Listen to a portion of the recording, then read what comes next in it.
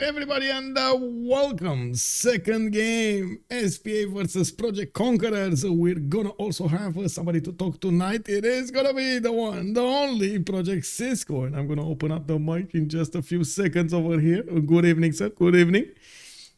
Good evening. How are we? We're doing good. I want to say hello to everybody. Bonsoir, Xiffy, et bienvenue.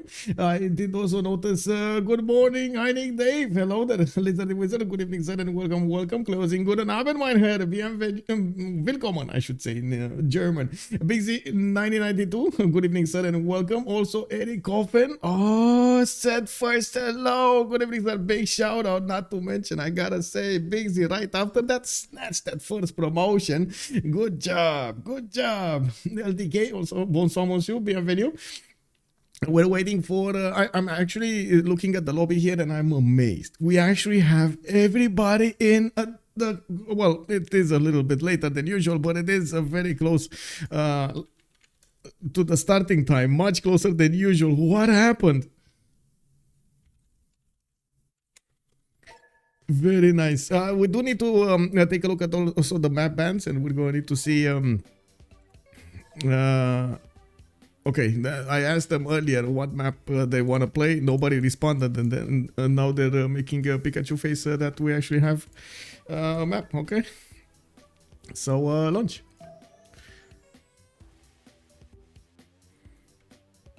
They seem to be shouting Highlands here, hey? Yeah, it looks like it's gonna be a long game. Highlands, it is what it is.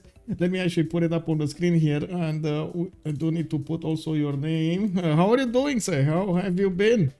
I'm good, thank you. I had a show yesterday that I went to, which was relaxing, and now I'm just chilling out, you know, watching the stream. Nice. Very nice, very nice. Oh, what show was it? A band called Polyphia. They are acoustic. Well, they don't have a singer. They're an instrumental band. I mean, good. Instrumental might actually do a lot of stuff over there. Sometimes it is amazing to actually watch these high-performing instrumentalists. Yeah, some of the most talented individuals I think I've seen in a long time. Steve Vai did a record with them not too long ago, and that man's a living legend. So. Very nice, very nice. I do want to get back to the band phase here, and it does look like we're going to have 3 civilizations taken out immediately. Gol, Mbande, then Zulu on, of course, the Highlands map. On the Highlands map, just a quick intro over here, we're going to have a lot of land. There's going to be some inner seas, and the players will probably choose some of those coastal naval civilizations to generate the gold, but most of the time they will want to just sprawl them empires everywhere, get like 10, 14 cities, and then go against each other. Now, it looks like also Cree got banned over here, and we do need to see how the players will actually finish this ban phase. They do have 2 more bans to go, and then they're gonna go for the picks. On one side, we do have Picfix, Dredhel with Alpha G82 and JackTheRipper playing for PCS, and that's ProjectConquerors. And then on the other side, we're gonna have Xiffy, Poolp with Lythoxa and Novak playing for SPA. They're trying to protect the animals, by the way. SPA over here, it's Société Protectrice des Animaux. What do we have here? Oh, I mean, that makes sense. Ethiopia got banned. I'm actually curious, what are they gonna go for now? There are so many powerful civilizations, especially on the Highlands map, that could be chosen. Now we do still have Rome, we got Korea, we got Russia or Canada. There are so many options for them to play. Not to mention, we've seen what Age of Steam can do. So English over here is starting to become quite a powerhouse in most games. Even English Age of Empire, you've seen yesterday that game. Oh my god, man, what a killer had just wiped everybody. Oh, easy peasy, man, easy peasy. Yeah, I think if she's left alone for too long, once she gets to industrialization, very strong Civ. Yeah, indeed. Looks like they went for Scotland for the last ban, and now it looks like immediately Picfix is gonna go for Philip II. Yeah. Makes sense. Those internal trade routes are amazing. We're going to need to see how this is going to be followed up for SPA. I don't have to say I was quite a bit sad that Xiffy didn't actually get to play the last time. But now he is in the roster and we're going to need to see what will change over here from SPA. On Philip II, you do get those continent splits, you get double yields from those trade routes. The trade routes already have a lot of yields on them with extra production, gold, food, faith. It's just amazing how much you can actually get from Philip II. It does very well on land, does very well on the seas, so pretty good all around civilization. Early Pantheon. It's always nice if your team are willing to invest in that trader. Yeah, exactly. Early Pantheon. I'm actually quite surprised here. We got Suleiman Muhtesem actually picked up here. He's going to try to change those golden ages. Okay, let's go. Let's see how this works. He is going to get the plus 10% science and culture in a golden age or heroic age. And then if he's not going to hit those, he will get some extra combat strength were not in a golden age or heroic age against civilizations that are still not in a golden age or heroic age. Wonder Boy, hello there, sir. Pick with Spain being in the game. Actually, that's an interesting pick. Yeah, I'm surprised. Yeah. Well, I'm pretty sure they're gonna try to stay away from those monumentality civs. With Philip II, you don't really want to mess with that. And sure. There we go. We got Lythoxa going for Age of Empire, not Age of Steam. Not Age of Steam. This is actually a bit of a surprise over here. Going for Age of Empire, not Age of Steam. I would actually I would be curious to see after the game why they picked the Age of Empire and not Age of Steam. For me, I prefer Vanilla Vicky. I prefer this one over Age of Steam. But I think that's just because I've had more playtime with her. We got a quick response over here from April. Thank you so much, sir. Also, Bonsoir. She's banned. Age of Steam is banned. Oh, you haven't introduced all the new little. Oh, I see. That's why. I mean, yeah, makes sense now. Age of Empire, it is. Sure. Yeah, Dredhel going for his comfort picked over here with Rome. This is a very flexible civilization in most situations, so yeah, makes sense to actually get this going. Can do a lot of simming, has that extra tempo from the beginning from those monuments, and we're going to need to see what they're going to go for the bans here. Also, free roads on Highland, can't complain. Yeah, exactly. Free roads everywhere. Let's go. On ainsi, bonsoir monsieur, bienvenue. We'll see how this develops. So 4 more bands to go. There still are the Tundra civilizations. We still have quite a few coastals if they want to take them out. We still have Koreas, both of them, Sejong and the other one. It looks like Basil is going to take the first axe over here, and they don't want to let that in. You know, a mistake. They've made this mistake a few times, and they pay the price. I'm actually curious. Do you think they're going to go for a ban on Hungary, since JackTheRipper really likes to play Hungary? Yeah, I don't think Hungary will make it through this next stage. I'm actually surprised that Zulu went before Hungary or Zulu went before Spain. I'm surprised about that, actually. Yeah. It did receive a nerf over there on Zulu, and still it does pretty good in most situations. We gotta see if this is gonna be good. Of course, we've seen also King Shi Unifier being used more and more in the games. I didn't see it on Highlands though, so I wouldn't really think that would be one of their choices. Looks like they're gonna take out Russia. They do not want to handle that extra culture pressure that Russia is gonna do, the tourism pressure, and I'm thinking maybe we're gonna see Hungary actually remain. Yeah, if you only take one of the culture tundra civs, you may as well take the other. Hey, I would be surprised if Canada doesn't go as well. Oh, well, that might be something. I was looking at one of the shorts I'm preparing for YouTube, and it is with a big blizzard. Oh my god, man! I caught one of those in a clip. That's unbelievable. You're gonna have to see it next week. Next week is gonna come out on YouTube. I do also want to point out, we do need to see if anybody's gonna go for something like Gorgo. It looks like they take out Arabia. Okay, so I think actually with the takeout of Arabia, since Team 1 is gonna have a choice over here for the next ban, Hungary might actually still be in. Yeah, Hungary's going to survive because they're going to want to pick it up.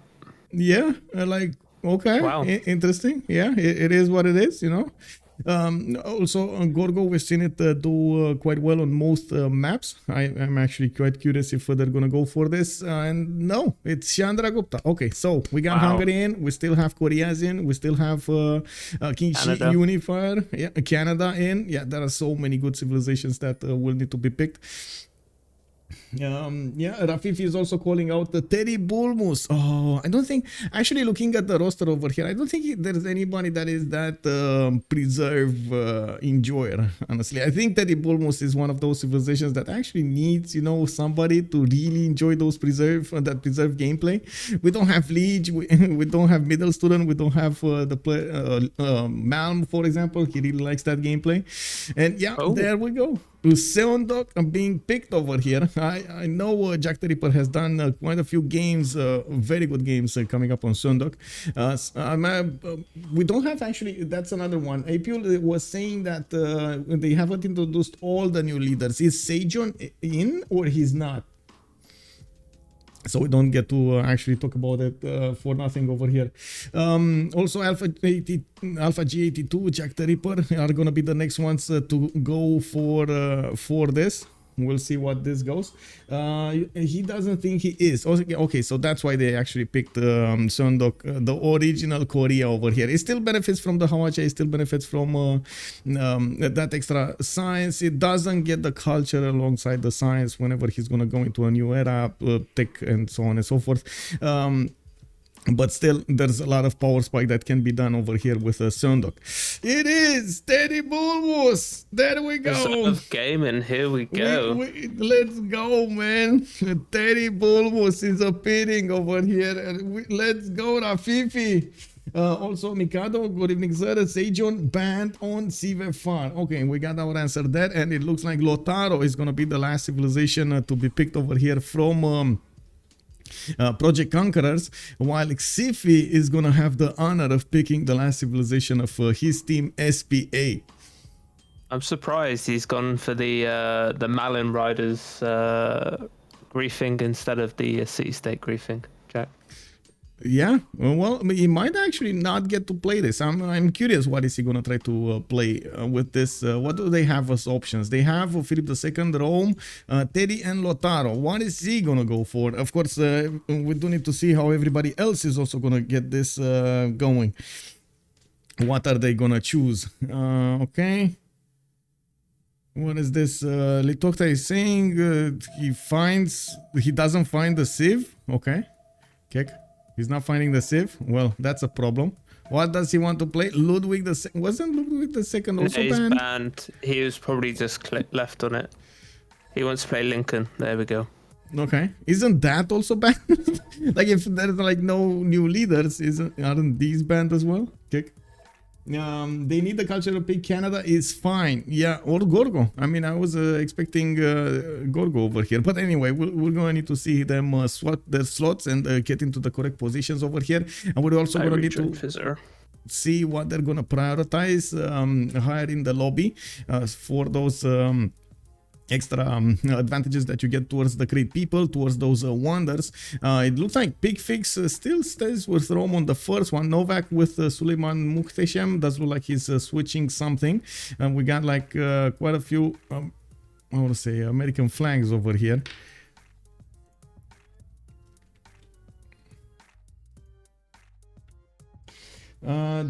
Okay, I did read this, I did read that. Let me actually come back to this. Okay, it should be fine. Just 1 second.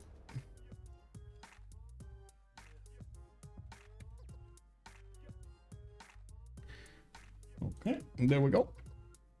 Yeah, you got 0 MS to everybody.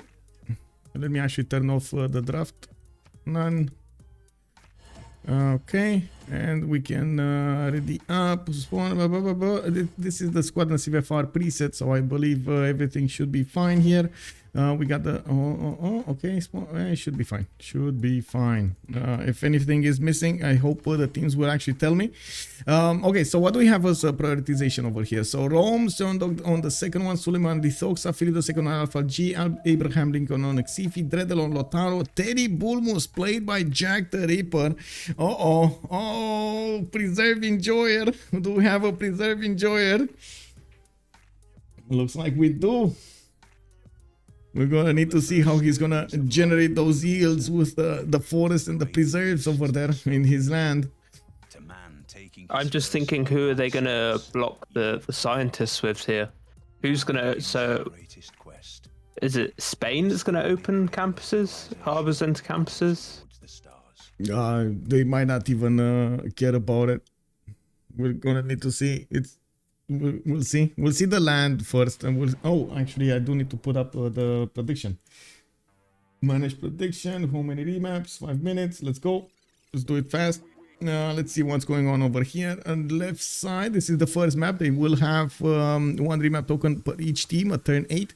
We're gonna have a pause, and we're gonna ask them to have a vote, hold a vote if they want to remap this or not. Looks like England is gonna be on the same seas as Spain. Oh, this is one of those games.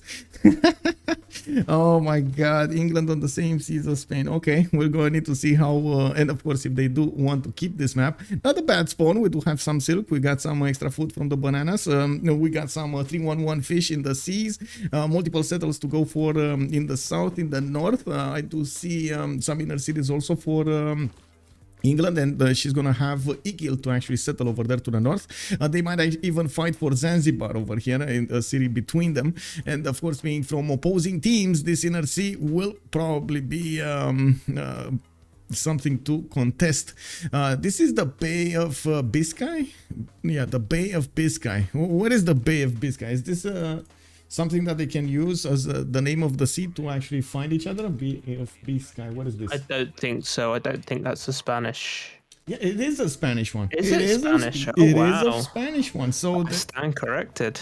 So wait a second. So England does actually know that she might be on the same seas with Spain, but Spain does not know he's gonna be on the same seas as England. England. Oh, that's a bit of extra information there. The continent splits around these two are crazy. England's got a continent split and Spain's got a triple continent split. Wow. Yeah. And the rest of the map are on one continent, basically. Well, we do need to see also Alpha G. He does have some extra food from the sheep Nasdel. No 311 fish, and I do see he's gonna have multiple 2-2s to work. I also notice he's also gonna have a decent amount of coast to go for the east side over here towards London. While I gotta say London will probably get the first city over there to the north on the geothermal. Getting that extra trade route capacity from the beginning would be quite nice for Poolp. Oh, he's moving off. He's moving off the coast. He's like, nope, I'm not playing this. He's like, wow. Okay, sure. He wants the extra food, man. He wants the extra food. What can I say? The 3-1 ship. Who doesn't like it? Okay, let's move forward. Let's see in the south. There's nobody. We got somebody on the east side, and we got Rome, and this is gonna be one of the allies of Spain, and he is gonna have an aluminium settle over here. Well, he doesn't know about it. Multiple 2-2s around, and I'm actually curious, where did he come from? Like, if he moved, where did he come from? From maybe the 2-2 on the left side or something? I have no idea. Well, it's I guess I'm a bit surprised he moved for a 2-2 instead of going for something else. 2-1, sorry, for a 2-1. We also have him with a decent amount of land to go and settle to the southeast, some mountains, but I can't say there's going to be a lot of adjacency here towards his campuses. He can definitely try to open up with campuses if he really wants to, but still commercials are usually much more preferred over those campuses. In the north we do have Korea, and looks like of course on the highlands we do have a lot of hills for that Korean specialty, the replacement campus, the Seowan, I believe, Seowan. We do have him with a bit of coast, which is not actually going to get to share with anybody. And by the looks of it, a bit of a problem here. Not a lot of fresh water everywhere. He does have a pretty good settle over here to the southwest next to the mountains. One to the north. And I guess his empire will... Well, we're going to need to come back and see exactly how he's going to want to play this. How he's going to try to max out those Seon mines around them and so on. The mines will give him that extra science, I believe, if I'm not mistaken. Yeah, we'll see how this is going to be played. Let's see, east side, Lake Redba. Okay, past Lake Redba, we got Lotaro, and he also moved away from the coast, or actually just settled in place off the coast. We do have him with a few 2-2s. I do see his... this is not amazing, I gotta say. The breathtaking appeal on the Shemamuls here is not amazing. Of course, Mapuche can use Liang's ability to get those city parks and create more appeal. You've seen yesterday how powerful that is to get that extra culture from the Shemamuls. You get some extra production as well. Basically like mines over there. So all in all, it does make it quite good to actually try to max that out. It is a bit slower, I gotta say. We've noticed overall the beginning of the game until the mid to late game, it is the gameplay to go for Liang is a bit slower. Now, okay, southwest, quite a bit of fresh water, a lot more than we've seen on Korea, that's for sure. And let's see, south, we got Istanbul. We got Lythoxa coming up over here in the south of Lotaro. Not close to him at all, actually. There's a lot of land to cover over there, so I guess Istanbul is gonna be quite protected over here. If he doesn't go too much to the northwest and he's not really incentivized to go there, he's going to be fine for quite some time. We do have him with the giant causeway to the east side where he's going to get some extra culture from those tiles. Of course, we do see some quartz resources, geothermal fissure over there, and that means there is a continent split somewhere, and it does look like this is going to be the... Oh my god, look at this. Oh yeah, I was looking at that. That's crazy. Oh, nice adjacency for campuses. Well, I know who would really want to go campuses here. Now we know who's gonna be the one trying to get campuses. Okay, he'll be the one. Yeah, we got the scouts, one scout popped from a hut here. It looks like we're 10-4, so we do need to keep on moving here. And then be careful to actually pause the game at turn 8. This is something that I'm not that used to, actually hosting the games and so on. I guess I'm gonna need to pause it at some point. We do have America, Xiffy, with the city of Boston. Does have one 2-2 to the southwest, not a lot of 2-2s in his first ring, but he's gonna get to expand into them to the northeast. We do need to see also how he's gonna try to plan out his empire here. Not that close to his opponent, but he is gonna have JackTheRipper to the south with those preserves coming online from America. Okay, well, I guess Americas are gonna fight each other here.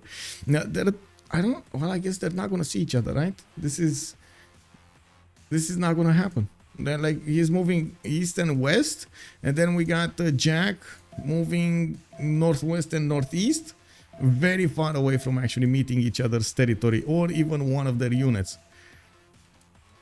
Okay, well, I gotta say, we do need to see America's reserves over here. Not that much faith, but I guess we not that much breathtaking appeal. I guess we're gonna need to see how he's gonna improve it with everything. Yeah, we got Jack heading towards Istanbul. He's gonna find Ottomans over there. Yeah, at some point there's so much yield that not even 10 remaps are gonna help him get there. Also, Rafifi was saying Jack on Terry Bulmus. Someone said it was Bulmus, not Rough Rider. Yes, he is on Bulmus. JackTheRipper is on Bulmus. Rough Rider is actually... wait, it's not Rough Rider. It's America, Lincoln. It's the production America, the industrial zone America, right? If I'm not mistaken. Yeah. Lincoln, Abraham Lincoln. Yeah, 100% towards industrial zones and aqueduct districts. Industrial zones do give amenities and free units. Very nice, very nice. Jack might be in trouble over here when those industrial zones get put down. We're going to need to see how he's going to manage to get over that challenge that he's going to have next part. Muhtesem also being to his west side. We do have England as an opponent also on the east. So it looks like he's between 3 opponents over here. He does have 4 scouts, by the way. Kick. 1, 2, 3, 4. Oh, this is the griefing squad over here already put up by JackTheRipper. Okay. Subprime number, hello there, sir. I can't resist long odds. Wait, did you actually vote into something that was? Let me see. What did you do? You voted into. Oh, you put 60 votes into the second option. Yeah, I mean, yeah, it might happen. You never know, man. Press P. Yeah, remap vote this time. So let's press P. Let's press S and multiplayer helper remap vote. There we go. I always have to. Oh my god, this is something that I always try to abstain. I always see the admin remap, and I'm like, I want to click that. I want to click that. I want to click that. Yep. When the vote passes on this, and it says, "Do you want to forget the seed straight away?" Yeah, you cut out there. You cut yeah. out. Oh, you always what? You cut out. I'm sorry. I always want to hit the yes to like remap within the vote. Oh, I see. When you're meant to wait until the turn rolls over and then admin remap. I always want to. I just go towards hitting that button. Yeah. Let's go. Well, just looking at their vision, I gotta say, I'm pretty sure they can extrapolate that JackTheRipper is gonna be between 3 opponents, or at least in the middle of nowhere somewhere. We do need to see if they're gonna like this map and just throw him at the wall. Oh, both teams remap. Oh my god. Okay, we got one remap, guys. Let's actually wait for the next turn, and we're gonna need to see how the players are gonna get the new maps, the new spawns, and that is gonna be it. That's it. Whatever happens next, guys, I click confirm, I restart the game, and we go for this. Rafifi, it says goodbye to his 30 points. Well, it is what it is, man. It is what it is. Okay, so we got one. Well, somebody went for the long odds here also. Wait. Oh, did you finish the prediction? You finished the prediction. Okay, I was like, I did, what happened? 12k on no. Jesus. Yeah, easy peasy. Oh, I gotta say, I'm gonna unpause the game here, but I do want to quickly go and get my coffee, or at least put it to brew. I think I clicked on the button to open up the machine, but I totally forgot to actually put it to brew coffee. I did. Oh my god, this is something that I want to share. I was preparing a picture for Twitter, but I'm gonna share it on stream as well. Do you guys know this? This is like Fritz Cola. This basically it's like a brand from Hamburg, and in Hamburg you didn't actually find normal Coca-Cola. You find only Fritz Cola, and I was like, okay, sure, let's try the Fritz Cola, and it's pretty good. And I'm in Romania. I didn't actually find it in the normal stores, and finally I went to a store today, like a how to say, neighborhood one. And I found it, and I was like, yeah, give me that Fritz Cola, man, let's go. Pretty good. I remember the German LAN over there. Amazing. Wait, why? Did you unpause or did I unpause? For some reason the game unpaused. Well, it is what it is. The show must go on. That's so weird. Yeah, it is what it is. Wait. How did that? Well, I don't know. It is what it is. Give me a second over here. Give me a classic. There we go. Who knows it?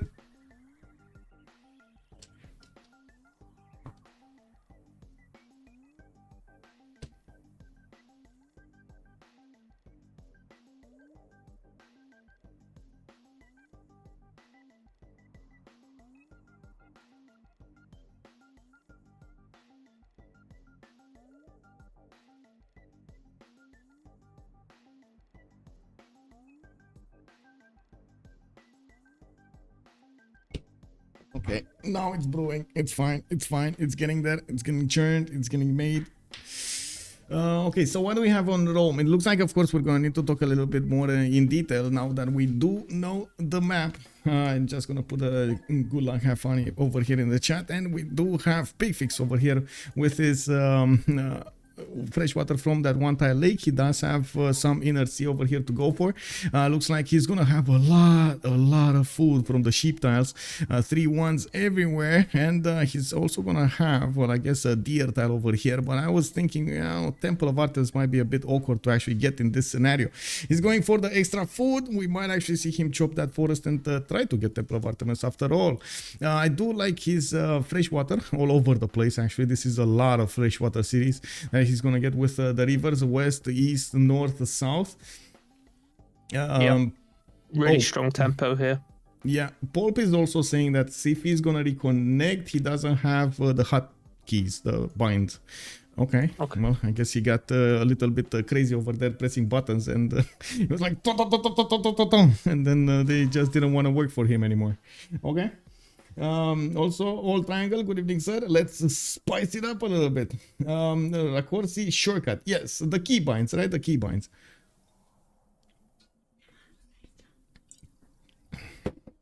We do need to see the other spawns, but I'm just gonna wait for Xiffy to come back, and I'm gonna go for those how to say, those that coffee also in the meantime. Let me actually get it really quick.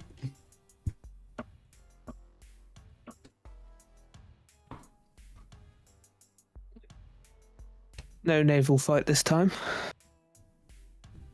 Very sad. Auckland's in the game as well. Wow. Finally, the coffee. Let's go. Okay, he's connecting. Just need him to put a plus, and we're gonna go for this. Did we see Michael drinking a beer on Twitch? I think I did drink a, well, not during the live streams, but I did after the Civ show. We actually went on another stream, and everybody was just sitting over there having how to say, more of a chill time. Plus 18, guys, plus 18. Okay, he's reconnecting. There we go. Ife, good evening, ma'am, and welcome. What's up with the shepherd spawn? Well, I guess that's how Picfix likes to play. What can I say? I think he's in, right? He should be in. So let's just go for this. Yeah. Okay. Okay, so let's see in the south. Oh, wait, strategic resources. We gotta take a look at those. He does have available iron in the second ring. He does have a horse tile to the west side here. It looks like more horses, a lot of horses actually on the western bank. Probably not gonna get that as a second spawn, though. It does look like this southern one next to the bananas, get the food, get the other tutus to work. It's gonna be one of his choices. East side also. Rivers coming around, and then we're going to need to see when he's going to put that city to the west side. Not a lot of geothermals or something else for him to work over here for that extra adjacency towards campuses. He does have some reefs, but I mean some. There's one reef into all of his empire. I guess we're going to need to see how he's going to use the adjacency of his other districts to create that adjacency for his campus. I do have to point out he also has a cattle tile that he is going to go for. Does look like he clicked on it. So he's showing us that he wants to actually settle that 3-1 base and then work the sheep and the other 2-2s around it. Not bad actually. Let's take a look at the south here. Oh, Angulu. Oh, now this is gonna be much more science. Look at that drift tile, the mountain, and the geothermal fissure. Second, the spawn on the Dead Sea, and he is gonna be an ally with Rome in the north. They can actually set up some coastal trade routes. Oh, look at Madrid over here having a big bay to play in. Now this is gonna be fun. We got also him with Rome that can actually come through this river and settle a coastal city till Wisselbanken. Another city over here for Ngulumapu. So this is gonna be in the area, the economic zone of PCS. Now that also means Teddy Bulmos is again being put against the wolves over here of his opponents against NSPA. We do have Ngulumapu actually settled on a culture tile, a marble. He's gonna get the extra amenity. He does have multiple 2-2s, and I do see a 3-1-1 fish. Eden Shage, thank you so much for the follow, sir. Now, I'm pretty sure he's actually going to put a city here next to the Dead Sea. And looking at his breathtaking appeal and comparing it to the last map, this is so much better. Doesn't even need to work that much, his land, to actually get extra appeal over there for those Shemamuls. Easy peasy culture generation and production generation from that. Has another settle to the northeast in Sugar Tile. If he goes for campuses first, for that +5, he's gonna get a horse underneath as well in the second ring there, and I do see the iron is second ring as well. What do you think of this spawn of Dredhel? I think it's stronger than his last spawn. The appeal is much better, so he'll have a bit more pace. Yeah.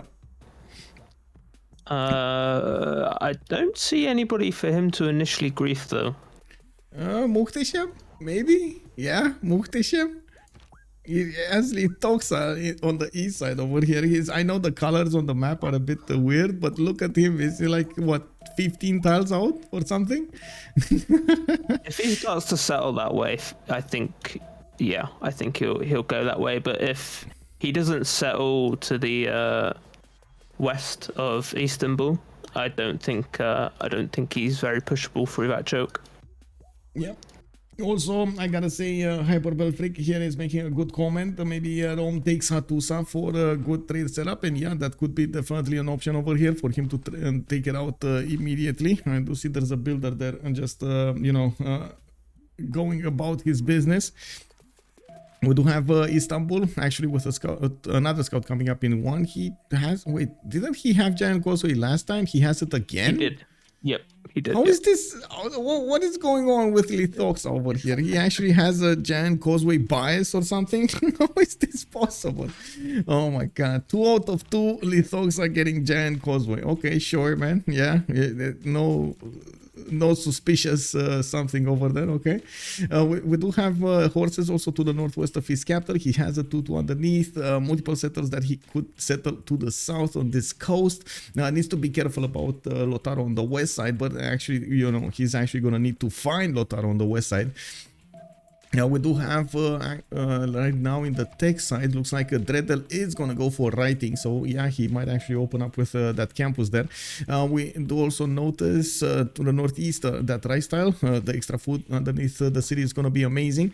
He does have access to dice settle to the north, which and to the west side, which he could get to increase his face generation per turn, so he doesn't get to use the Cut King card and getting the +1 production instead. These are the amount of fresh water all around his cities. Actually, this is pretty good for him to develop his empire, and we're going to need to see how good he is at chaining those golden ages here. Okay, let's take a look at Washington. Oh, this is much worse than the last time, actually. Okay, good thing is he does have a coffee tile, which is good. Yeah, he does have an iron tile here to the southwest. First ring, easy peasy to acquire the horses. He already has them in his borders.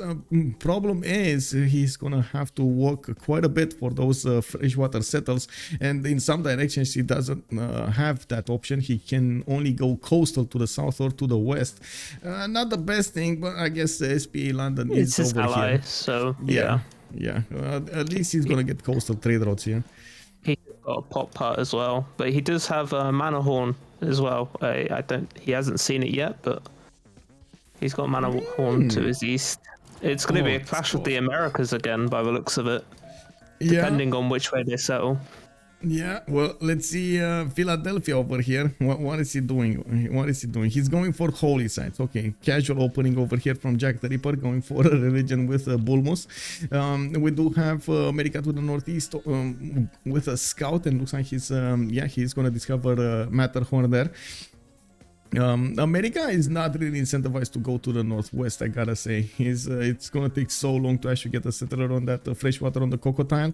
Maybe he's gonna get like how to say, mid-distance city to the northwest, non-freshwater, and try to get the housing. Otherwise, well, I guess it will be some time until he's actually gonna want to go there.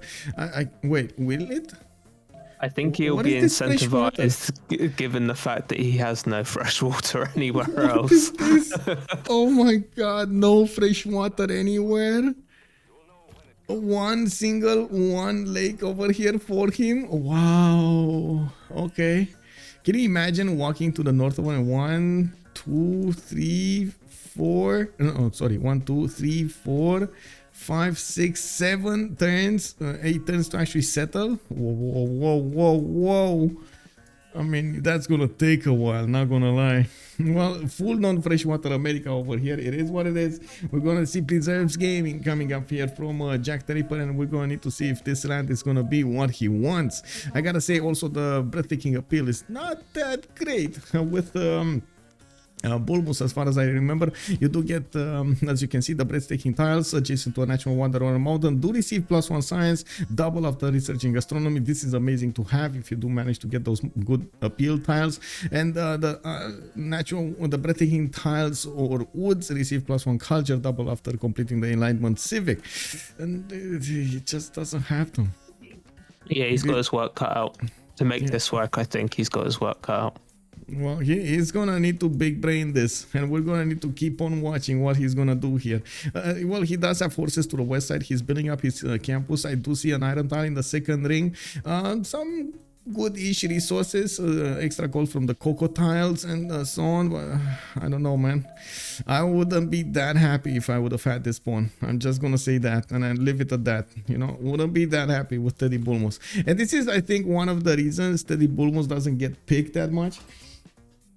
Teddy Bulmos doesn't have a Tundra bias. Circa Assassin already asking over here, remap, maybe, please, remap. No, we went over the turn. They both used the remap. I don't know why they both actually used the remap token last time. I didn't see PCS with that bad land. Sure, okay, Spain would have needed to fight England, but that's not that bad. I think England, if they would have been kicking themselves when they realized England was on that coast. Yeah. Opting to settle that first city not on fresh means England's already established control. Yeah, Eden's Shage is asking us if Bulmos can rush to the Wonder. Well, I mean, I wouldn't really call it rush, but it's gonna take. Wait, oh no, he doesn't see it. No, he doesn't see it. He went past it. Oh my god. Yeah. Okay, well that's you know, luck. That's luck. It is what it is. We would have had the vision if he just went one tile to the north over there. Didn't go for it. So yeah. I also noticed when he saw what's happening on the west side, he noticed the freshwater cocoa tile is way too far away for him to go for. So he's repositioning his settler going to the south, where he does have some freshwater. But he's met England down there now. They've crossed paths. So yeah. Oh, you know, there's some. No, there's not actually. Oh, redcoats. Yep. Okay, I saw only Newcastle upon Tyne, and then I saw a speck of red over here to the southwest, and I was like, okay, maybe there's something going for him, but no, actually London is on a different continent. The redcoats could be a thing coming against him, and that's gonna be a very nasty timing for America. England can actually settle triple continent this game. Actually, she's got another one to her north as well. More traders. So yeah, extra 2 trade routes over there. Pretty good, pretty good.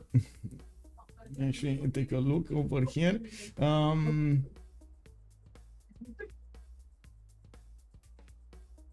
Okay. England's got actually a really nice start. A lot of tempo with the 3-2 bananas in London. Sheep, horses. I do see, she's gonna have quite a bit of food over here, and I do notice she's actually gonna want to buy that 2-2 tile to the south. Third ring, that's a lot of gold expended over there. I did also notice she didn't actually get animal husbandry because, well, the horses, she didn't see the horses, would have been much cheaper. It is what it is. She also has some reef tiles, or again, I guess, you know, yeah, she has some reef tiles, one to the southeast, one to the northwest, to get the extra adjacency towards her campuses. And I do see a decent amount of mountains here to get those campuses up. 2 iron tiles to the south in the third ring. Unfortunately, they're gonna be quite expensive. She can put cities, and I'm pretty sure she's gonna want to stay coastal. So we're gonna need to see how she's gonna try to get everything done over here. I gotta say, in the southeast, there's a clear lack of production here. Not any tutus or something to work. Yes, she does have the food, but without the production, you don't really want to do that. Probably will put a city next to the stone tile there to the south and try to make everything work with it. Maybe something on the east side a little bit later when she's gonna have maybe Ancestral Hall. I'm thinking she's gonna go over here. I saw it prioritized more and more by the players. Also, both teams will be aware that Auckland is in the game now. They've both crossed paths with it. It'll be a case of fight for it, or maybe Rome kills it. Oh, I see. Picfix, yeah, we'll have the choice over here to get some legions. Then we do need to see who's actually going to try to put those those envoys in. Bengulumapu did put down his first campus. That's the +5 we were talking about north, and he did settle on the Dead Sea. He's going to get quite a fast pantheon. That needs to be careful with everything though. Oh, another +4 campus. Yeah, so we now know exactly who's gonna get the science here, and I don't think it's gonna be Muhtesem. Just saying, man. Those Malon Raiders might come a bit too quick for Muhtesem to handle them. I think they're gonna have to, because otherwise Korea is gonna be in a sticky sphere between both Mapuche and Spain. He's gonna have to do something. Ooh, Korea actually getting those Seons down. I see. Quite a few hills next to them. I see he's also going to have quite a bit of food in Gwangju from the bananas. Has multiple sheep tiles to work there. And in the capital, actually settled for a 2-2. He did have a marble tile, actually. I'm not sure exactly where he spawned, but I would assume a bit to the north over there on the Plains Hill. Interesting that he actually moved, or did he just settle in place? I think he settled in place, actually. Yeah, he settled in place. Yeah, he settled in place. Okay, we do have, well, the mountains actually just block tiles over here. They're not that useful to Korea, actually, at all.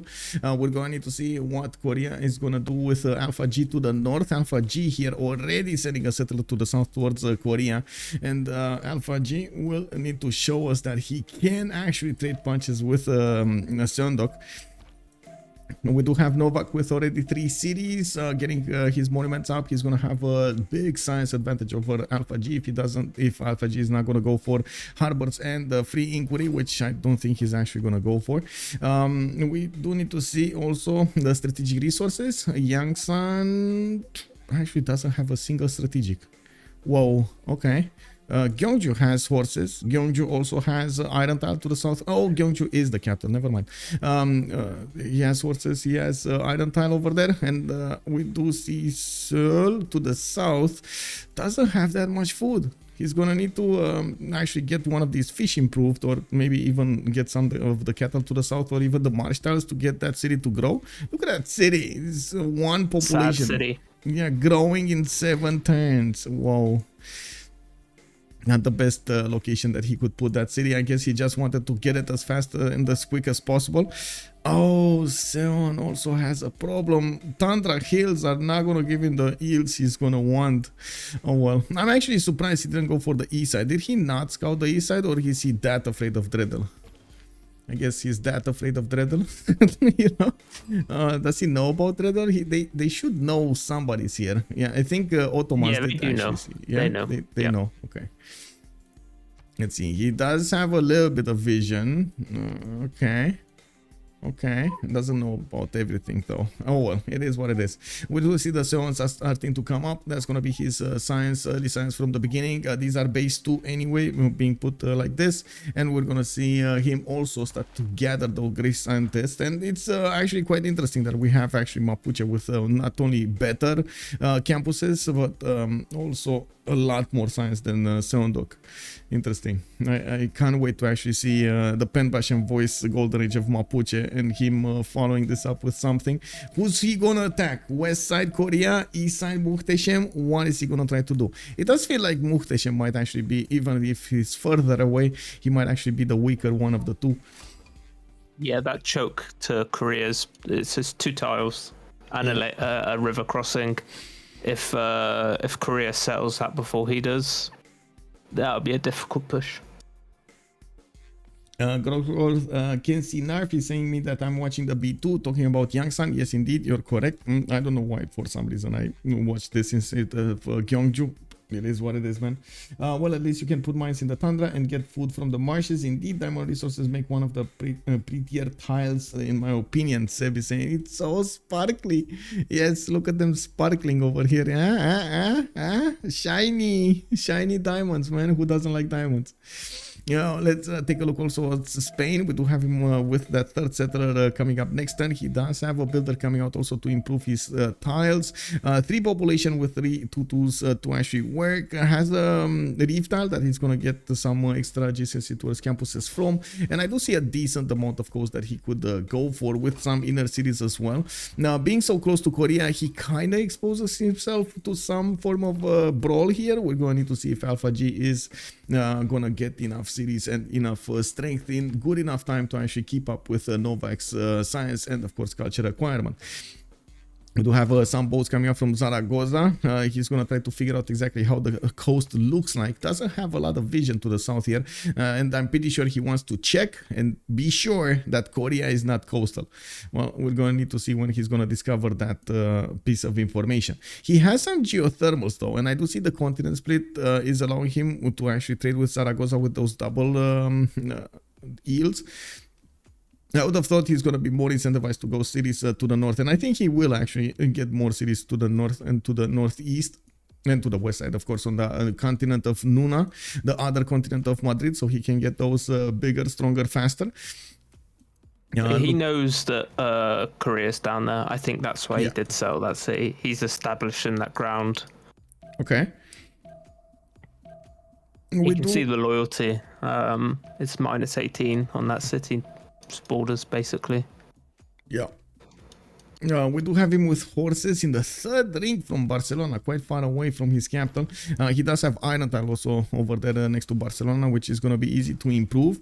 We're going to need to see how this is going to develop here, but of course Novak is noticing that Barcelona is quite close to him, and we do have some scouts sneaking in to the Korean land, trying to figure out exactly what's going on here too. Okay. I think we went through all of them. Wasn't this the last I think this was like Spain was the last civilization we needed to talk about? Everybody's been seen. Yep. Okay, so England. City states in the game. Yeah, one second. I want to see America's early settlers here. Holy sites coming out from his cities, 5 tons to build. It takes a while. He's protecting them with slingers. There is an English scout trying to take them. He did go for Earth Goddess, but is he getting a total amount of 3 faith from Earth Goddess? Oh, that's not good, guys. Yep. Is that what? Yeah. It's like 1, 2, 3. Okay. Plus the holy site adjacency of 2. That's 5. Oh, 4. He has one under New Orleans. Okay. Well, he's getting some. Okay. It is what it is. Not a lot of faith, I gotta say. Not a lot of faith for the Earth Goddess to actually make it work. Those preserves are gonna make it much, much better. But it's gonna take a while to actually build them. And that's gonna be a problem. Okay, so you're talking about city-states. Let's see. Granada with Valletta coming up with Lahore for the military. We do have Fez, Hattusa, and Anshan for the science bonuses. Looks like Caguana with Lahore will be the ones providing the... sorry. I got confused over there. Yerevan with La Venta coming up for religious bonuses. Brussels, Auckland, and Mexico City for the industry. And Caguana, the only one with culture. It is what it is. Not going to be one of those culture games over here. I'm pretty sure the war is going to be on the horizon, and we do have already the wall declaration being sent. America is upgrading his slingers into archers, and of course he's going to try to push out the Poolpish scout here. Let me catch up with chat. Ife is also making a comment. No lobsters. Wow, no lobsters. Yeah, when I think there is no gold luxuries in the game. Yeah. Oh, well, no lobsters. Where are the lobsters? They're all on Korea's borders. He's got 3 of them. Those are crabs though, not lobsters. Oh yeah. No lobsters. No lobsters. We don't have lobsters, man. It's in the mod though. There is a mod for lobsters. Yeah. It's called Scuttle Ocean, I think. It's a really good mod. We also notice more pantheons being chosen over here. Looks like America did go for fertility rights. He's gonna get some extra food from his wheat tiles, rice tiles, and he's gonna get a free builder and the cattle tiles also. It looks like JackTheRipper did pillage his horse. Xiffy is gonna need to get that scout taken care of, otherwise this is gonna do more damage. I do see also America did open up with campuses here, not that much of an enjoyer of commercials. We do have him getting his monuments out for extra culture, and I do want to see when he's gonna get the next settles. We do have also Poolp here going for God of the Sea. She did manage to get the extra production going for her coastal resources. You can already see 3 of these fish tiles got improved, putting down her Royal Navy dockyards, and she's so close to America. Honestly, I wouldn't be surprised if we're gonna see some form of aggression over here. Maybe a few horses chopped fast with the forest and so on, to send them to JackTheRipper to try to unbalance him. On Rome, we do have religious settlements. It looks like Muhtesem is moving with a warrior from the north. I'm not actually favoring his chances of taking a settler here, but he is still going to put some pressure on Picfix. We do have Magnus internals already established. It looks like he is the one going for commercials here quite early on, and we do need to see how he's going to try to get those trade routes worked, and how fast he's actually going to want to expand towards Spain. Looks like they might take out Hattusa pretty quickly. Alpha G might actually give it to Rome here. Unfortunately for them, Hattusa did actually keep a warrior inside of that city center, so it is 26 strength. It will take a while to actually punch through the defenses, and it will also require another boat over here. The galley doesn't really have the ability to heal in open territory here. I don't know, it's going to be under siege as yeah, that's Mapuche's warrior is coming. Oh, Mapuche's warrior is coming also. Okay, that makes sense. Okay, that makes sense. It's fine. I didn't see the warrior of Mapuche coming from the south. So that's pretty good coordination over here to get a city for Rome. I hope it's gonna be Rome. Well, I guess there is a possibility. I would expect so. Yeah, with the Spain trades. Yeah. On Mapuche, let's see. Ottomans is walking in with a scout, and he's discovering that +5 campus unattended. Oh no, Lythoxa is gonna run wild next to the scientists, gonna run them away from their houses over here. Oh no. Well, we do need to see Mapuche with the God of the Forge. Oh, wait a second. Did he actually pick God of the Forge? Do I see this correctly? He did, yep. God of the Forge. Okay, well, we know what that means. A lot of horses will be trained over here. Now, we do need to see where those horses are going to go, and we do need to see how he's going to try to use them against his opponents.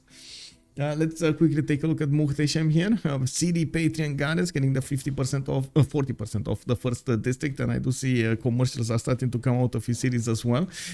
Did he not notice Giant Causeway? Yes, he did. Yes, he did. Maybe get a city there, bro. Extra culture and everything nice. Powerpuff. No? Okay. Yeah, sure. I don't know why he's walked that settler so far, actually. Well, I guess, he started from Istanbul, so I guess he's going to wait for the second expansion phase from Edirne, when he's going to get the market. He's going to plug in the card for early settlers, early empire, for the half-coast settlers, and then put one next to Giant Causeway. I'm pretty sure he's just going to use this one-tile lake for one of those cities. Yep. Yeah, and then settle the bottom side of it. Yeah, right. You can get a city there also. We do have him with a lot of space, actually, going to the south, going to the north and east, much better than actually the south, by the way. At the same time, he does have some coastal resources for the extra food from the fish tiles, and with the boat that's coming out, I'm pretty sure he's going to want to explore everything that he has in this little bit of a puddle. We're turn 27, and the players are gonna try to get their golden age points. We do have 4 more turns until we're gonna switch the era, while Xiffy is on 18 out of 19 points with God Lythoxa, also 18 out of 19. Looks like JackTheRipper is 18 out of 19. Didn't get the religion yet, so he's gonna get it quite easily there. Now looks like everybody else is over the necessary threshold. Okay, it's fine. Actually, right now in this turn, everybody's over the threshold for a golden age. All good. That's a lot of units from Korea, by the way. We got him with like 2 scouts, a warrior, a slinger around his cities. He's starting to Spain improve. came down with 2 scouts and 1 died. Oh, I see. So he had to do some form of a defense. Oh, another pantheon here from Spain. We do have Goddess of Tides, and it looks like he's putting down his harbors from each of his cities, starting to improve some of those crabs and getting the fish with the extra culture. Not bad, not bad. We still need to see exactly how he's going to try to couple that with a Golden Age bonus, and we're going to need to see if it's going to be free inquiry, pen brush, and voice. What is he going to try to max out there? I think he's going to have a little bit of a mental pressure here from Korea. Korea does already have 15 science and 88 culture, and that is more than double that Alpha G is managing to output here, and it's going to take a while to actually match that. He's chosen to... Oh, he has taken scientist. I thought he had passed it, but he did choose to take the scientist. It wasn't anyone too important, but yeah, I think... Wait. And you are saying something about JR. Who are you referring to when you're saying JR? He didn't have enough golden air points. That's what I was being asked. But there's no JR in the lobby. Well, Jack the Ripper. I just Jack. Okay, well, okay. JTR. Okay, got it. Also, Alex Crazy, good evening, sir. Ife is also saying, has anyone ever had a coastal spawn like I had the other day? Every ocean tile in my capital had a resource. I had to chop a fish just to put down my harbor.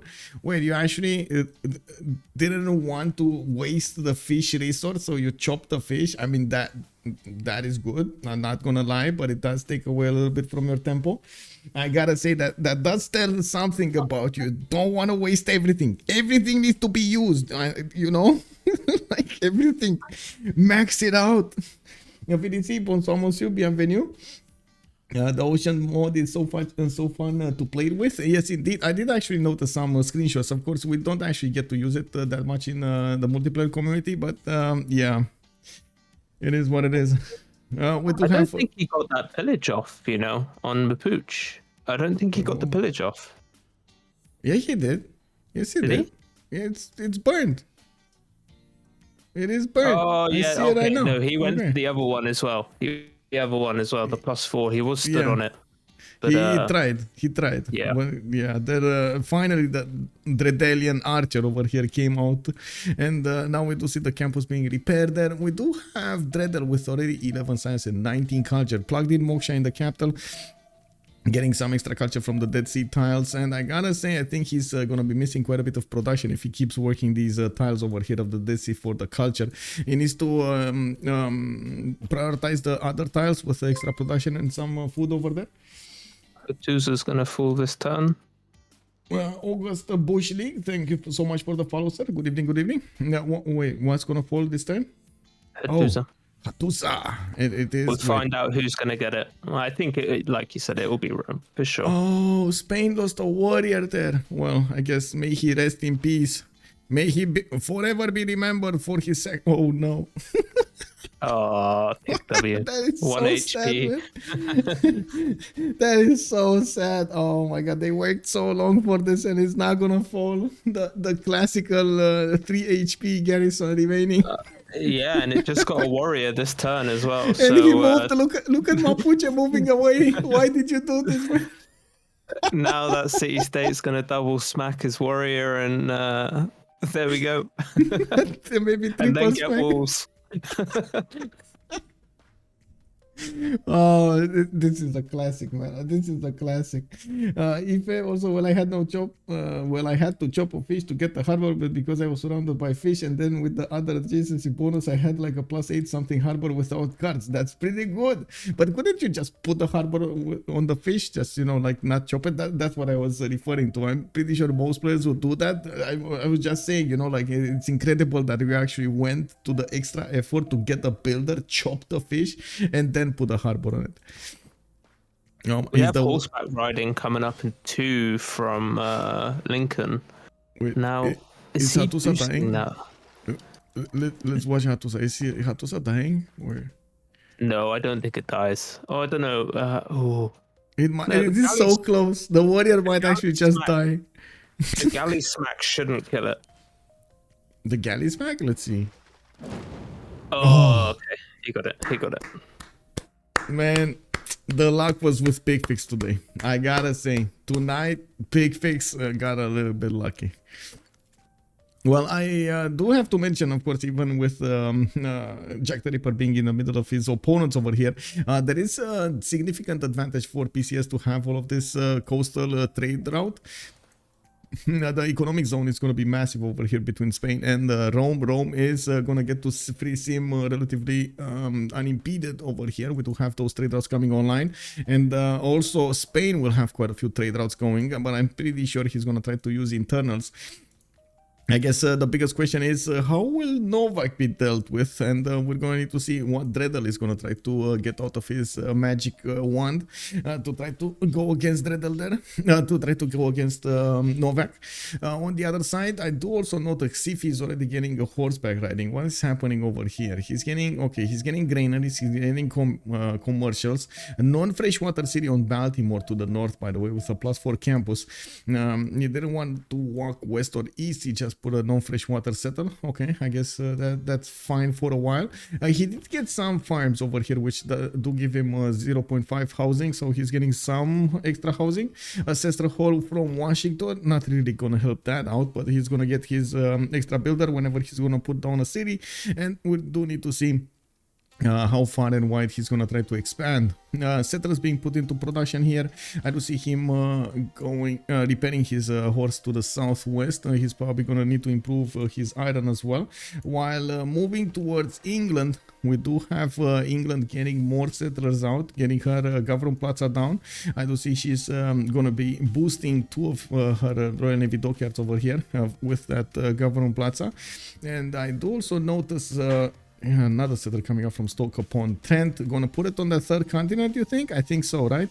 3rd continent. I think he'll put it on the 3rd, and then I think America will come down with his next settler out of cap and set up trades. Oh, there's another settler coming to the southwest. Where is she going with this one? What does she want to do? She does have some fresh water on the west side, but it looks like it's gonna be quite a while to get there.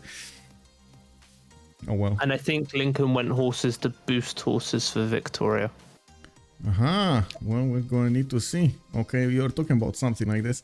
I do also notice, by the way, Novak with Dredhel are actually keeping in touch when it comes to their science output and the culture output. This is 1032, so we can take a look at their golden age options.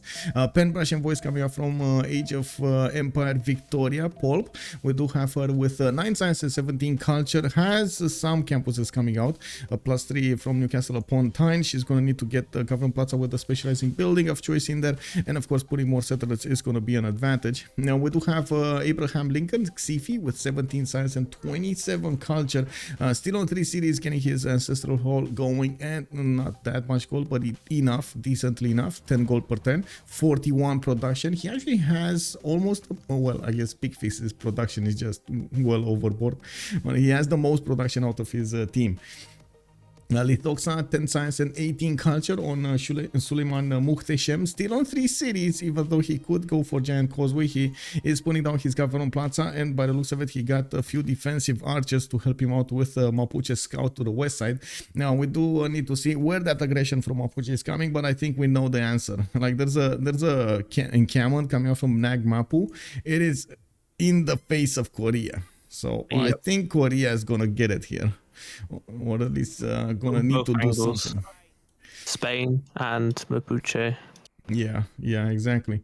We do have Novak, 21 science and 22 culture. Looks like 12 gold, 10, 41 production, getting his markets out, getting ancestral hall. I don't think they actually picked, they didn't pick Hypatia yet. Korea is making 6.9, Grace Santis points at 10, America is on 2.3, Mapuche on 2. So there still is quite a bit of a race for that. Hypatia for the good scientists from the first era. We do have magnets established in the capital. Novak does want more yields towards his trade outs, and we do see some granaries in the south. That extra food is a problem here. He actually bought a 3 tile away rice to get that extra food going. That makes sense. Still is not growing as he would like to.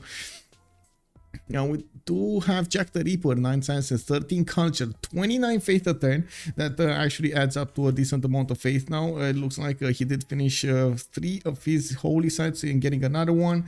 Gather the religion over here, Islam, feed the world with lay ministry. Pretty good actually, especially in this situation to get the extra housing from that religion into the holy sites. It will take quite a bit of time to develop those holy sites though.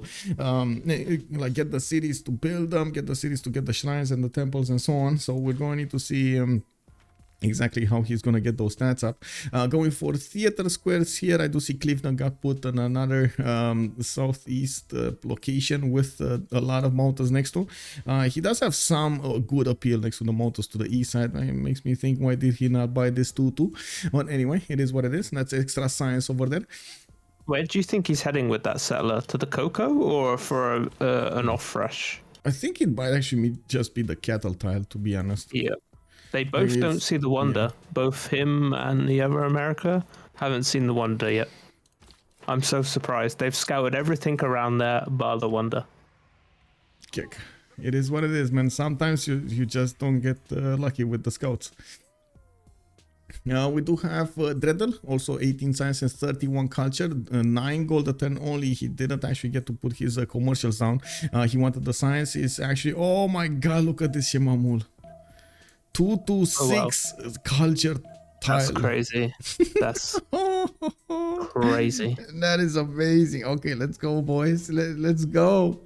Oh my god. Okay, let's eat breathtaking appeal on that tile. Okay, it is what it is. We got 4 horses coming out from Engulu Mapu. Looks like Dredhel does have a builder also coming out from multiple cities with that ability to actually chop those horses. He's gonna require a lot of resources from his teammates, and I guess when he's gonna build that encampment, he's also gonna try to go for a general. It looks like Mapuche has used the cart for a while, didn't actually plug it in, keep it plugged in. It's on 0 great general points at the moment. We do need to see also Alpha G, his pen brush and voice. So he did choose to go for the culture, not for the science, coming up from these from this Royal Navy dockyards. Audience chamber is his choice of specializing building in the Gafron Plaza, and he is going with a settler to the northwest actually. So yeah, that's he's gonna try to max out what his yields are from the trade routes and not actually try to poke at Korea that hard. Now of course, if he is gonna go for horseback, I think he's coming out in 3 turns, still has a few builders. There are so many chops in Barcelona that he could use to get multiple horses out. And we do have them already positioned on some of the forest over here to get those chops in. Picfix, his pen brush and voice, and already has 5 cities putting down his commercials. He's on 4.6 merchant points a turn, like Korea is on 2.3. We got America on just 1, Ottomans on 4.6 as well. So he at least has some competition when it comes to those commercials, and it looks like Ottomans is also pillaging some of his commercials here. A bit unfortunate because yeah, he's gonna give his opponent quite a bit of gold over there. Now we do need to see the horse actually bump against the scout, and we do have a warrior on the west side. Oh no, 54 gold, easy. I mean, honestly, that scout pays for himself right now. Yep. That's just that's more than enough. Well, we do have multiple markets coming out of his cities. He's gonna try to get those extra trade route capacity and of course extra traders. We do need to see him choosing his next districts and how he's gonna try to place them. The Gavron Plaza does give us an idea that he's gonna try to use these I would say the adjacent resources and of course the rivers and the other districts. And I think this is a preparation for industrial zones rather than anything else over here. It's going to have quite a few good ones placed next to the Gavron Plaza and between 4 cities. I'm actually expecting him to get some form of a wonder here from the early stage. Maybe something like Hanging Gardens over here would be nice. I just don't see it yet. Nor did I see it actually on anybody. Did anybody try to build a wonder? I didn't see anybody build a wonder. No one's put one down yet.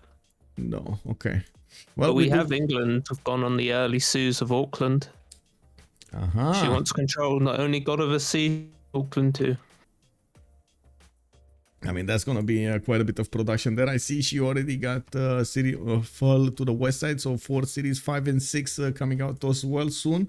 Stock upon trend. She has the visibility to the north and knows that she can put another one of those cities on a third continent, and going for audience chamber here from the city of London, not Ancestral Hall. She does want taller cities to make all of those juicy districts worked. Oh, actually, wait, the 5th settler is already on the way to the east. Never mind. She has already 6 cities. No, 5 cities, I mean 5. Sorry. So she's gonna have the 6th and the 7th settler coming out. That's more than enough over here to actually get a base going. And we do have Jack actually going for some early amphitheaters, theater squares and amphitheaters. He's on 2 grade writer points a turn, and it does look like we're going to see if he's gonna go for preserves. What do you think? Is this because, you know, he went theater squares? That doesn't actually doesn't scream preserves at me. It does scream, or it does not scream? Doesn't scream preserves at me, yeah. And I feel sad for his off fresh cells. Yeah, 3 of them. Good evening, sir. Also, yes, Victoria probably wants to go on the purple continent indeed. Hitbox, can you show continent split between Rome and Spain? Yes. There we go. All of the cities of Rome can settle a double continent towards the capital city of Madrid. All of them. Natro, hello there, sir, and welcome. Also, let me catch up with the comments over here. Rip Hatusa, indeed, Rafifi. Yeah, I think I mainly chopped to gain back Pop after a settler. There we go. That's what I was saying, Ife. There we go. You see that maxing out of resources over there. You don't want to lose anything. You know, nothing goes to waste. Everything is used. Yeah, very nice, very nice. I'm quite surprised we do have how to say we do need to see how Alpha G is gonna, not surprised, I'm curious to see how Alpha G is gonna deal with Novak to the south. Probably those horses from Mapuche are gonna put a decent amount of pressure on Korea, and we do see horses coming up from Gwangju to get some classical unit out. A 4th setter and a 5th setter coming out from Korea, 1 to the north actually, and 1 to the west. Interesting. So now we do need to see how fast Alpha G can start up his science production. By the looks of it, he's gonna get a +3 in the city of Barcelona. Madrid still needs to grow. Audience chamber coming in. He does have one of those governors there, so he's gonna get more. There was a double take of scientists there. Korea got Hypatia. He bopped it? He bopped it. Yeah. He got it. He got it. So again, more science on Korea. 27 science, 26 culture. Did he actually activate he double took. He double took. Yeah. Yeah. But he didn't activate the scientists like Hypatia. It looks like he moved it to Seoul so he can get the library there. Okay, makes sense. Easy peasy. I'm surprised he didn't go towards Mapuche with that settler, just to establish the ground, you know. Yeah. That river's going to be the battleground and control of it. I think he wants to actually use the 2-tile choke to create a battleground here. We're going to see. He's staying away. He's trying to focus his efforts on maybe doing something later on towards Spain. We'll see. We'll see. The fresh set, this is going to be enough fresh settle then, the next one I'm guessing, unless he walks it up towards the rice. Oh my god, this... Where is he going with that, actually? Dredhel setup over here. I really like these Sheba Mules, I gotta say. 225s, 223s. He's gonna put new one there to the south of the Dead Sea. I do also notice he has a 4th setter going to the north, probably gonna put it on the right style by the looks of it. Would have loved to actually see 5 setters much faster. I do see he does have also the option to get to chop one of the Inkiaman training projects, so he gets much closer to 30 points. Oh wait, is he actually gonna chop a battering ram? I think he's just getting it ready if he's needed. Yeah, I see he's clicked off. Okay, because you know, horses battering ram, they just don't work. Anyway, we'll see.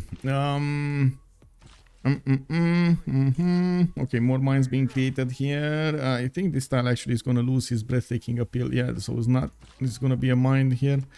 Oh well. Another one to the south, pretty good. The horse is actually, so it doesn't look like this is gonna be an attack here, a quick attack. The horses are coming back. He's somehow moving them back into his cities. He does have enough scouts to actually see that Korea put up some units over here. He's gonna see, of course, the Korean city strength, and he already knows that's gonna be 30 strength. Maybe he's gonna want to do something for a little bit later in the game. I was actually surprised he's gonna go so fast against his opponent there, but I guess you know, these horses could actually turn into coursers anyway. Manor readers later on in the game anyway, so might make a bit more sense to actually wait and get that higher strength there. There is a horse actually going towards Ottomans, and Ottomans is starting to get his ancestral hall. Has a few horses going to the north here towards Brussels, and of course Auckland. I gotta say, Auckland is having such a big army. This is a massive army. 4 archers, 3 warriors to the south. He's getting a new archer here. Auckland is trying to defend himself with all of his resources. Not bad. He knows Rome's looming. He says, nope, not today. Well, let's actually take a look over here. Lythoxa settler finally did settle on Giant Causeway, and he's going to get some extra culture.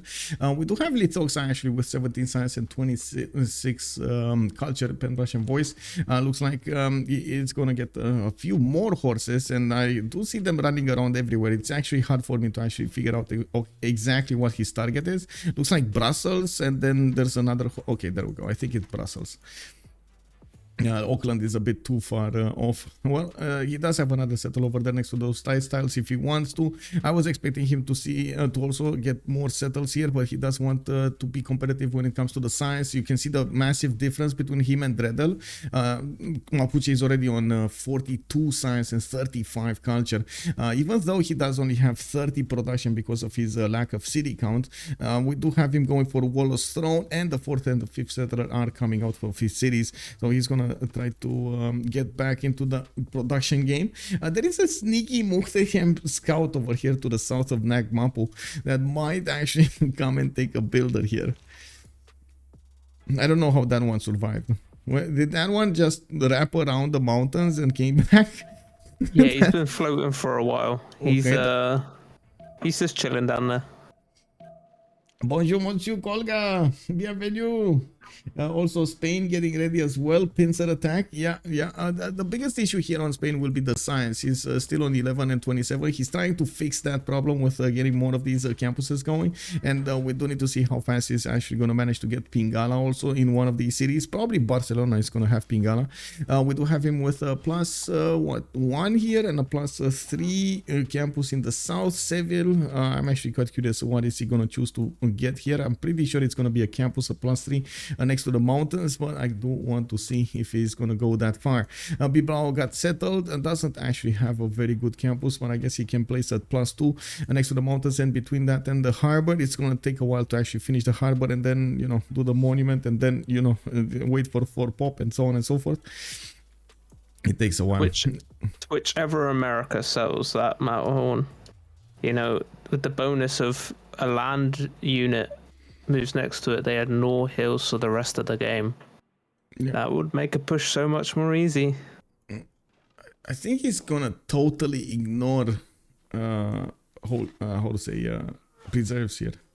This is gonna be holy sites, theater squares into campuses. Yeah, he's gonna I guess we're going to need to see if this is going to work out for him. We do have him on 19 science, 37 culture.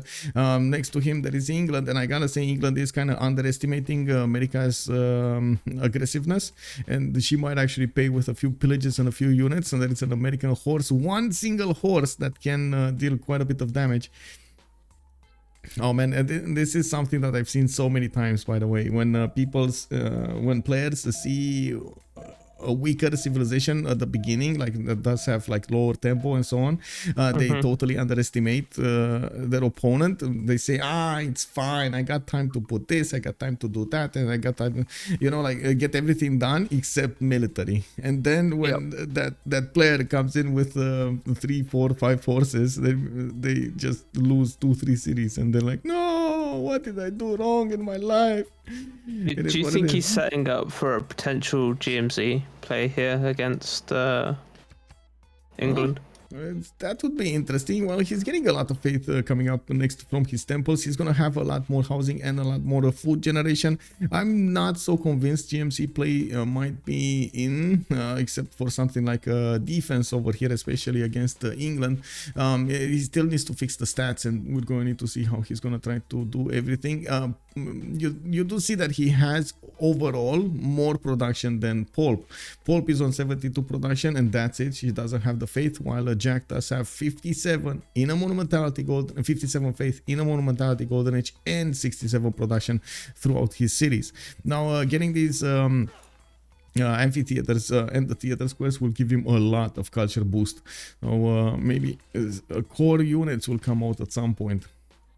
Yep. Much faster than England can get them out. Well, the production of England will also ramp up quite quickly here with the internal trade route. So with Magnus, we're going to see her get more than 100 relatively quickly. She is going to also stop settling. We got her with 2, 4, 6, 7 cities, and I don't think she's actually going to build the next wave now. Probably going to wait another like 10, 12 turns and then get another wave going of maybe 2, 3 settles. She is waiting for the extra population in the city so she can actually get those campuses going and be much stronger when it comes to the science. That's also something that Jack needs to fix. Wait, what did Jack use as governors? So Moksha, I was gonna say he's gone Victor, Magnus, and Victor. I mean, this is just audience gameplay, right? He wants them for the extra food, amenities, and housing, and that's it. Yep. Yeah. Oh well. Have you seen much of a difference in pick of governors since they buffed Pingala? Yes and no, actually. Yes and no. As in, I still see Magnus being quite a bit preferred. I do see a big drop off in Liang first. Not a lot of people want to play Liang anymore, especially after it did get debuffed with the extra turn to actually settle. Moksha a lot of the times is also picked first in civilizations that want to get that extra faith generation from the beginning, but I guess still Magnus enjoyers. Everybody wants the Magnus enjoyers. I saw the opposite as well. I saw at one game we had it this week, I don't remember if it was Tuesday or something, we had somebody that did just not want to go Magnus internals. He went for Moksha first in Pingala. These production capabilities were just the lowest in the group, like in the whole lobby, and he couldn't keep up with anybody. So unless you're going faith generation, not having Magnus is a significant problem when everybody goes Magnus. Yeah, I feel like Magnus is definitely the way to go now with the Liang extra turn established. Yep. Alex Crazy Knight is also asking us, telling us actually, there might be a push with those free units of Abraham plus Matterhorn. That would be quite awesome. He did actually find out about Matterhorn right now, and we do have pyramids coming up from St. Louis. So we do have some aqueducts also being placed. It looks like Xiffy is preparing his production capabilities for the next part of the game with 72 production at the moment, 34 science, and 42 culture. He's getting a lot of free units from these industrial zones, and you do see he's on 2, 4, 6 cities at the moment. I would expect him to go more. It looks like he did open up with Moksha. He doesn't have those internals, and of course that is he didn't go for his normal commercial opening. He went for the campuses, but he is making up for that lack of production with these industrial zones. And you do see how he's actually trying to use the aqueducts and the placement of his government plots and the other districts to max out the adjacency he's going to get towards these. Of course, this is available for America because it gets the production towards aqueducts and industrial zones much faster, and free units. Like, you know, why wouldn't you build them if you get all of those? Yeah, I think he's going to have really good tempo in the later stages of the game here for a push on the other America. Yeah, we got some markets coming up from him. Finally, he's going to get some trade routes going. And I do see Liang is also plugged in Baltimore. He did go for Ancestral Hall, and he's getting these settlers quite fast over here from his capital city. He did also get the 7 pop there. I don't think... does he have actually 3 districts from that city? Yeah, this is from Washington. This, okay, this campus, a +4 campus there. Okay, so he does have quite a bit of a stronger tempo than JackTheRipper over here, and we do need to see how fast he's actually going to manage to get some extra bonuses from recruiting the engineers. He's already on 3 great engineer points a turn with a decent amount of production that's just going to go bigger, and when he's going to get to finish his workshops and so on. Now, what is he going to use his units on? Matterhorn would definitely be an advantage for him to just pass all of those units towards his opponent, towards America, and maybe America over here might be pushed by England as well. But again, that's going to take some time. Oh, wait, we got some entertainment complexes happening over here in England. Is she gonna try to grid out Colosseum? It looks like it. There's a flat tile next to it. Yeah, we got 3 flat tiles next to it. The one in the south actually is gonna give 1, 2, 3, 4, 5, maybe 2, 4. No, the Liverpool is too far away. But of course, she can put 2 more cities to the south if she actually wants to for 6 cities. We do need to see if she's actually going to manage to chop this. Only has 2, 3 more chops over there in the city of London. Well, 4 more chops in the city of London, and she does need the builders to work there, connecting her cities with roads, with multiple traders. And of course, we do see her finally jumping over the 100 production. That was fast. Okay, so that's the extra trade routes coming online here, going towards that Magnus city. I'm pretty sure she's getting the science from Pingala in the northwest, and also pretty sure Governor Magnus is with the +2 food promotion and +2 production promotion. Now let's see what big boy Dredhel is doing. Oh, I see he found a new target, guys. I think we know what it is. Just saying, yeah, we know what it is. He looked at that mountain and yeah, I also think he noticed Brussels to the north is going to be taken over, and that's actually the majority of the Ottoman army going there. Yeah, yeah. Well, we do have Warlord's Throne coming up next turn, and I do see more of these horses in Gamma Training Project coming up for him. It looks like he just needs 1 project to get to recruit a general. It looks like also America is trying to get one with just the points. Spain on 2.3 while Korea is on 0. I gotta mention this. Korea really needs general for his Hawachas. Really needs them. Now, like, those Hawachas are good defensively when you don't actually need to move and shoot, but offensively, if you actually want to do something, you really need to get the general. They're just useless without a general. It's so hard to actually make them work because without a general, they don't get the ability to move and shoot. It's like so bad. Okay, Brussels went down. I see more cities being settled here by England, 2, 4, 6, 7. I also notice there is a Korean army of horses going towards Barcelona. They're going to be met on the battlefield by some Spanish horses and a swordsman, so he does have the defense up. Governor Victor establishing in Barcelona. I still don't see Seville going for that campus. Looks like he's preferring to actually get the commercial from that. Maybe he feels a little bit more gold is going to be useful. Well, I gotta say, in the gold department, PCS, well, with Jack losing 8 gold at 10, Dredhel is on 9. Then we do have Alpha G on 41 and Picfix on 42. They're balancing out quite nicely the lack of gold that their teammates are having with the more than enough gold on others. Oh, Poolp 120 production. Now look at that explode over here. Tannhaus also, Mapuche has really good science and culture, but boy, his production is suffering for, yeah, Mapuche's production is extremely low. He still is gonna need to improve all of his land and get more cities. This is the problem, actually. I think because of the difference in production, he just doesn't have the city count nor the population count to use all of the tiles he would need. He didn't go Magnus internals, and look, this is the example right here, by the way. So he opened up with campuses. He went Moksha first, Pingala second, and you see him on, what is he, 36 production. Everybody else is double that number. Yep, that's a sad production number he's got there at the moment. Yeah, well, the beginning I do have to mention he's chopping these horses quite cheaply. One chop can actually get a horse, and that's gonna be nice. Doesn't have any kind of that big of a pressure over here. He does have the stats, so I guess he does still have some time to actually recover. But man, it just feels like everybody's gonna run over his production for the longest time in the game here.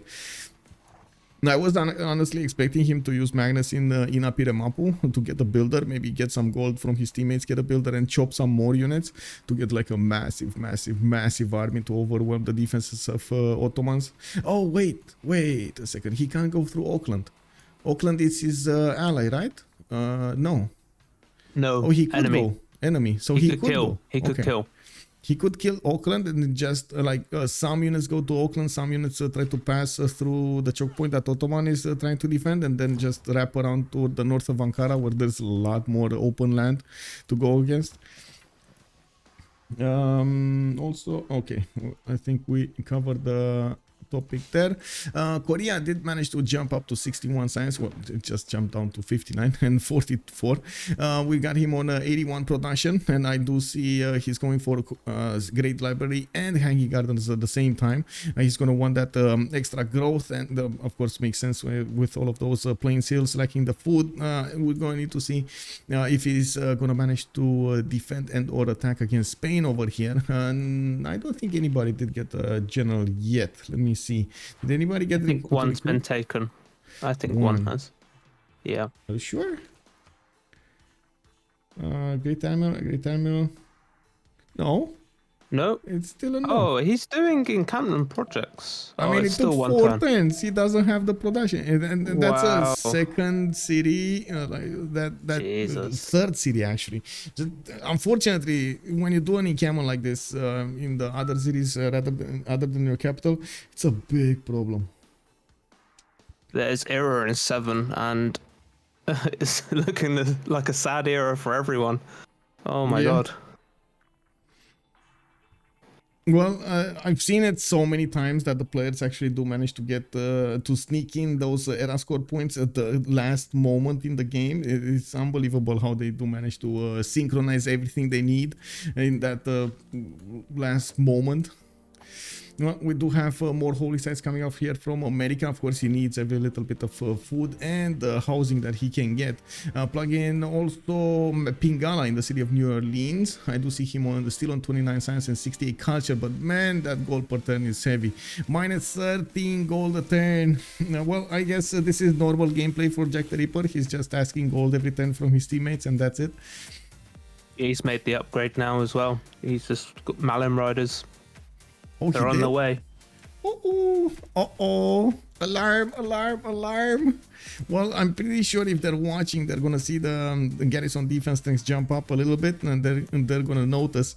Lythoxa should notice this. We do have the Malon Raiders with more than enough strength to actually attack into the horses and punch through those defensive units, especially since now the fortified defense is kind of meh. We did lose. We did have a debuff over here on the fortified defense, so well, that's gonna be a one-shot archer. That's gonna be a 2-shot, a 3-shot horse over there. Dredhel's horses will take a little bit of time to get there, and you can see actually Lythoxa is trying to get some spearmen out. He's also trying to reposition his northern army back to his territory to see if he can actually do some defense over here. We do have also Picfix.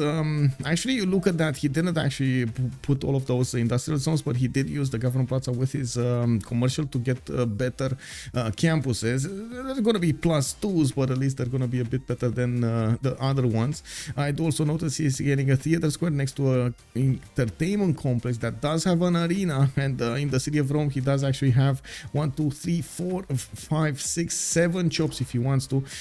get that chopped, get that Colosseum chopped as soon as possible. He's gonna have to race it with London, or London already put it down. I guess he can put it down as well. We do not have okay, let's, what do you think? Should we actually put up a poll over here who's gonna win it, or is it just gonna be Rome? We have Ottomans responding. He's seen the garrison strength. He's chopping spears out of everywhere. Yeah, immediately. So he did notice that extra strength over there. The 48 strength is kind of hard to miss. I do have to mention these Mallow Raiders can actually punch through the Spearmen. By the looks of it, 58 against the 47. That's without the promotion on the Mallow Raiders. I do see Lythoxa is also 2 turns away from getting his military tactics, so he is gonna get his pikemen, which is gonna be a strong enough unit to defend himself against Mapuche. But still, taking away Auckland from England is gonna be quite a win anyway, and these Auckland units are not gonna stand a chance to the Mallow Raiders. These archers are gonna fall immediately. They're just gonna feed Mapuche more promotions over here on his units. And there we go. Rome is gonna get it. Okay. Okay, guys. On a scale of 1 to 5, how sad will Poolp be when she's gonna lose the Colosseum in her capital and all of that, how to say, the district, the extra district she actually spent on London? What cards has she got in? Is she full? Has she got the wonder cards in? Let's see. I don't think it even matters. Yeah, she's in autocracy. She does have Corby in, so she's trying to get all of the bonuses so she can actually build Colosseum much faster. She also is getting a builder on the east side to try to chop it, but again, that's one chop. Look at Rome. He has Rome, yeah, so many. He's getting it. It's like 2 turns. He's getting it. That's it. And he didn't even need to chop that much. Just chop the tiers, the 2 chops over there, and that's it. Okay, let's see. 5 turns. Poolp. Wait, did she buy a trader? Or did she activate something like an admiral? Anyway, she's also getting Oracle here in the north in Stoke-upon-Trent. I do like that she was preparing for a good camp, for a good theater square next to Stoke-upon-Trent, and between those 2 wonders, at least that was something. Now I guess she's gonna need to figure out something else to do there. Do you hear other teams upgrade sounds in the game? Not always. Sure, I think. Sorry? It depends where you are, like on the where you are on the map. Yeah. Okay, so was that Colosseum finished? No, Dredhel actually started building at Temenanki in 10 turns in Ngulumapu. But why? Okay, I guess he really needs the points. We got 4 more turns to finish this classical era, and by the looks of it on the points, England? Yeah, Oracle will give her 3. Okay, 3. That's 50. She needs 6 more. Can get a swordsman. Oh, she did get a swordsman. She did get a horse. +3 campus anywhere. +3 campus. She's gonna get a +3 campus. I think she already built one though. Yeah, she already did. No theater square that she can chop out or build. Looks like that chop in Colosseum was just not enough. 3 turns from London. I think her teammates will boost Divine Right for her. Well, Novak's trying to get it. Xiffy is trying to get it. And yeah, they do have 3 turns, so maybe, yeah, that's going to pop there. That's going to be another few points. She already has the boats. I don't know, man. It's going to be tricky over here. Really tricky. And let's see Rome. Rome next turn gonna get Colosseum. He's getting his legions out for extra era score points. Looks like in the era score points we do have Xiffy also 6 points out. What do we have over here? He did get a boat. He's getting quite a massive army over here in San Luis.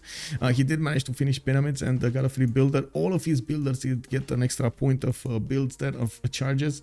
We do have him on with a few more cities, and man, oh man, the production just looks like so good on Xiffy now. 122 on him. We do have 143 on Poolp. It looks like also JackTheRipper does manage to get 46 science with 90 culture, 126 faith, and 129 production. Now, pretty good overall, actually. I think overall he's over the production of Poolp if you take into account the faith as well. Still on 3 cities, and I do see he's starting to put down these forests everywhere. Now he is actually getting more appeal. He's ramping up his faith generation with that extra appeal over there, and we do need to see how he's gonna try to get everything going. More markets coming out, more of these theater squares. He's trying to balance out his lack of gold, and looking at his golden age, he's 45 points out of 48. Now Suleiman here is getting attacked, and by the looks of it, he's actually quite far away from getting a golden age, 40-42. That means he's 13 points out, and by the looks of it, we do have these Malo Raiders doing quite a bit of damage against even his pikemen. England's gonna lose this Colosseum by 1 turn. Yeah, He chopped move builder onto stone, but sadly hasn't got the tile to chop. one more builder, one more builder, one more chop, man. This is the classical losing Colosseum. What can I say? 1 turn, so sad. Picfix is just gonna be so big right now. We're gonna see it over here finish on his trade route. Let's see it. Let's see it finish. Oh, look at that trader inside over there. He's so happy. There we go. It finished. All of that wonderful Colosseum. Now he thinks, how am I going to hit golden? Yeah. Also, Picfix 6 getting points. those settlers. Ooh, yeah, that's a problem. 6 points. Xiffy is also what, 5 points away. Lythoxa very far away. Novak is also very far away. Might actually just stay in the dark. Looks like we do have more units coming up from Alpha G. No units from Mapuche on the west side. He did put everything he had to actually focus down Lythoxa. We do also see him probably taking down Auckland, and I gotta say I'm actually quite curious how much production England is gonna lose out of this. Let me take a look. 1, 2, 3, 4, 5, 6, 7, 8. 8 tiles. Okay, 8 production. Okay, it's not that bad. Come on, it's not that bad. Still, would have made It's sense. not ideal though, hey? As a Yeah, little yeah. Civs, when you're a bit lower in your production normally anyway, and Yeah. Oh, Call Guys pointing out that England can have a 1-turn theater square. Yeah, I guess from the city of London. She can put a +3, right? On the 1-1 where she had the Colosseum, she can actually put a +3. Get that going. A splendid theater square, why not? I don't think she has the population. She would need the 10 population to put on the theater square there. She already has 3 districts and 7 yep, pops. she does, yeah. Oh, so 3 she's tiny Apadana. She's Apadana. chopping Apadana. There we go. by the stone, and Well, yeah. wait, is that gonna be enough? I'm not convinced it's gonna be enough with the stone. Oh, I don't know, man. That's dangerous. I don't know. We'll see. JackTheRipper also 1 point out. Looks like he is starting to put down his campuses for that extra science. 49 and 101 actually. Did manage to be the first one with more than 100 culture. We do have Dredhel, 51 points out of 55, and it looks like he is gonna get a Temenaki, so he should be fine here. If he gets a boat, he should be fine. I don't think they have money for a boat though. Alpha G, 58 out of 58. He did manage to get his. We can see actually Dredhel is starting to punch through the Ottomanian defenses here. There's a lot of gold needed for the Lythoxa to actually upgrade everything, and we do have quite a few upgrades coming up from Ottomans. Oh my god, did that pikeman just die against the Malo Raider? I think he did. Oh no. Anyway, I guess Dredhel is just gonna do more damage here. No problems. Okay. I'm actually quite it's not surprised. going to be enough. Yeah, The these units. overflows. Oh my god, these units, man, from these Mapuche Malo Raiders with a general against units that don't have a general are just, whoa. Scary. Oh, wow. Yeah, scary. I think 2 of these horses should actually die this turn. I don't know why he's not moving them. The one horse to the north of Ankara should die. The one horse to the south of Ankara should die. I have no idea why he's not attacking into them, but oh well. It is what it is. Let's see. What is oh, there we go. That's one taken down. Well, I guess he took it down with the other unit. It is what it is. He's also focusing the mine so he can get more gold and more Malo Raiders walking in, and the general also needs to be much closer. Unfortunately, he needs to pass through a forest, and it is much slower than the Malo Raiders. They do have 7 movement, these units. They're so hard. Anyway, we do see Dredhel actually did manage to get over the necessary points for the Golden Age. Alpha G 60 out of 58. We got a Picfix on 66 out of 60, and then Poolp 54 out of 56. Looks like that Monarchy did actually help her a little bit, but Colosseum was the thing she wanted to get. That didn't actually get it. Unfortunate. Okay, so let's see. Who did get the fleet actually? Does she have a fleet? It was the first. It was the first admiral, and I believe Spain got it. Spain got it. Okay. Hanno and Artemisia. Whoa, he got 3 of them. No. She did get it. Why hasn't she used that? Where is it though? I only see Themistocles here. It's at the top. Oh, I see. Oh my god. Oh, this is Pepega, man. She could have got it.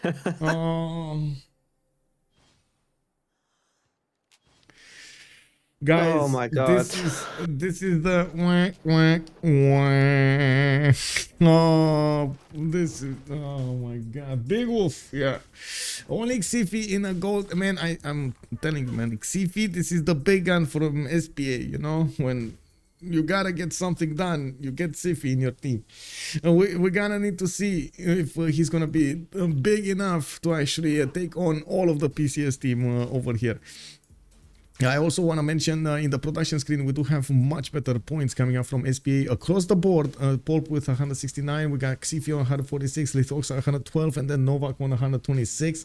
On the other side, we do have Jack 156, well over the necessary points of faith there with 142.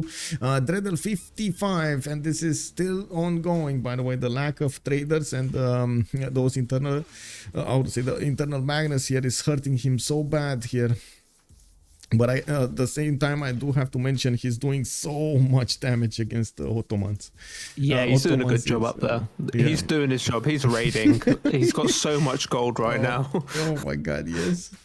We do have also take a look at these Golden Age points, but I guess we're gonna have that after a pause. We're gonna have a pause soon. In just a few moments, we're gonna have the World Congress in, as you can see, in 37 seconds, and we're gonna need to vote for the Congress, and then 2 minutes for a pause.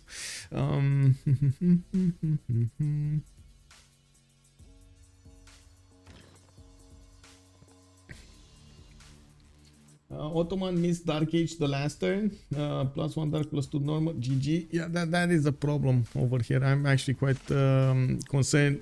We do have Novak with 109 science though and 30 culture. Not sure exactly how he's gonna use it. I do see Alpha G is also getting his science up. He did switch to a free Inquiry Golden Age on 69 and 35, so he's managing to keep up. He's also getting more of these libraries. Okay, I go plus, you go minus, I go plus me, plus military, and then plus me. You go minus me, minus military, minus me, and then yep. Okay, so 2 minutes for the pause. Let's come back after a quick break. Be right back.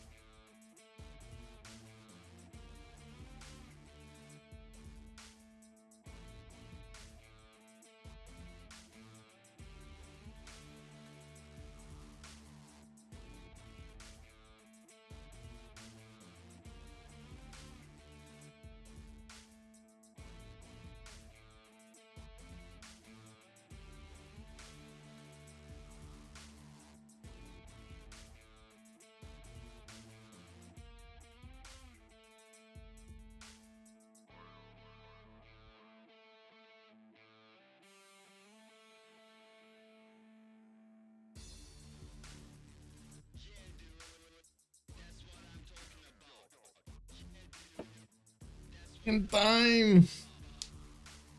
Colgan's asking how are Diplo points. I guess he's referring to Diplo favor points. Let's actually quickly take a look. Well, it looks like PCS did remain with a few more.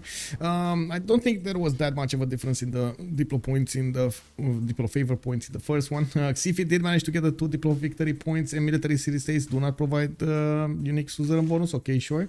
And Xiffy international trade routes +4. That's a big one. Theater Square is also coming out from Spain. Are you here, by the way, Cisco?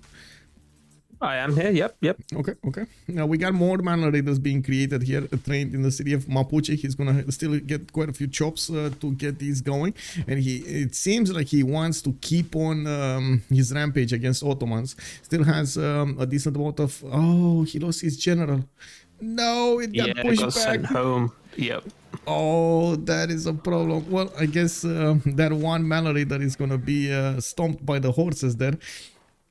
And we do need to see how much damage he's going to manage to do. Of course, he still did a lot of important damage against Lythoxa, taking a lot of his tiles away from him, pillaging those mines, and at the same time, of course, forcing Ottomans to make defensive units.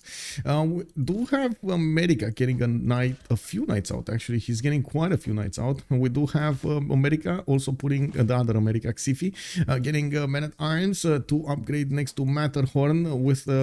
oh my god, they're gonna be so fast, guys. He did manage to get the General Burica. And I do see he's going for his intelligence agency with more universities for the extra science.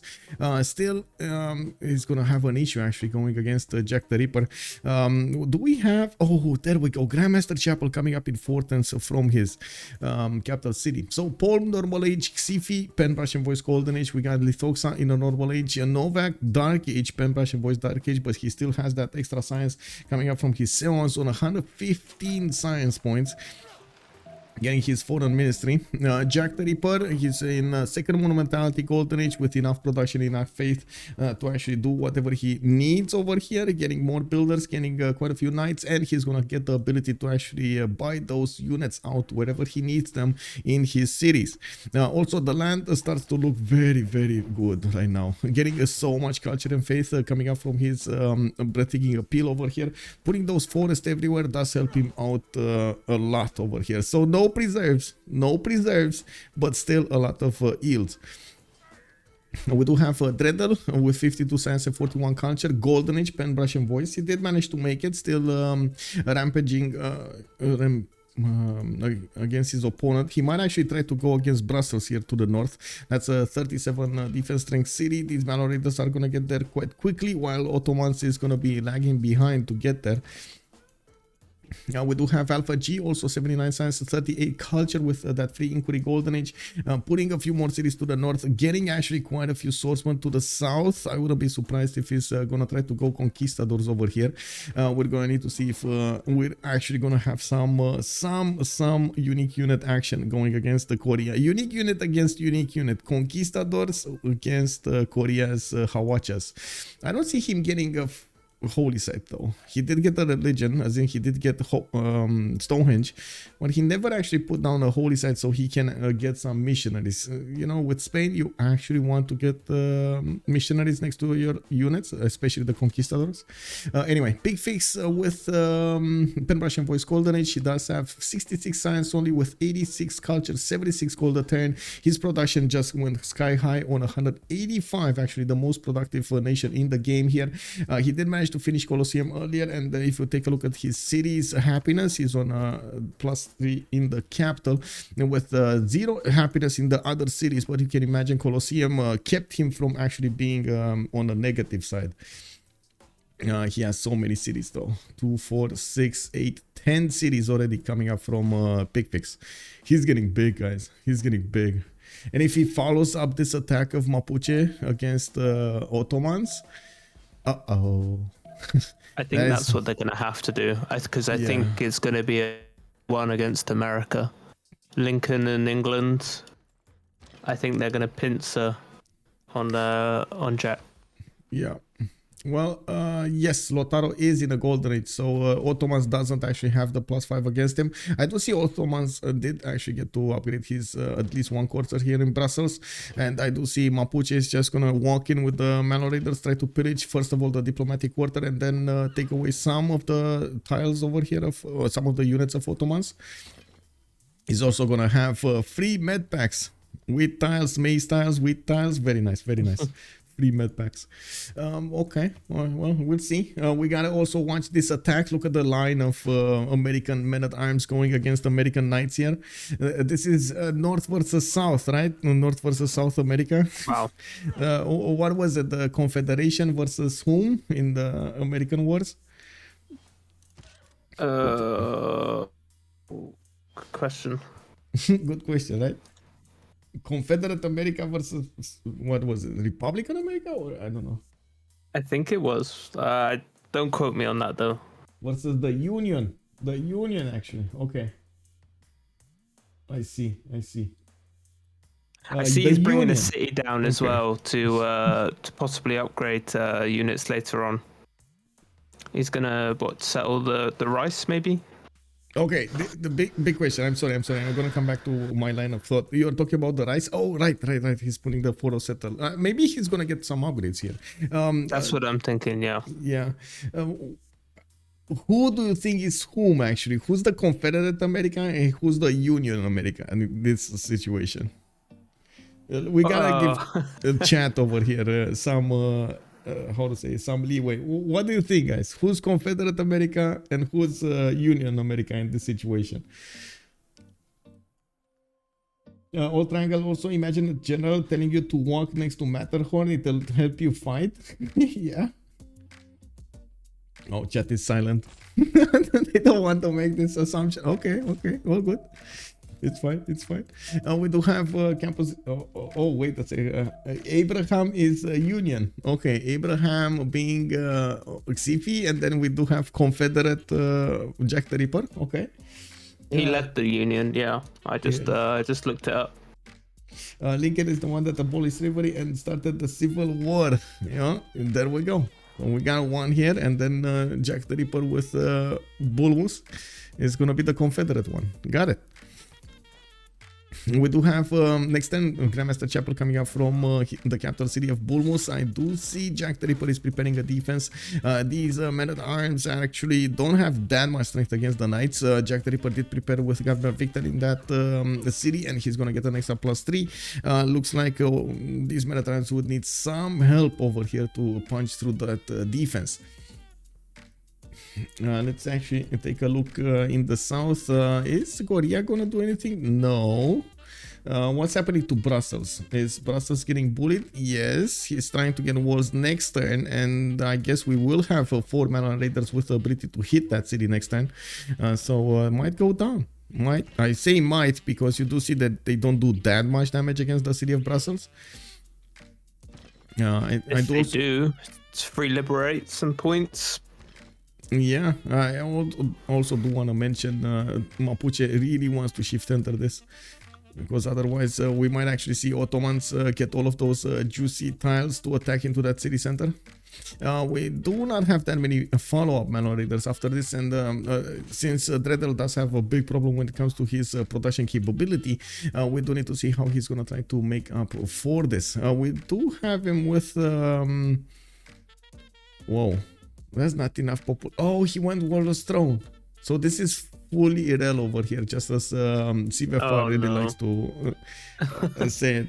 By the way, it's every time they're like not getting their game, CivFR players say, I'm fully irrel. You know, it's not my game, and it's not my game. Okay. I mean, we're going to need to see. That's why he queued up a unit that he hasn't even finished. You know, where's his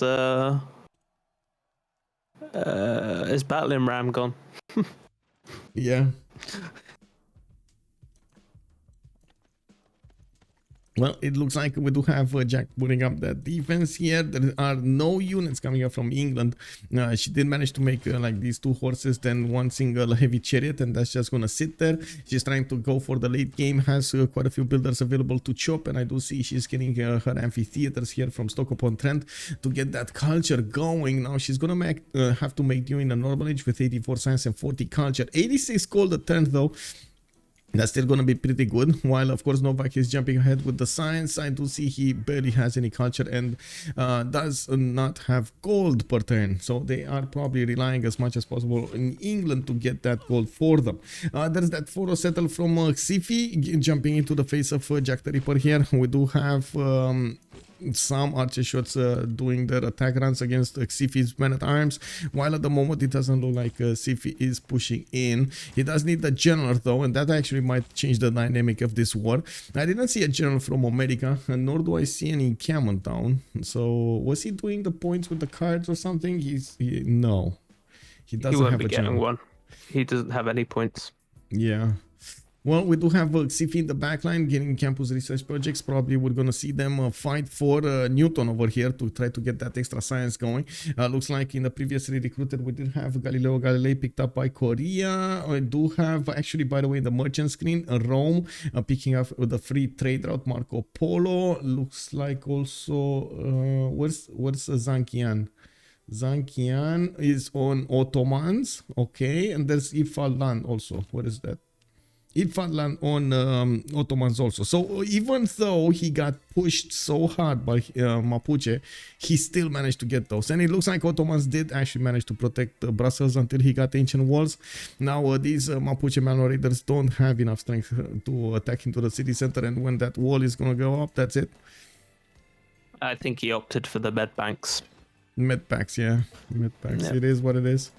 Well, we do have over here markets coming up from Istanbul. I do see universities coming up from Adana.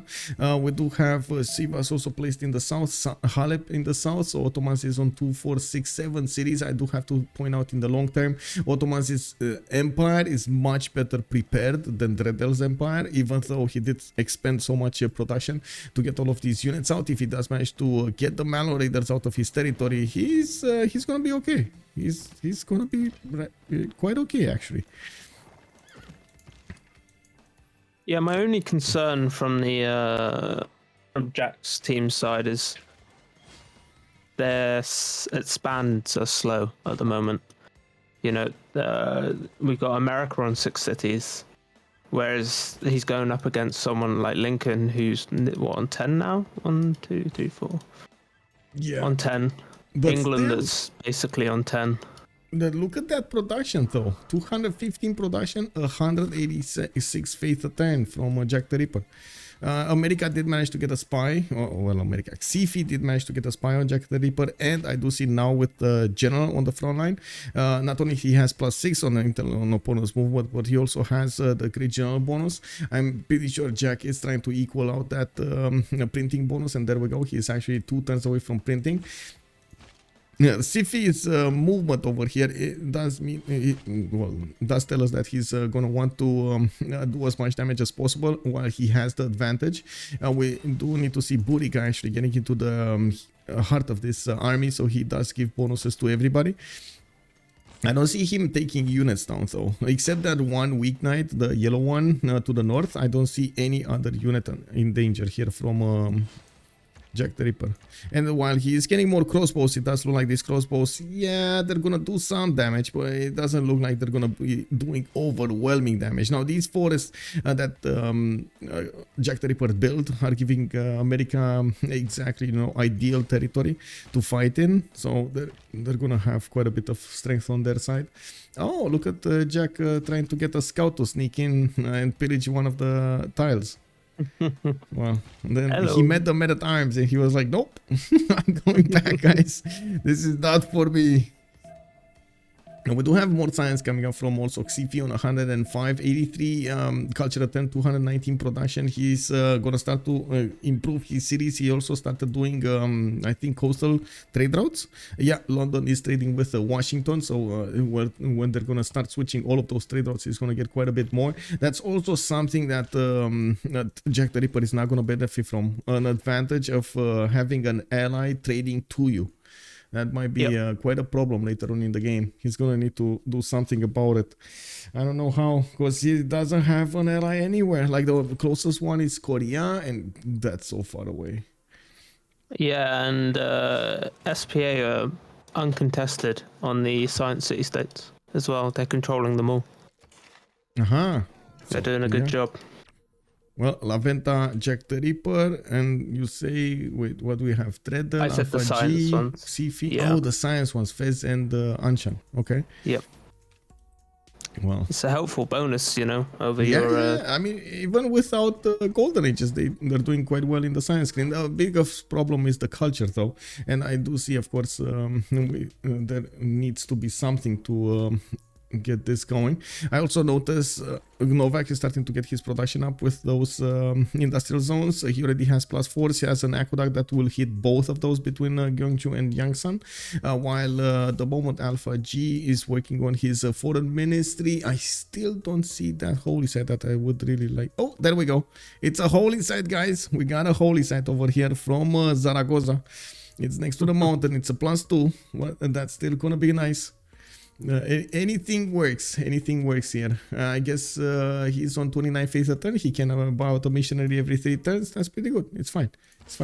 He only needs a few of them, like 1 or 2 or 3 maybe, and that's it. I'm surprised Jack let Auckland live as well. I'm surprised that, you know, after that initial tax phase, that he didn't decide that there's nothing to be done here, but I could kill Auckland, who doesn't have walls.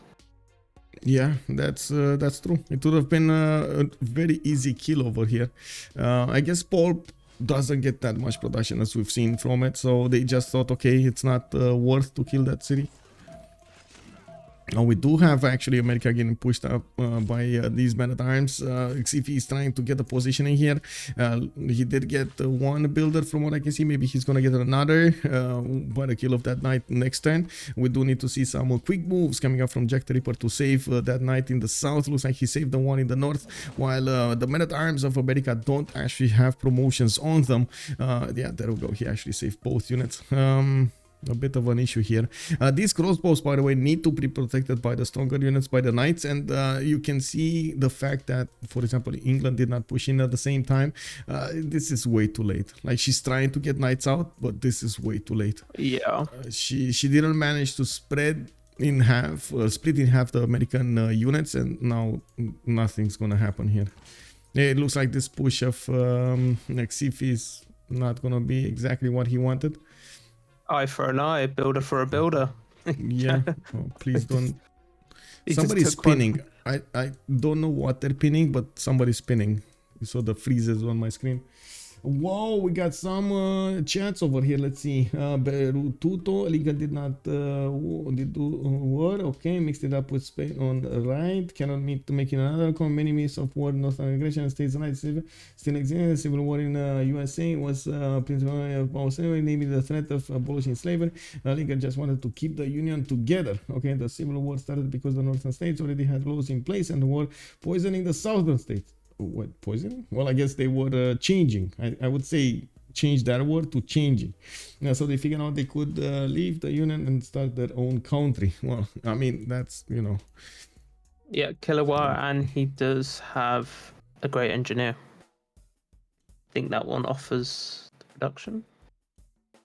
Wait, what? Yep. Where? Yeah, he does, where? yep. Where? Who? In New York, he's building Kilowatt, and yeah, at the top, he's gonna go and use it on it. I see. Emotep. Yeah, he's trying to get it. I don't know why he sent it a little bit on the tip there, but I guess he's trying to get it there. I think he might actually just want to bank on these great engineers so he can get Statue of Liberty much faster. He would need a lot more culture to actually get to Statue of Liberty, first of all. We do have Xiffy also starting to get some more attacks going. He's gonna lose his +5 now, +6. Wait, he did not lose it. How did he not lose it? JackTheRipper is waiting for somebody to boost him printing. Yes, okay. And it's gonna be Mapuche. With 55 science, okay, well, it's gonna take a while. This is one of those times, you know, everybody says tanks in 3, but it's actually 15 turns later, you know. I got, okay. Oh, pressuring, okay. You know, that's the problem with using autocorrect. For some reason, autocorrect is not the correct way to go. I've seen this a lot on you, by the way, Cisco. You use a lot autocorrecting on your phone? Always, yeah. Why, man? Why? I don't look, you know. I just tap. Yeah, it looks right, send. I take so long to code, actually, because I spend half the time going back and just correcting my auto mistakes. Okay. Well, typing. I type too fast for my brain, so my brain's going at one speed and my fingers are going at another speed, and it doesn't always work out right. It's a mess. Yeah, it becomes a mess. Yeah. Well, I do see finally Rome is starting to put down his encampments, and looking at the Rome stance here, he is on 104 and 98 culture, 125 gold to 129 the production, getting more production capabilities throughout his cities and more science points. We're going to need to see if he's going to manage to do some form of attack here against Lythoxa, because Lythoxa is still getting that science, 118 science, 40 culture a turn, only 13 gold. I guess we were expecting a bit more from Suleiman here. He does also have 155 production. We do have Xiffy 237, we got Novak 211, and still I do have to point out Novak over here does have the most science in the game. It doesn't look like he's going for more production, and it's still not fixing up his culture problems. I guess any timing on mobilization is going to be quite a problem for him.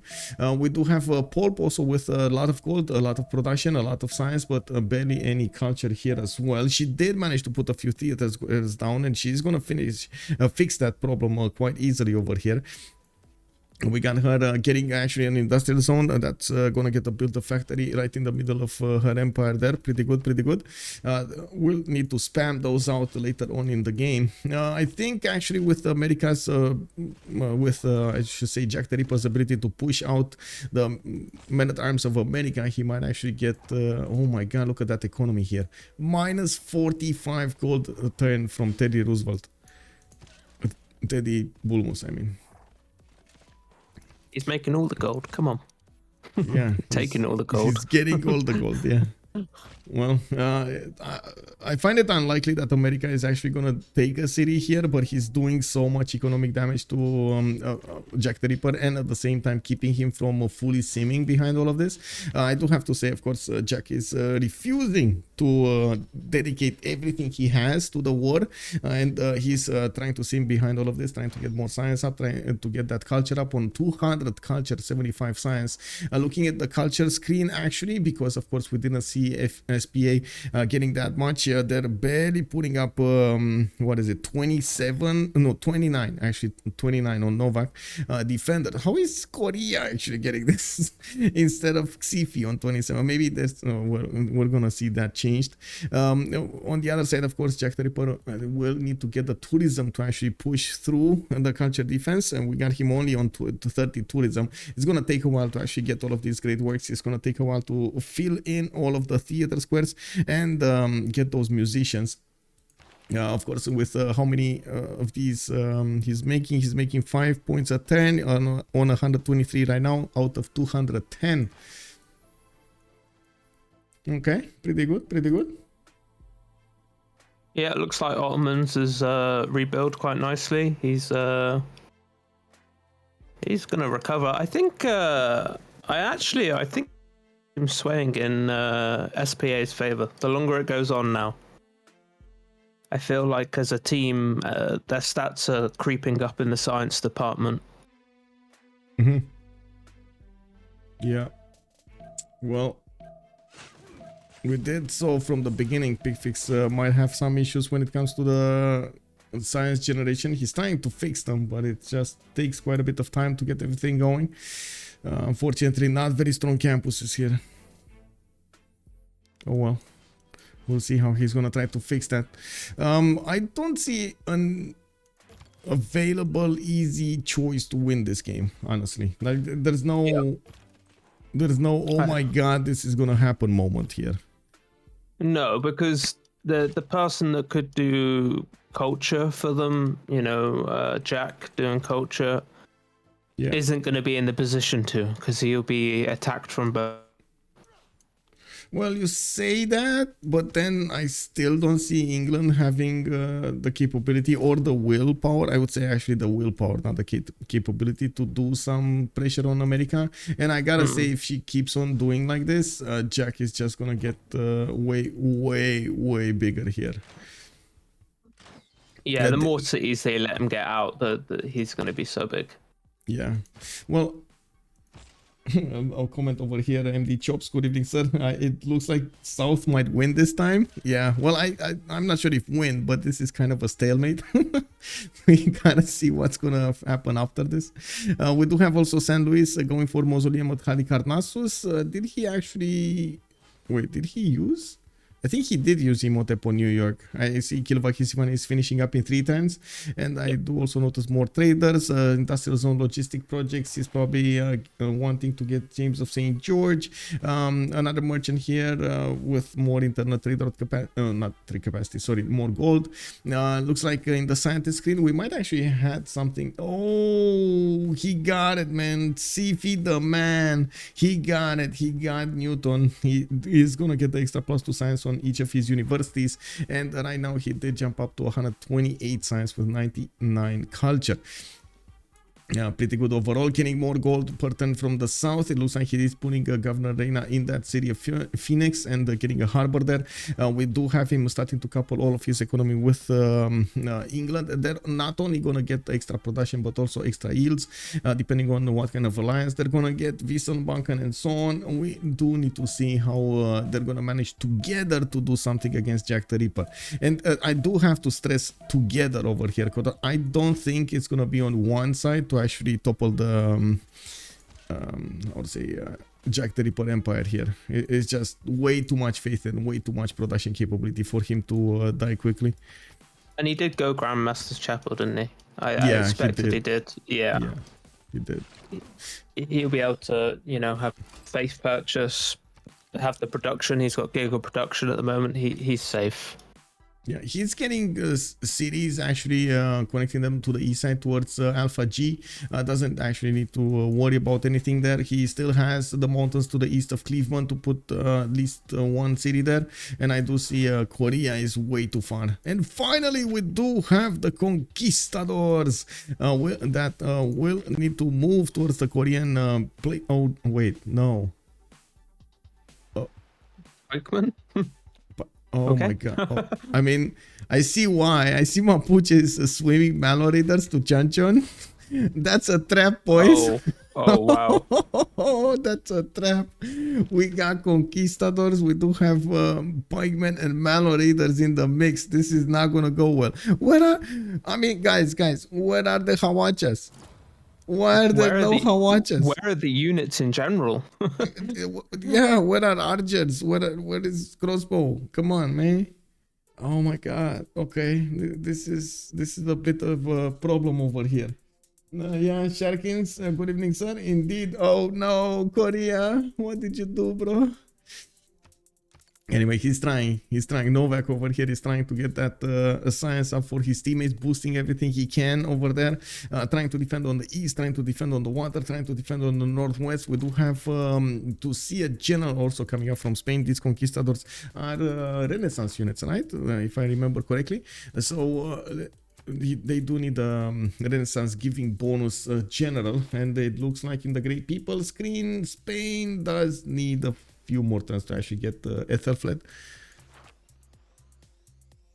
He's being baited though. He's, you know, producing pikemen out of everywhere, and there's just a line of conquistadors waiting at his doorstep. He doesn't see the I don't think he sees the conquistadors. No, he doesn't. Oh, this is gonna be a surprise attack. Okay, okay. Well, probably next turn, in the last seconds of the turn, Alpha G is gonna move in, and He Novak should is know gonna be though like, "Oh no." from the city strength. He should have an idea because he wouldn't have gone caravels. He'll know that. You say that, but I see a lot of payment are coming out. I don't know, man. Yeah, I guess we're gonna need to see. Of course, these malreaders are just not gonna do anything here. They can't even walk on the beaches, especially with the pikemen, just keeping those pikes in front of them. We do have Ethelfred actually picked up in Barcelona. Looks like he's gonna get to move on the front line. He's moving. He got discovered. The horse of Korea is there, and I gotta take a look at the damage. Okay, 72 strength from a conquistador with the general bonus, military alliance, and flanking. Now that is without a missionary next to him. And I gotta ask, what is Le Roi Lion? Is it the Royal Lion or something? I think it is, right? Le Roi Lion? The Royal Lion? Yeah. Is that the lion that's in Lyon? I think in Lyon Gardens there's a lion that's referenced. I think it might be in that one. Okay. Yeah, also Spriggle LSDNTCR, how much science totally make Korea and Spain. Let's actually take a look at the total tab here. 3,066 points on Novak, and then on the other side we do have Alpha G on 1,803 points. While now Alpha G is starting to get more science, up 124 and 46. He is in a free inquiry golden age, and he's gonna need to make a lot more of these how to say universities. I gotta say I'm still surprised from the city of Seville, instead of getting the +3 directly to the west and give Las Palmas another +3, he actually put it from Seville. Not sure exactly why he did that, but it is what it is. Well, we'll see. Maybe he wanted to keep more hills or something there. I don't know. It's the Lion King. The Lion King? Okay. Yeah, that's what it's a reference to. Okay. So that's what it means. Well, Royal Lion, I guess it's a bit different, but still having the same sense. Okay, we do have Mapuche actually pushing in with one single malnorator and an archer from the east side, and it looks like he might actually take out one of the archers of Novak here. There's a pikeman coming out the next turn from Gwangju, and Novak is gonna need to be really fast on the buttons. I also see Hawachas are starting to get out of the cities of Yangsan and Chonchon. We do have a problem with the loyalty though in the north city of Chonchon. Chanchon. I'm not sure how to pronounce this honestly, so excuse me if I don't get the correct pronunciation. It looks like the well, the Union Army needs to retreat here. He's going back to Dallas. We do need to see how Jack is gonna try to follow this up. Looks like he has enough culture to actually get to his nationalism. He's gonna get to core up his units, and these are gonna be quite strong even against these American unit, the Lincoln units. In the south, he's not worried about any kind of English aggression, so we do need to see what's gonna happen here from Spain and Mapuche going against Korea. That's the next best thing that's gonna happen. Jack's okay, also creeping some knights down towards the battles of England, coming into Liverpool. Yeah, I mean, he's gonna be an eye for an eye. You poke me, I poke you, man. You know? Let's see what's gonna happen. At least a few pillages, from what I do notice. England is not gonna have a defense here. Liverpool does have a 2-6 mine and a 3-4 tile there. It's a 2-6 mine. Was there a forest fire or something going around here, or was that Habub? I guess it was Habub. There was a forest fire out by Portsmouth, but I don't think down there, no. Okay. Well, I see some Poolpish traders are actually creating the road between Bristol and London. Plymouth also got settled in the south, getting more of that production with Auckland. We do have shipyards and industrial zones coming online. And looking at the production capabilities over here, still is Jack that has more than England next to him. Xiffy is starting to make 249 points, and he did jump up to 178 science and 119 culture in that pen brush and voice golden age. It looks like JackTheRipper is going to need need to step on it to actually get all of his campuses going. Since he did manage to settle a few more cities to the east side, he's not only going to get these holy sites to get that housing in and the faith generation going, he's also going to get new theater squares and the campuses. He does need a lot of all of everything actually. We do have Xiffy also finishing up on America. He is, let me actually see, is he taking anything? No. Oh, he's keeping Anshan. He's the one keeping Anshan. Okay.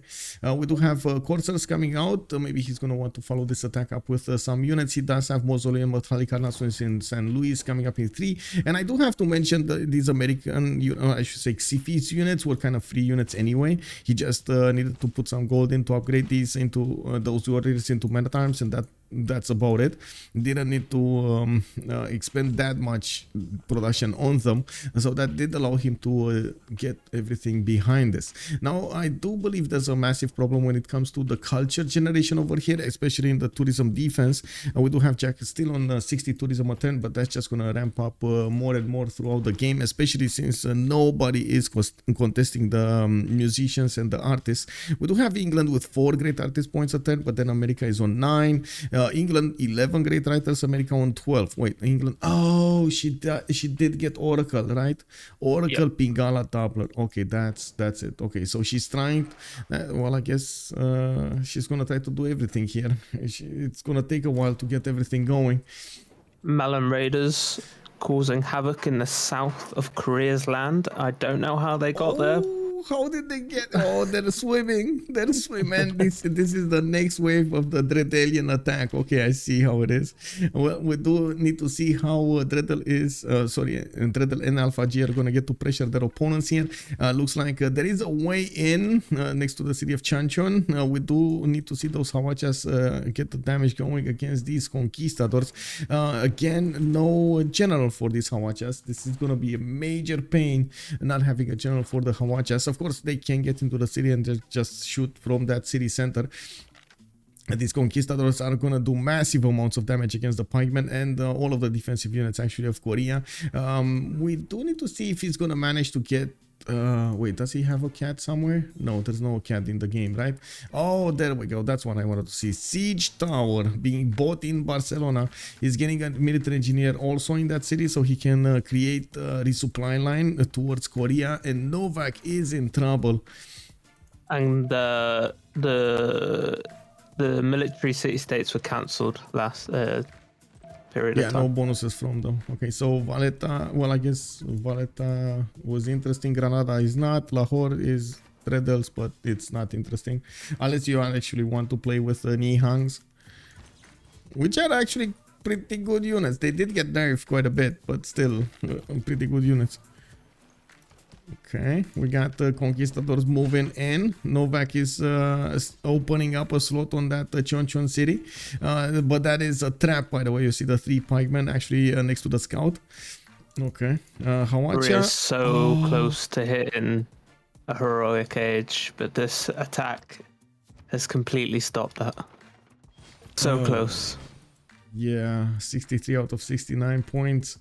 And we do have, oh my god, like Mapuche is just having a feast over here on on the tiles, on the mines of Korea. This is so, by the way, this is so annoying when you see this happening to you in the game, because yes, sure, pikemen are good, but pikemen are lazy and they're very slow, right? There's only 2 movement, while these Malloriders are 6 movement. They just move in front of the pikemen, get away from them, you know. His whole empire is going to be pillaged here, and if he's not quick enough, he might lose a settler as well. Yeah. We got a question over here about the Hawacha's ability. The Hawacha is basically like a faster field cannon with less defense strength on its, you see it replaces the field cannon. It comes earlier, it upgrades from crossbow, but it does come at musket, gunpowder. And yes, it is a bit, how to say, problematic here because it cannot move and attack in the same turn. That is the problem. The only thing you need to do with Hawachas is get a general for them. That activates the ability of them having to move and shoot at the same time. Oh my god, the scout actually survived to the 2 Melon Raider attack? Ce n'est pas possible! No! Man, that scout of Korea. That scout of Korea is a big man. What can I say? He might lose this top city if he's not careful. Yeah. Oh, there's a Spanish courser actually getting next to the city of Yangsan, starting to pillage tiles over there as well, taking down the production capabilities. Like, this is so much production and gold loss, by the way, on them. Yeah, this is huge. He's being bullied well and truly. This is what should be happening to Jack, but it wasn't coordinated well enough. Yeah. I mean, yeah. At the same time, we've heard the players say time and time again that you do want to keep somebody simming and you do want to go for those later timings. So maybe Poolp was just a bit hesitant to actually get an attack going against Jack because that would have required a lot of production. I didn't want to spend that production. I do have to mention these conquistadors do two-shot Hawachas, by the way, even if they're damaged. And it doesn't look like the Hawachas are actually phasing them because they're not big enough in numbers. We do have musketmen coming up from Yangshan. These should be tough, but still not tough enough to actually deal with all of the units of Spain.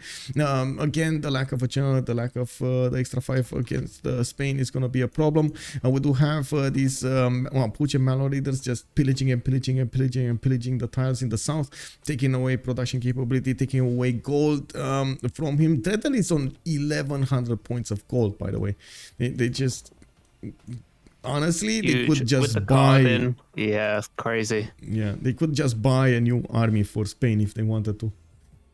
I do see Puteoli is going for Statue of Liberty. Looks like 15 turns, and he did get as many jobs as he possibly could in there. We do have more from, let's see, Picfix, 146 science, 116 culture. Between the two teams, production capabilities are much better on SPA, but still Novak is getting on the wrong end of the stick over here between two opponents. We don't actually have any kind of Roman army to speak of. On the east side, he has a few. I don't know, actually. Your chat called it out. Rome could use frigates here to shoot the top city. Chanchon? Oh, he did get 2 frigates. Wait, yep. Can he? This is a flat tile, right? Oh no, it's heal. Heal. No, he can't. That's like the only thing that he can do is take out the pikemen. He can't attack the city because those are heals in front of the city. Oh yes, yep. Oh, not even one of them being a flat tile. That's sad. Yeah. Dothraki is pointing out, he kills the units. He definitely kills the units, which is still good. I mean, it's still going to be an advantage, allowing the Mallow Raiders to do something there. I do have to point out the missionaries are coming around next to these conquistadors, and now they're getting more strength here. We do need to see when they're going to get their promotions, and we do need to see how fast he's going to be on the buttons to get those promotions in. The siege tower will take 1, 2, 3, 4 more turns to get onto the front line to allow them to do the full damage against the city center of Chonchon, while between now and then I'm pretty sure the frigates are gonna start doing the damage against the pikemen. Well, so much science lost there. 2 pillages, 98 and 100. Oh yeah, Novak is down to 115 science, and I was watching in horror one of the conquistadors dying with a promotion on it because Alpha G just couldn't upgrade it. I think he was watching somewhere else, and well, he was getting attacked and couldn't actually react. Oof. I feel sorry for Korea right now. For Korea, yeah. Well, we gotta see what's gonna happen. I mean, honestly, if they kill more units over here, especially let Mapuche kill more units, they might just flip Chonchon. That city's going down in loyalty. It's sad. Yeah. Well, let's see. In the south, there are a few Mallow Raiders trying to do the pillages in Anshan. More Mallow Raiders are coming around there, and you do see now Korea is trying to put a wall of defensive pikemen. Let's take a look at what's going on here. It looks like England did put a city of connection city for Ottomans to trade with. That's pretty good. And is this another continent? No, that's still on the purple continent. Wow, another Mapuche raider in the cities of Ottomans. Man, he's not giving up on these raids. They're everywhere. They actually are everywhere on the map. They're all in the tundra, using the tundra as their escape roads, and then just coming in. There's a general inside Chonchon. Yes, it is, but it is Shunzu, and it only gives bonuses to classical and medieval era land units. Hawacha are Renaissance, so yeah, not the correct general, unfortunately. Well, we do have a medieval wars actually started up next turn. It looks like the siege tower still needs 3 turns to get there, and we do need to see if Alpha G is going to manage to take down everything here.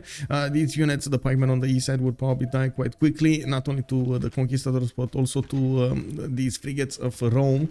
I do see Mapuche is actually getting a safety settler out. He knows what's going to happen, but I guess who is going to do the attack on him, because Korea is kind of, you know, focused right now. On the east side, Muhtesem still has a lot to recover. I'm not so sure anybody's gonna be in that place. Anyway, we got one more turn until the Congress, until the Golden Age, and we do have Poolp with 77 out of 77 points. Oh no, she needs 88. That's gonna take a while. Xiffy, Dark Age, Lythoxa is gonna be normal. We do have Novak, 65 out of 69, and like you said, he got pressured a bit too much, and it doesn't look like he's actually gonna manage to get this golden. Oh, look at the musket. They're dying. They're dying against the conquistadors, but he can get this into a line infantry. He does need to put some gold in that, and I think it's fine. He does have enough gold from his teammates, so just get that as a live infantry. Even that might not actually give him enough damage there. Elite Gaming, yeah. Well, we do have a Jack on 75 out of 75. He would have needed 86 to get to the Golden Age. Not gonna get that going. Looks like Dredhel 62 out of 81. Alpha G 77 out of 86, and Picfix is 3 points out. He needs 3 points right now to actually get that going. It's gonna take a while to actually build that Statue of Liberty. That's not gonna give him the points. I do have to point out, by the way, it was a bit unfortunate that Muhtesem did not actually get his Golden Age. Those extra yields that he would have had from his Golden Age would have meant so much for him. Oh, Is this a best out of 3? Yes, and the first game was won by ProjectConquerors. They have a lead on this. Yep. They're doing very well. The Mapuche is stealing the show here. I think he's playing this style of playing is very nice to watch as Mapuche. He's gone full of rail mode, as you said. Yeah, and look at that. The line infantry of Korea without a general is not up to the power to take down the conquistadors. Man, these units are so underused, I gotta say. He's building a road now as well with the follow-up of knights, which will probably be courtiers by the time of it. That's actually surprising because he's going for military. Okay, there we go. He went for military science a little bit, and then he switched back to metal casting. Okay, I was surprised when I saw military science. I mean, do you want to go Cavs or do you want to go cuirassiers? You know. Anyway, so we do need to see who's actually gonna stay in this golden. Looks like we got this turn rolling, and we're jumping into the Renaissance era. Sharkin is also saying it sure is fun to watching these players use their civs in the best way to benefit the team. Yeah, they're doing the most they can to actually get this going. Oh, now with more Hawachas coming in, still Alpha G is not. Oh. Man, every single campus apart from the ones at the top here have been pillaged twice. He got so much science. I mean, who needs to build campuses when you can build Malno Raiders? Look at that, he's 2000 science right now. Okay, sure, yeah, let's go. I do have to say now the Hawachas are managing to deal with the conquistadors because they're big in numbers, and unfortunately Alpha G just underestimated how many conquistadors he needed to actually keep on punching through the defenses of Korea. It doesn't look like they're going to do much than just take away a lot of science from Korea and of course economy and production and so on, but this attack looks over, and unfortunately Alpha G's did have the ability to actually save a few conquistadors. The upgrades just weren't there in the correct moment. That was a bit unfortunate.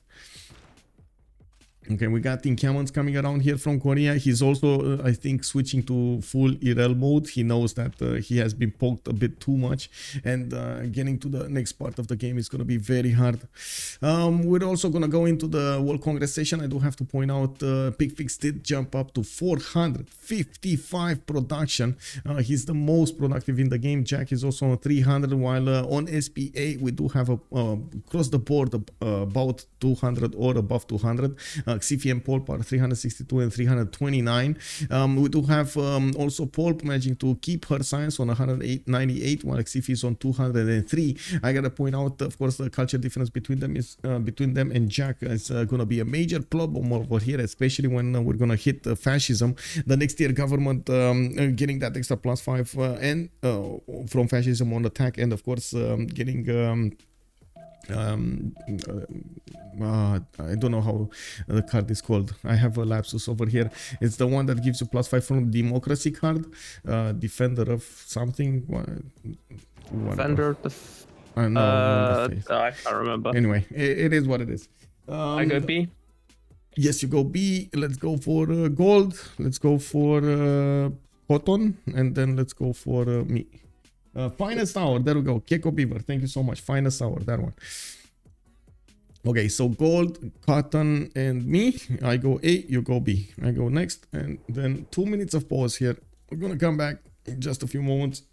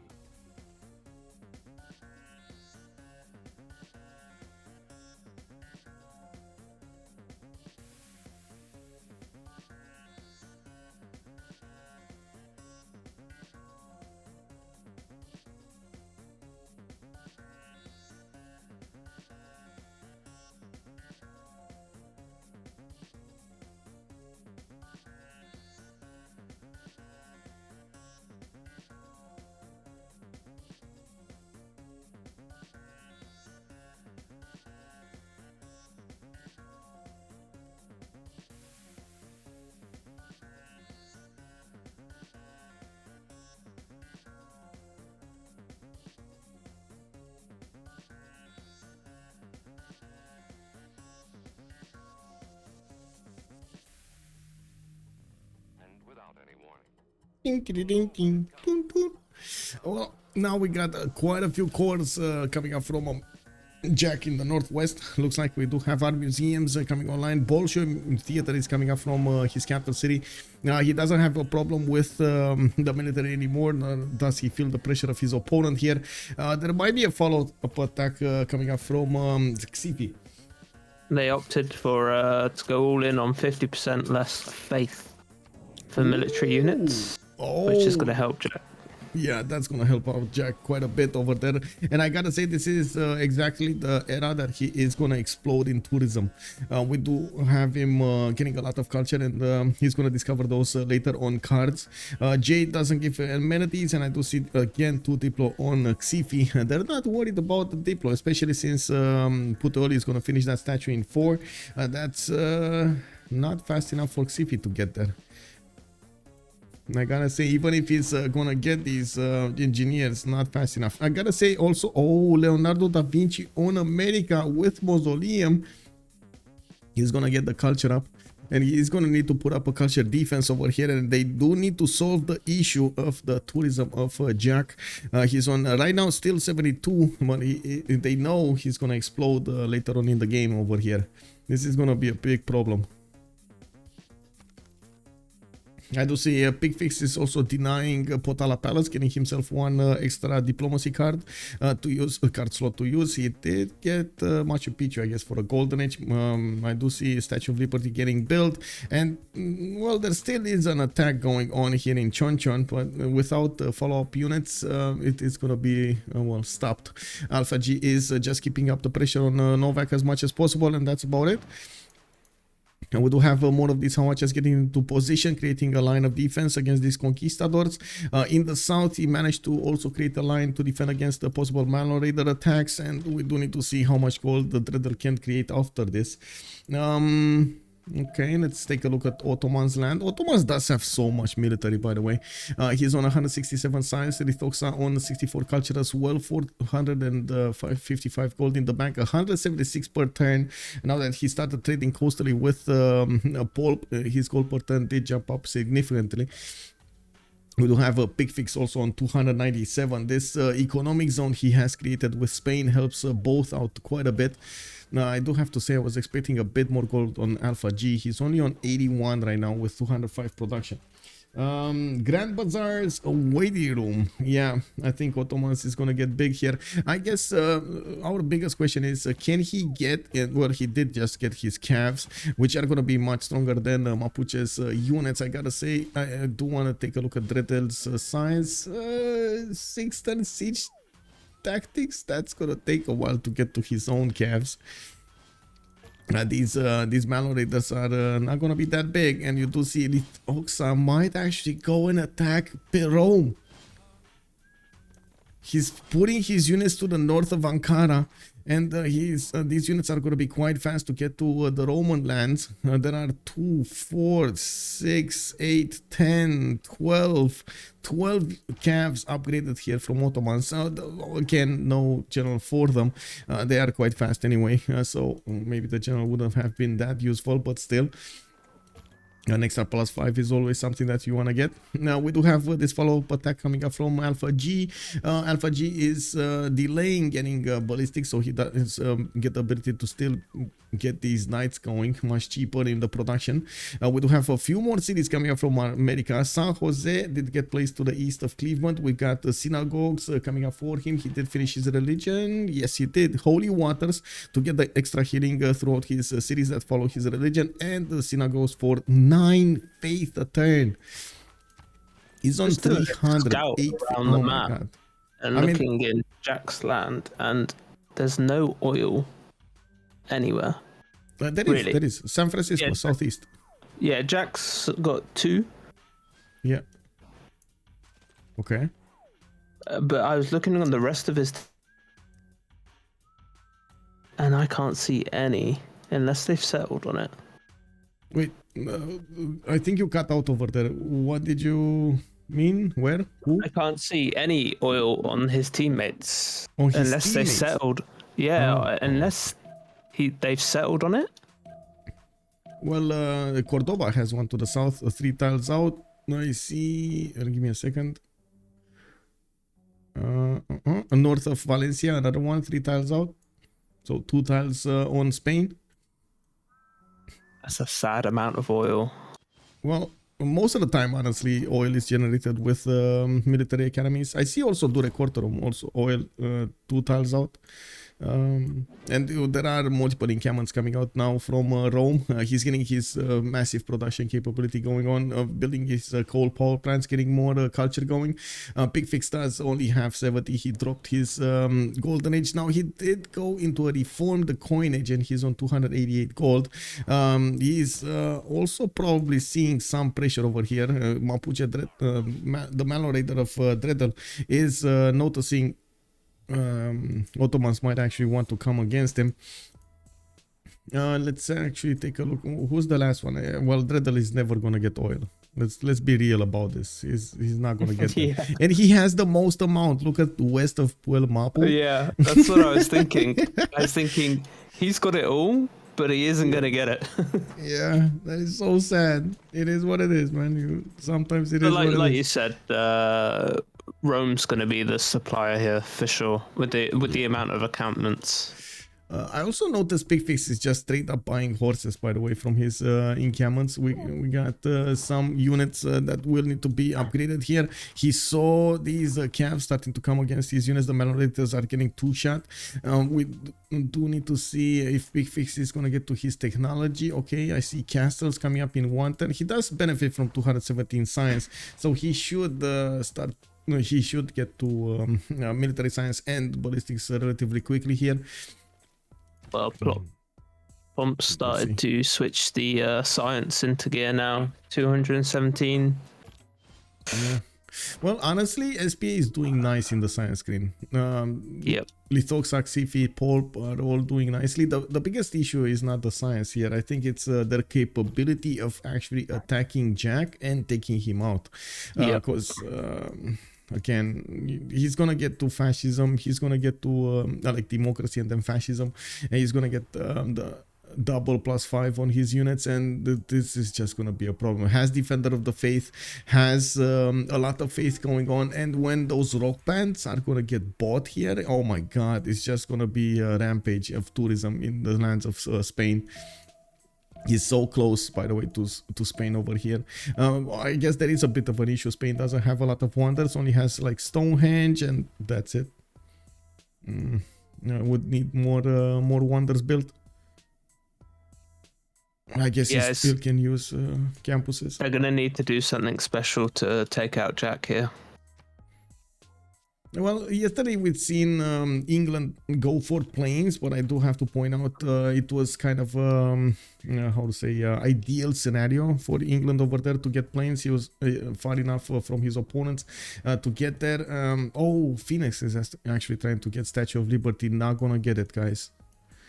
9 turns. Putoli is going to finish it in 1 turn. Now, also coming back to England, first of all, he did have more cities. He did have extremely good production cities. And by the looks of it, right now, Poolp is just not managing to get that production way high enough over Jack. Like 360 faith with 304 production is much more than Poolp has. Oh, well, it is what it is. Well, much more. It's about actually what Poolp has. This is gonna be a problem. Looking at the armies, we do have Lythoxa actually trying to bully Picfix a little bit here. Again, Picfix is not really the he's the gold supplier of the team, and he's gonna be the the oil supplier, like you said. At the same time, it does look like there can be quite a bit of damage being done by these calves if there's not going to be a response from his cities. If he keeps on building these units, that's not keep building his units, this is going to be an issue. Berberus Maximus, thank you so much for the follow, sir. Also, Elephant Guy, hello there, sir. Good evening, good evening. How have you been doing tonight? Rating with 20 viewers, and welcome everybody. We're watching the second game between ProjectConquerors going against SPA. ProjectConquerors did manage to get the first game, the first win, and if they do manage to get this one, they're gonna win the best of 3 series. Thank you so much, sir. Have a good evening. We do have Industrial Zone Logistics coming up from Rome. He's trying to get Gustav Eiffel over here. He's fighting with America for that chance. America is on 21 great engineer points a turn, and we do have Korea on 7. Rome is on 15, and England is on 17. We do have the first musician also picked up by America, and this is the point that we were talking about earlier. Jack is starting to get the mass media, and by the looks of it, on his territory over here, he's already plugging in those musician points. He did stop building bullshit to get a commercial though for a little while. We do have also him finishing up every one of these theater squares with the writers. And in the did he get how far away? Oh, okay, he did not get it. Now looking at the tourism, let's see the tourism just ramp up here. 81 tourism. Let's see those works being plugged in.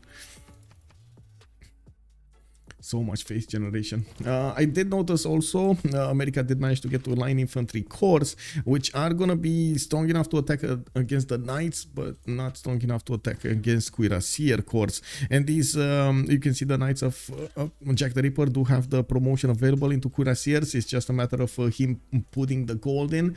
Unfortunately, the production, the gold is just not there, and this might be the weakness, guys. This might be the weakness. The gold generation of Picfix, if it doesn't manage to withstand the attack of Ottomans and starts to actually get more units and his gold goes down, JackTheRipper's taking of gold might actually just be a stopper for their team. First Park is down as well. First Park, let's see, where did you see that? Oh, here, San Jose.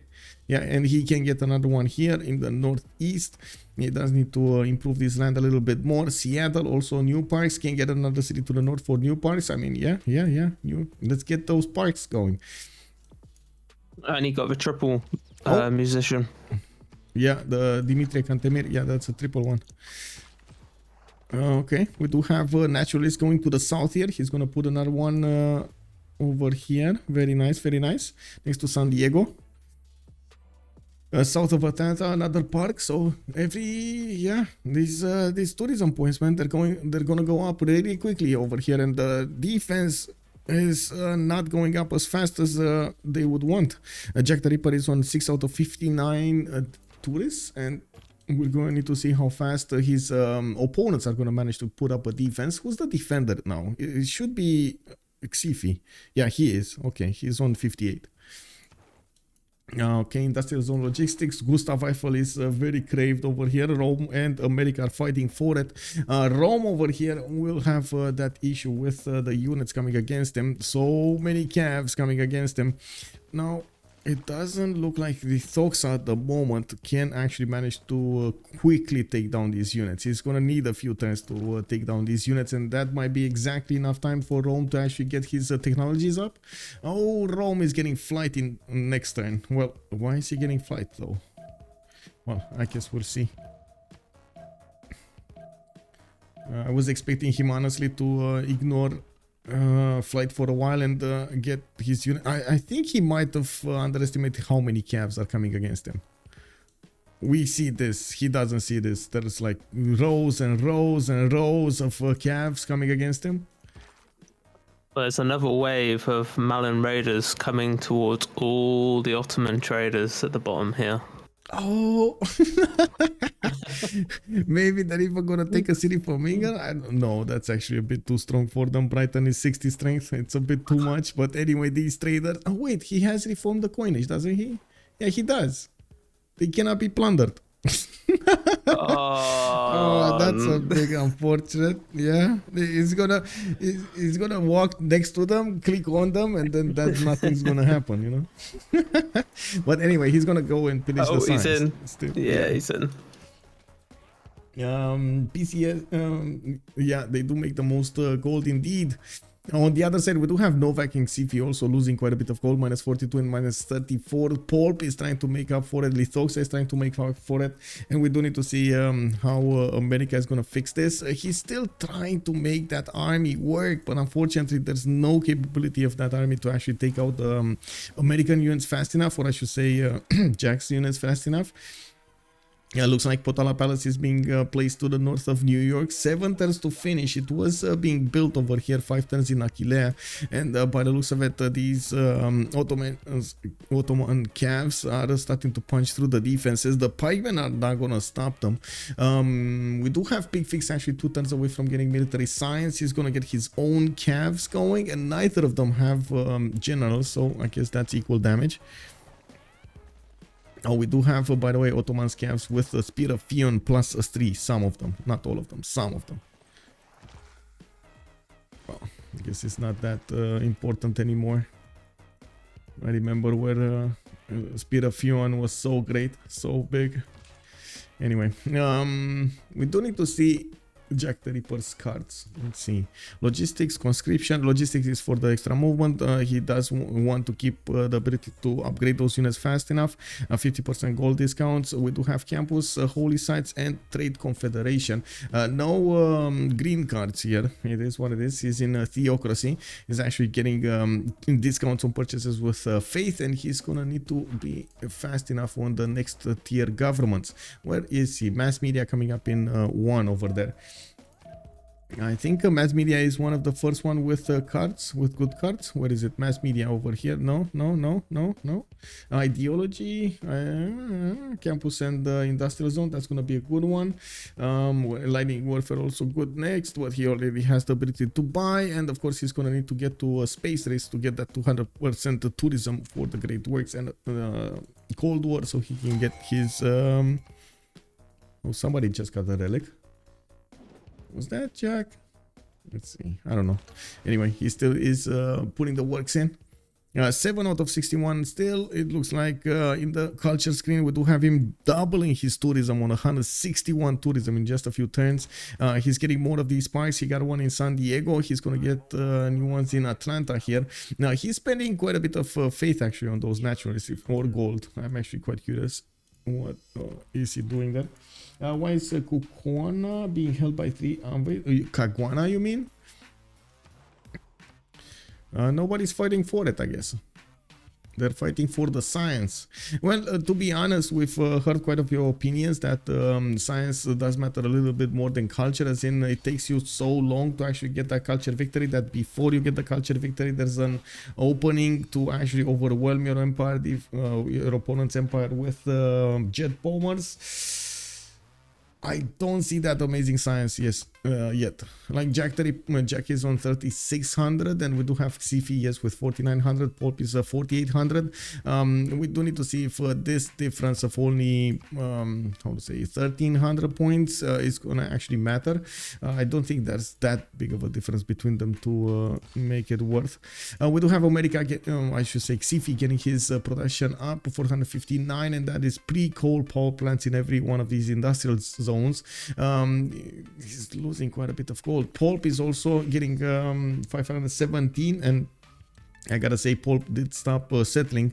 We do have a few mana raiders doing quite a bit of work over here, quite a few pillages in Ottomans land.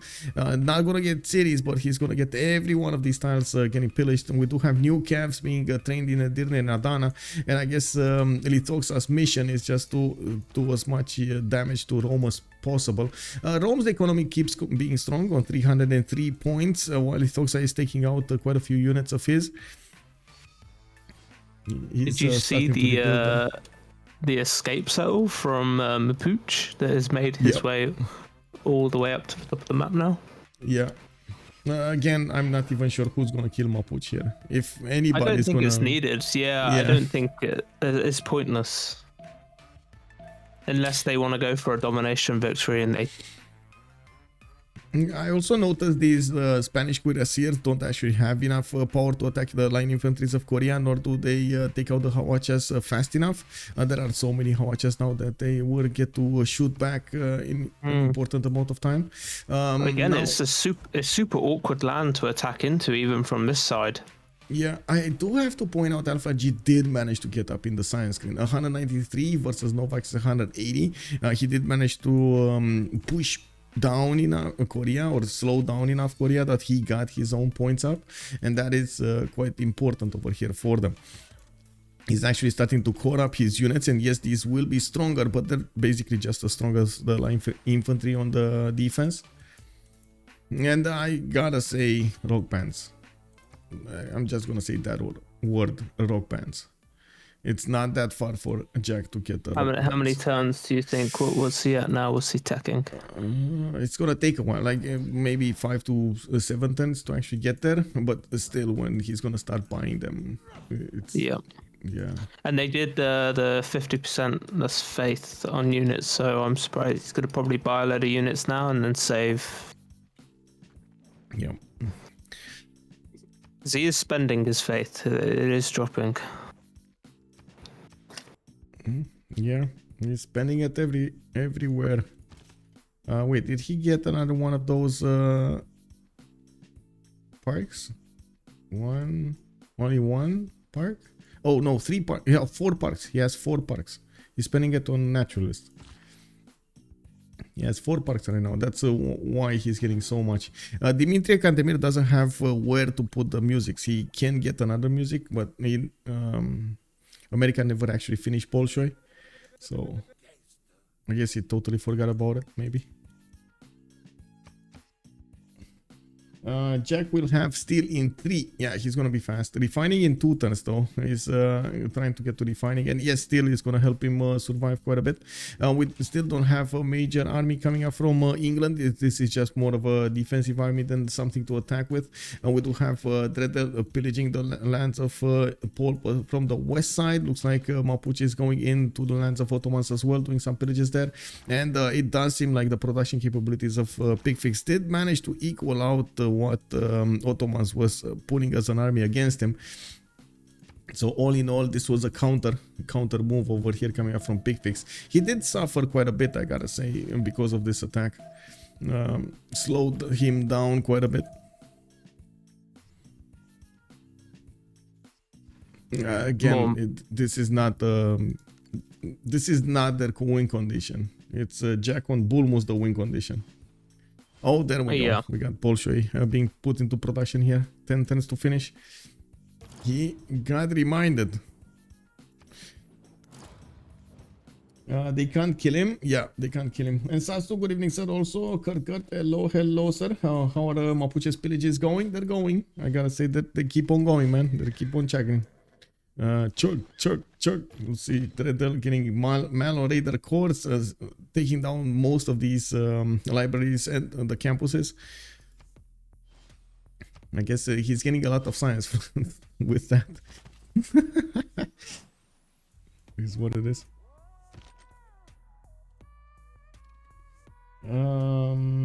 What are your guys' favorite Civ? Okay, let's go for this answer. What are favorite Civs? I think for a long time I was a big Australia enjoyer. I like but Australia, now I think it's a pretty close race between Victoria and Japan for me. Okay, that makes sense. You stayed on the coast. I see how it is. Okay. Yeah. Nothing on land. No, land's boring, you know. I'm a sea boy. Makes sense. You're from England. You like the seas, man. We were born on an island. Yeah. I guess I still like Rome. I still like Persia. I still like something like India, like Gandhi, something like that. Not sure if I really like Chandragupta's gameplay, but Gandhi I really love. So, yeah, basically those. What is your favorite Civ, Eden? And maybe chat, can you give us an idea for what are your favorite Civs?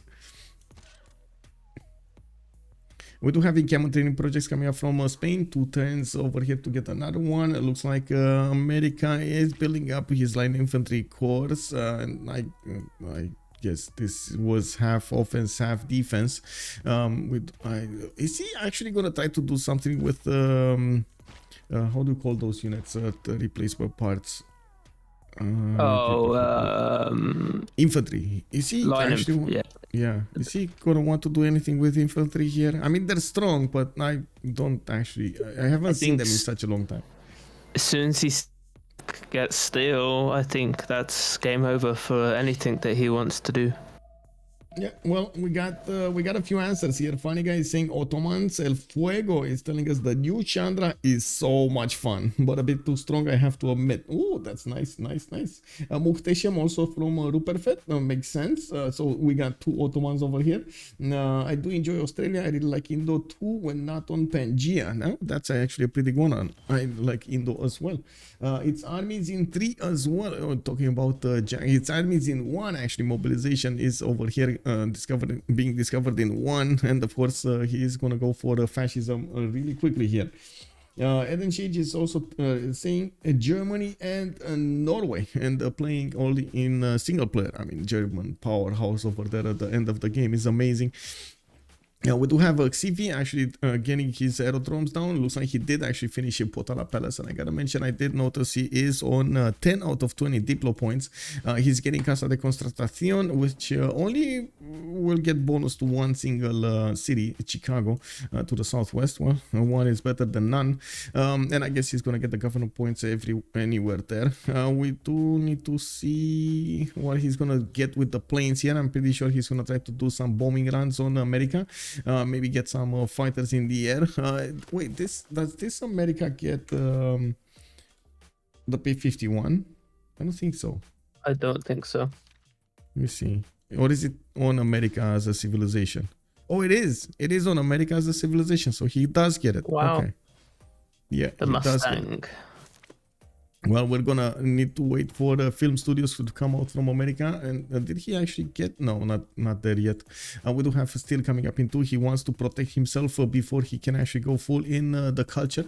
We'll try to balance out the two things. Looking at the culture screen here. Oh, another jump. 236 tourism coming up from Jack. And this is pre all of that film studio expands that he's gonna get. And I do see more of these national parks are being set. He bought more naturalists, and we do have quite a bit of space created for them on the eastern cities.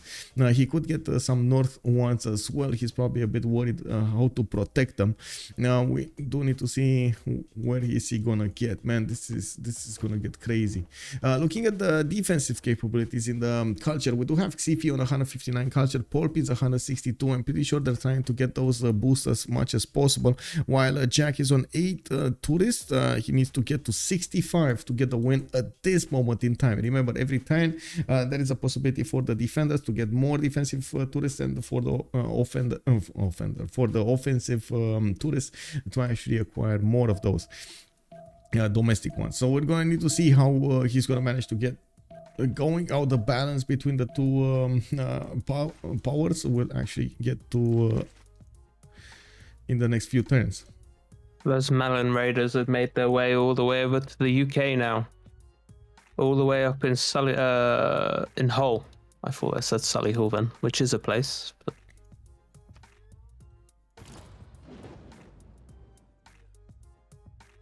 Okay, Xiffy actually finished 2 wonders. He did manage to get the Terracotta Army and Casa de Constatación in the same turn. He put down Oxford University for more science. He's 4 turns away from finishing it. Gustav Eiffel giving him quite a few bonuses there. Now, I think this attack keeps on going. Ottomans is still pushing Rome over here.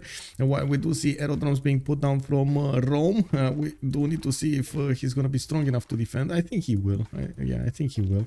It's just a matter of time until Ottomans units are going to crumble here. More cavs are coming out from the cities of Rome, and for some reason my enter button is just ting, ting, ting, ting, ting, ting. I have no idea why it's doing that. Mine's doing the same. Yeah, I don't know. It's units are getting upgraded. I don't know why this started happening, by the way. This started happening like, I don't know, 2 months ago or something like that, and I have no idea why it's doing this.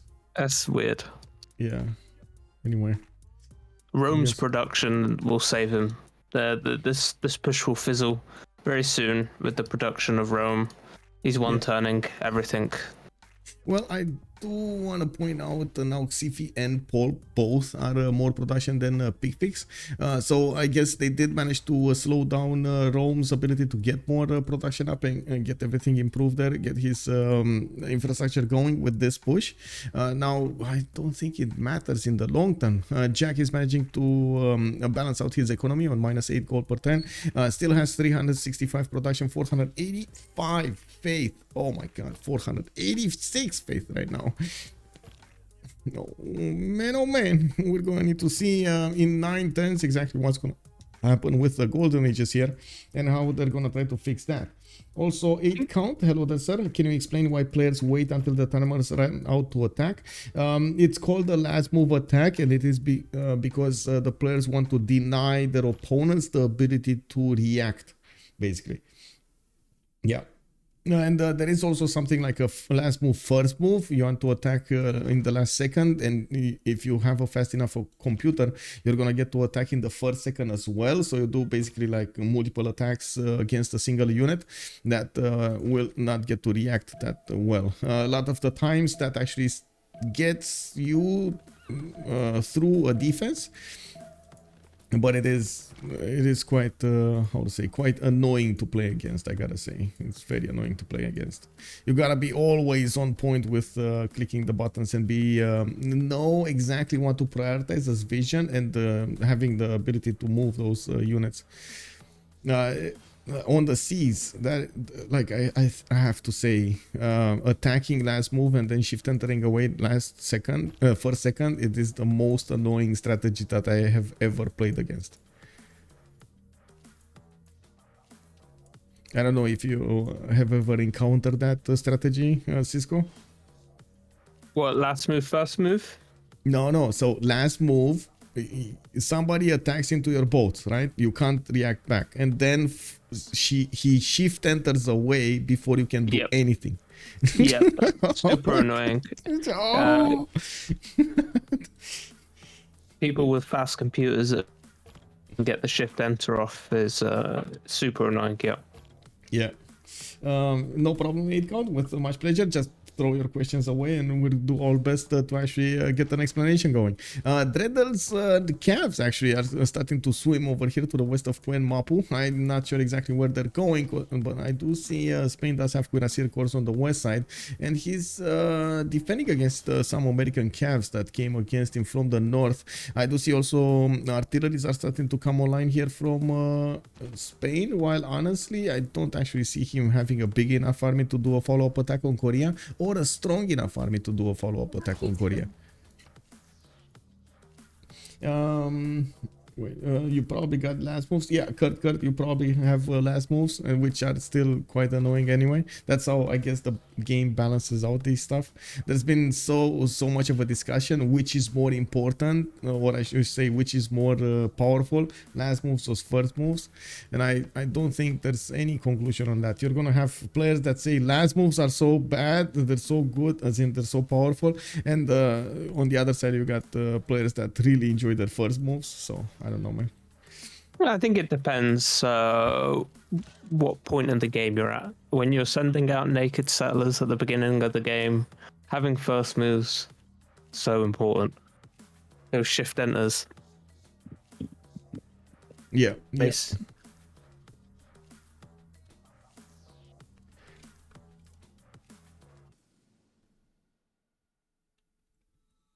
I see hangars being built now, and I see that England started to put encampments and armories down. And it's Theatre Square project crazy. I think England's going to try and be the culture defense here.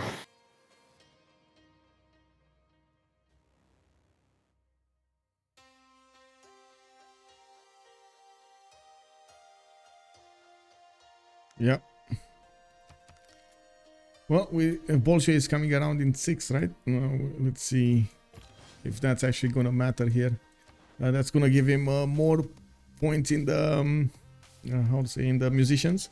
We have Jack on 15 out of 72 tourists right now, 300 tourism. He just jumped up to 300 tourism, and again that's pre-rock bands, and that's pre-democracy, and pre how do you call that, the 200% the card for religious from musicians.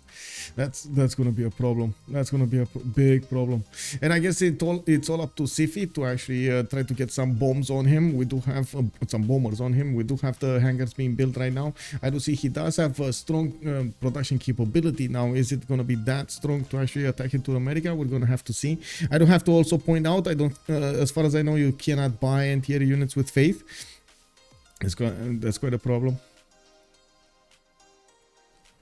Okay, Bolshoi, campus research projects. What's happening? Alan Turin. Okay. Oh, he wants computers. Yep. Alan Turing would be quite important here. 484 points out of 840. It's gonna take quite a few projects to get there. 1, 2, 3. No, 1, 2, 1, 2, because that's an encampment training project. I see he's also trying to take out one of the American calves that went into his territory from the east. Do you have a least favorite Civ? Oh, wait. Yes. I mean, okay, I don't think I've got any least favorites, but I would also say I'm not the biggest fan of monumentality civs. Okay, I have to say it. Catherine Magnificence. I really don't like it. What you got against the French? Come on. No, I don't have any. I mean, I like Black Queen. I like the other one, Eleanor. I just don't like Magnificence. It just feels like it's a bit too underpowered. And for a second there, I immediately thought of the meme of Dutch. But honestly, I like Dutch. I like Dutch before. It's okay, sure, it's not that strong, but still, it is nice to actually get the sim going with it and so on. It's I like the mechanics in a casual game. I don't like it in a competitive environment. Yeah, and Magnificence, with the though. last update, they changed her spawn bios, didn't they? So now yes. she's guaranteed to spawn on lakes, rivers even. Yep. Whichever one the CPU plays on deity, all of the, I understand, all of the powerful ones. I see. Okay. How much time do we have until the next era? We got 5 more turns until the next era, and by the looks of it, JackTheRipper did manage to actually get over the necessary points for Golden Age. And we do have Dredhel Dark, Alpha G Dark, Picfix Dark. Picfix is units did manage to push back the Ottomans' calves, and now Ottomans will need to rebuild quite a bit his army. He did get new calves in his production queues, put down a significant amount of encampments over here, and will probably try to get those military academies built. Yeah, they are. I did hear planes coming up from Rome, and now these are just biplanes. They are still strong enough to fight those calves and plug the chokes, so it's going to be fine. He does need to get to fighters, and he does need to get to bombers as well. We do need to see if Poolp's chemistry push here is going to do something. It does feel like it is a bit late. She's very close to Jack though, so we're going to need to see if both of them going planes against Jack is actually going to do something. And yeah. Infantry corps. I told you, man, infantry corps. Oh my god, these units. I just think they're too late though. They're not going to these all have the Matterhorn, right? Or at least most of them do have the Matterhorn promotion, so they can move quite fast. My question is here, because I haven't seen infantry corps push or infantry in general push since the time of Colento. Not sure if you actually caught Colento, but that was like a year and a half ago he was playing, and he really did enjoy the infantry corps push. Oh my god, that was like so powerful. I suppose they've all got promotions too. Yeah, it could. Or most of them. These are 106 strength units, man. Yeah. That is a bit of a problem over here. Do you think the culture's going to let him down here and not having armies? And Jack's got armies. Do you think that's going to be a... well, I guess we're going to need to see how much gold they do get, because at the moment it doesn't look like they have that much gold to upgrade everything. He's going to start getting his knight armies into cuirassiers, and we're going to need to see how much he can actually upgrade. If you take a look at the infantry corps attacking into a knight army, it still takes it down in 2 shots, and that's with all of the bonuses on the infantry, on the knight. Now it will probably be a totally different dynamic against the cuirassier armies, but still I don't think the cuirassier armies can get over 100. They're like what, 95 or something, 90, something like that, 92.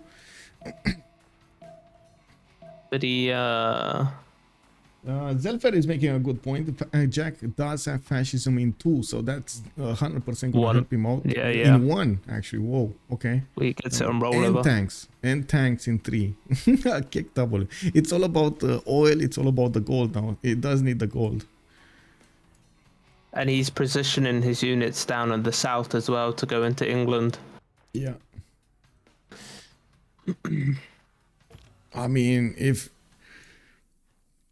if he actually wants to push against England, England is just gonna go down, because usually when you do go for chemistry, it does slow you down quite a bit for a while from actually getting the technologies to defend yourself, like getting to ballistics, getting to your own tanks, getting to steel and so on. And that's exactly what's happening here in the lands of Poolp, and maybe that's why Xiffy did choose to he got chemistry this turn upgrade, because I see a research lab has just gone down, so I don't know what she's taking now, but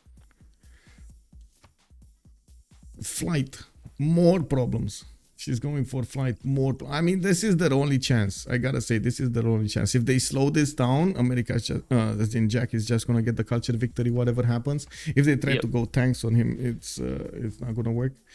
So we do have, by the way, 4 movement infantry corps here. Some of them 3 movement.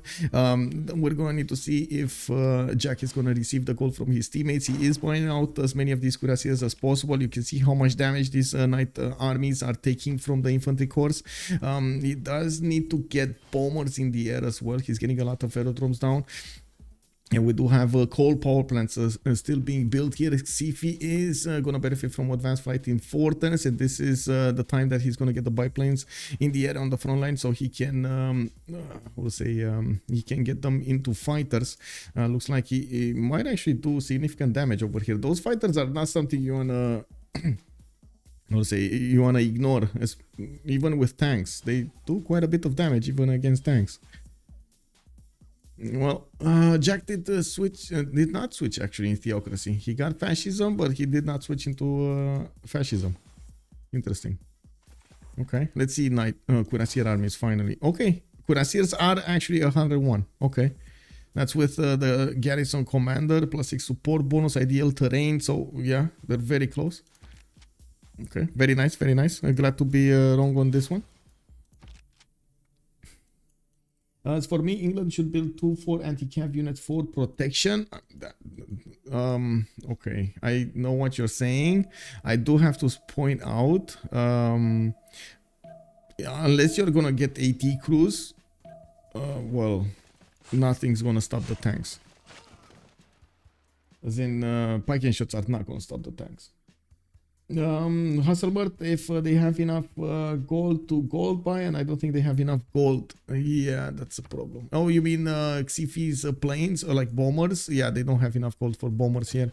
It will take them quite a bit to actually get the bombers down. It looks like also Jack went pretty heavy negative again on minus 87 gold. He does have 464 production and 458 faith. Took us away from getting Bolshoi, and still 17 points out of 88. Pretty good defense, I gotta say, from both Poolp and Xiffy. Oh, the tanks are coming. And that's gonna nullify this attack. Okay, that's it. Tanks are 123, and with he did switch to fascism, and that's it. Okay, yep. It's just about the gold though. Can he push? Oh wait, America does have 1 unit with fascism as well. With sorry, fascism with an army. Okay. Yep, he's just got it. He got it that time. Okay. Siege towering. Wait, this is a steel wall. What's the siege tower doing then? I guess he's just getting it for morale support or something. Oh well. Let's see, research labs coming up from Poolp. She's only on 260 science and will probably jump up to maybe 350, 400. I wouldn't really say more than that. She still needs to build a lot of campuses, and she did not actually expand as fast as we were expecting. Now this is going to be a major problem if America tries to attack into her. The biggest issue is the gold generation. It's not going to be actually on the side of PCS or on the side of any team at the moment. I do see there are some hard built units here. For example, San Diego getting a tank. We might actually see some buys out of tanks here, which is going to be massively important. Tanks coming from Korea as well. Yeah. Valentine is also saying that Xiffy doesn't have a general for these units, and indeed he doesn't have a general for these units. America is making 53 great general points a turn, and the next one is Rani Lakshmi Mai. That's industrial and modern. He could get one, it just takes him what? He has a project finishing next term. Oh, so he's gonna get next turn. Okay. Yep. Even with the general, I don't think these infantry armies can push through tanks. And they are 116 versus the tanks 125. They would be with the general, what, 121 versus 125. Not strong enough. Even with triple shotting a tank is not gonna do it. Encampment training projects also coming up from America. He's trying from Jack. He's trying to also get a general. He's on 56 points a turn, 128 out of 270. Might actually get it in a few turns there. I do see campus still with campus research projects. He is still trying to get to Alan Turing, and nobody's actually fighting for him for this. Maybe America, maybe the other America. I don't know. We'll see. Did I see any project here? This is encampment. This is campus. Okay, no. 100%, 100 gold per turn. Vicky. I don't know what went wrong. Well, first. Malo Raiders. Second, I have no answer for that actually. She did manage to get a lot of Royal Navy Docker. She did manage to get a lot of stuff over here. I think she's kind of split her. Oh wait, before the now. coinage. That's what went wrong. She didn't get the golden. Oh, okay. That's why. She's gone to culture defense here. I see a lot of great artists, great writers. Yeah. And that's, I guess, the power of somebody going culture, and you have focusing, attacking into that culture. Oh, well, yes, she's now the culture defense, 94. Yeah. So Xiffy is gonna be the offensive one, and she's gonna be the defensive one. Okay, makes sense. And we do have multiple hangars coming out from Xiffy as well, getting those P-51 Mustangs in the air. That's a technology that America will still need to discover. We do see America actually not only managing to get that. Wait, did he? Oh, he didn't have the time, right, to get. Yeah, he didn't. Oh well, to get the finest tower. Oh well. Yeah. Oh well, it is what it is. Fascism can work anyway. It's fine.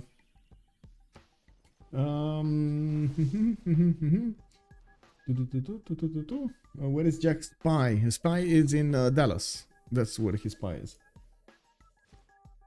Yep, one in Dallas and one in Bristol. On it's a +2 on Bristol as well. Bristol. Oh, in the south. Okay, I see. Yep. Oh, there's also a tank coming up over here, maybe against Liverpool or some English territory. He's gonna try to get some gold for himself. Feast on the lands of Poolp over here. Well, it does look like there's nothing stopping him from doing that. Does he see that tank? He should. Nope. He doesn't? He does not see that tank.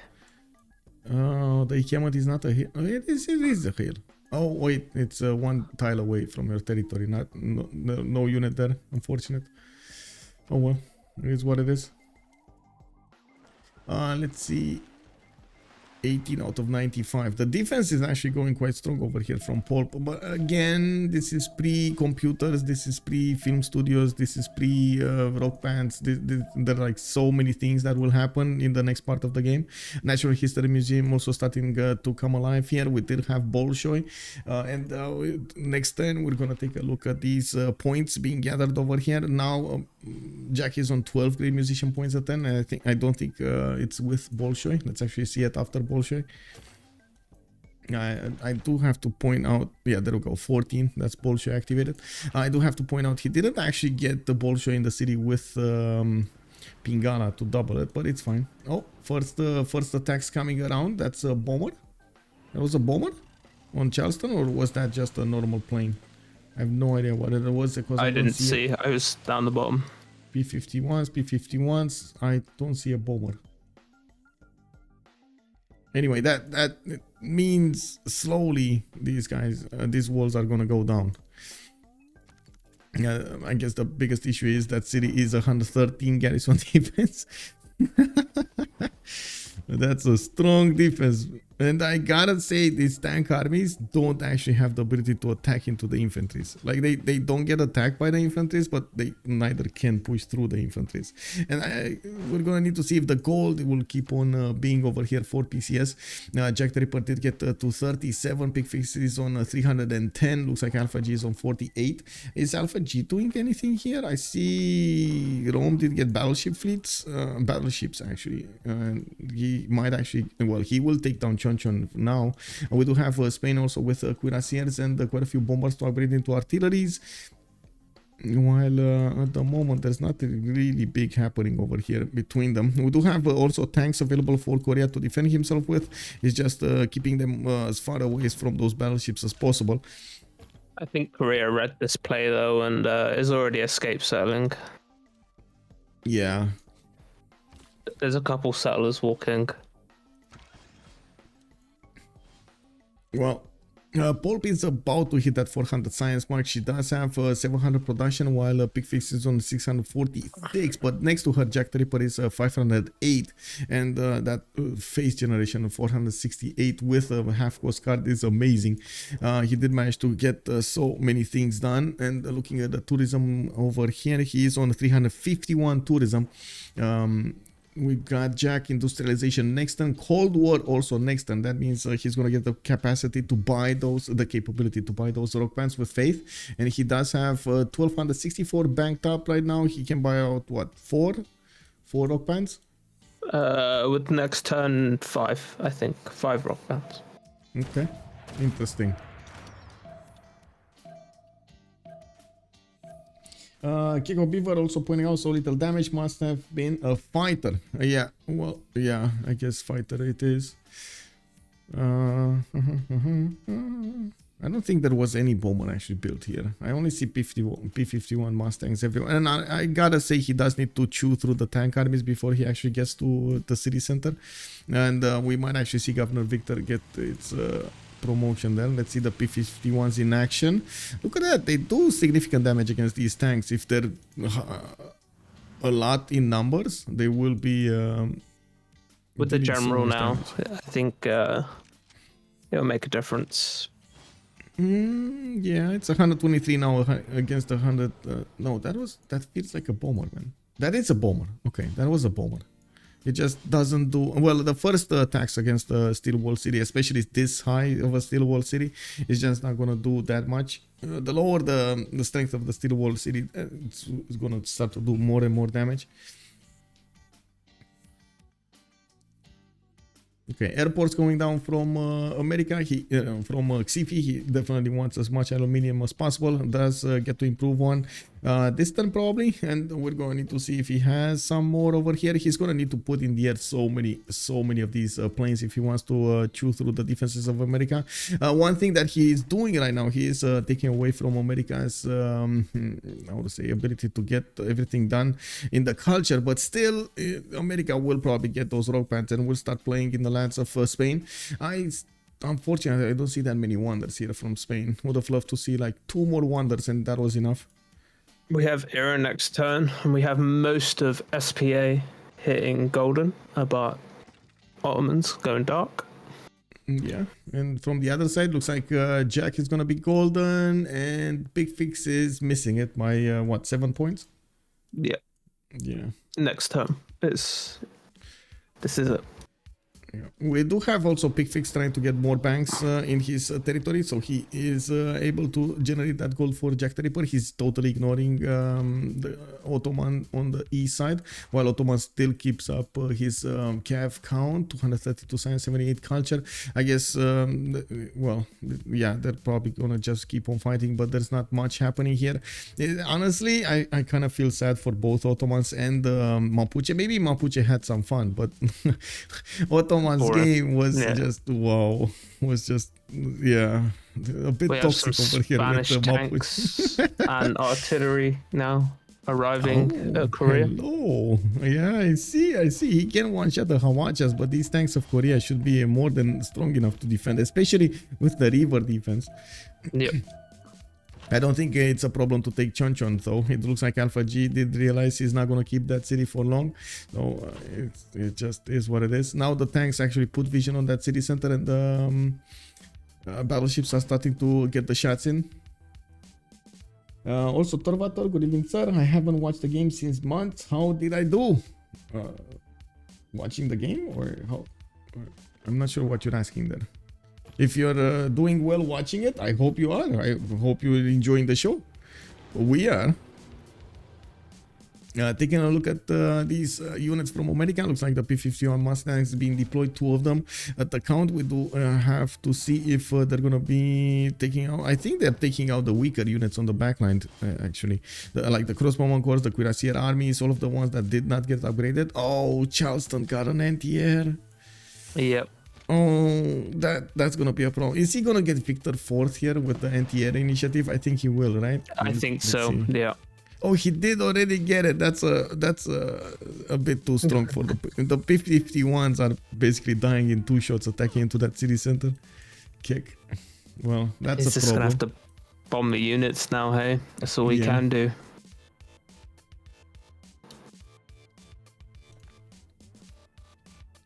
Well, it is what it is. Pump's doing a very good job.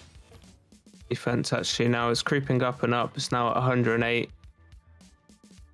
But like you said, rock bands are around the corner. I haven't seen any purchased yet. I see also Jack did get a few more, 24 out of 109 defense. He's still not buying those rock bands, okay? Okay.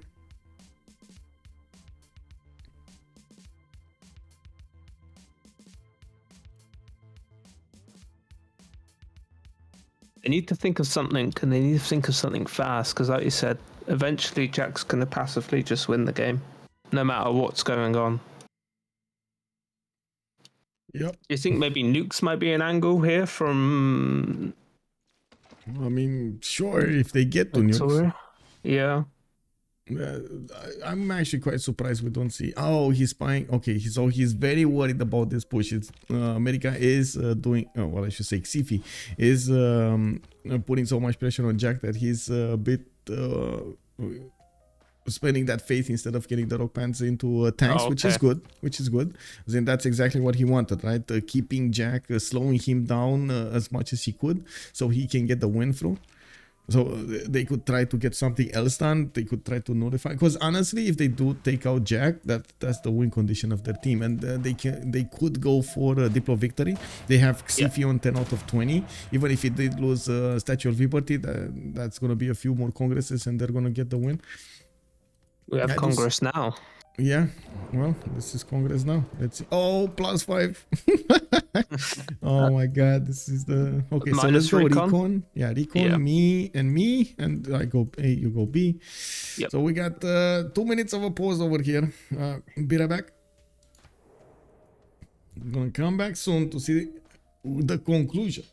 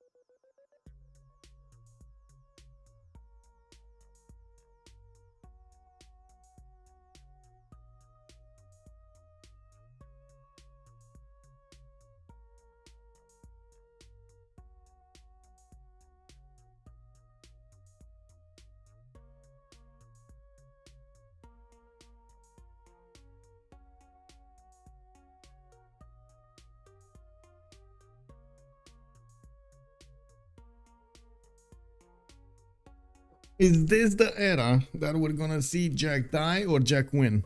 That's the question I have to ask. Oh, Logan Jogim, thank you so much for the prime. Much appreciated, sir. Thank you, thank you. Let's actually take a look at what's going on over here. We do have Jack repositioning some of his tanks to protect his other territory. Infantry units are doing massive amounts of damage. These tanks did receive a -5 on them. 8th count also, thank you so much for the follow. Good evening, Senge Anima. Hello there, sir. We do need to see what's gonna happen over here now that these tanks are gonna suffer from the -5 on the heavy calves. Victoria also did get the loyalty and -20 population, and wow, they won everything. Wow, they won everything. Interesting. That means they got 5 points. No, 4 points. Yeah, 14 out of 20 points over here. Maybe they're gonna snatch Noble.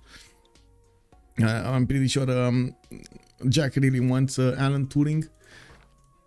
We're gonna need to see if these P-51s are gonna live up to their name. They can't really attack into the units defended by those anti-air guns, and we do see them doing quite well, not that much damage against these tanks right now. It is what it is. Don't they have? Oh yeah, they have the -5. Wait, did Jack get the card? Finally, Fascism Legacy. Okay, he went for the Finder's Hour and Fascism Legacy. Let's go. Let's go. +10 on those units. Now we do have broadcasting that's coming up from Achillea. Looks like more zoos, and by the looks of it, industrial zones on the east side. Looks like Picfix is getting his advanced bombers. We do have 274 science, 122 culture, 654 production. Oh. On the yes, hello.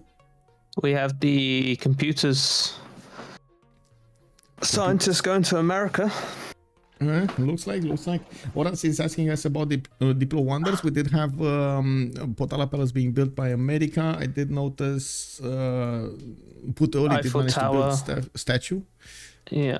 What? What? Sorry, No. Yeah, I meant statue. Statue. Tower. Yeah.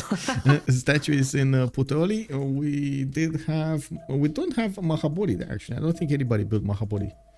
So Mahabori temple could be a thing over here if he does manage to put down holy site next to a forest, and he does have, for example, a slot in Phoenix where he could put it down. He's gonna kill a 2/6 mine though. That's a bit expensive, but you know, everything for the points.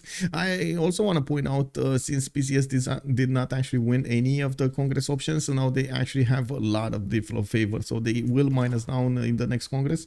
Even if they do get 16, maybe a possible 17 out of 20 in this era, might not be enough to actually get the win in the next one. Yeah, I think losing Statue of Liberty was pretty huge for the Diplo win. Yeah, more of these anti-air guns are being deployed. JackTheRipper is putting them in such a way that most of his units are getting those defensive capabilities going.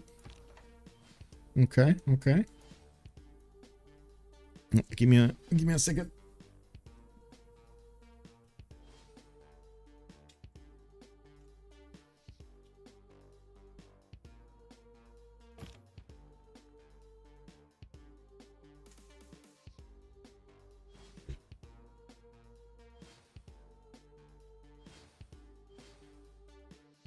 There we go.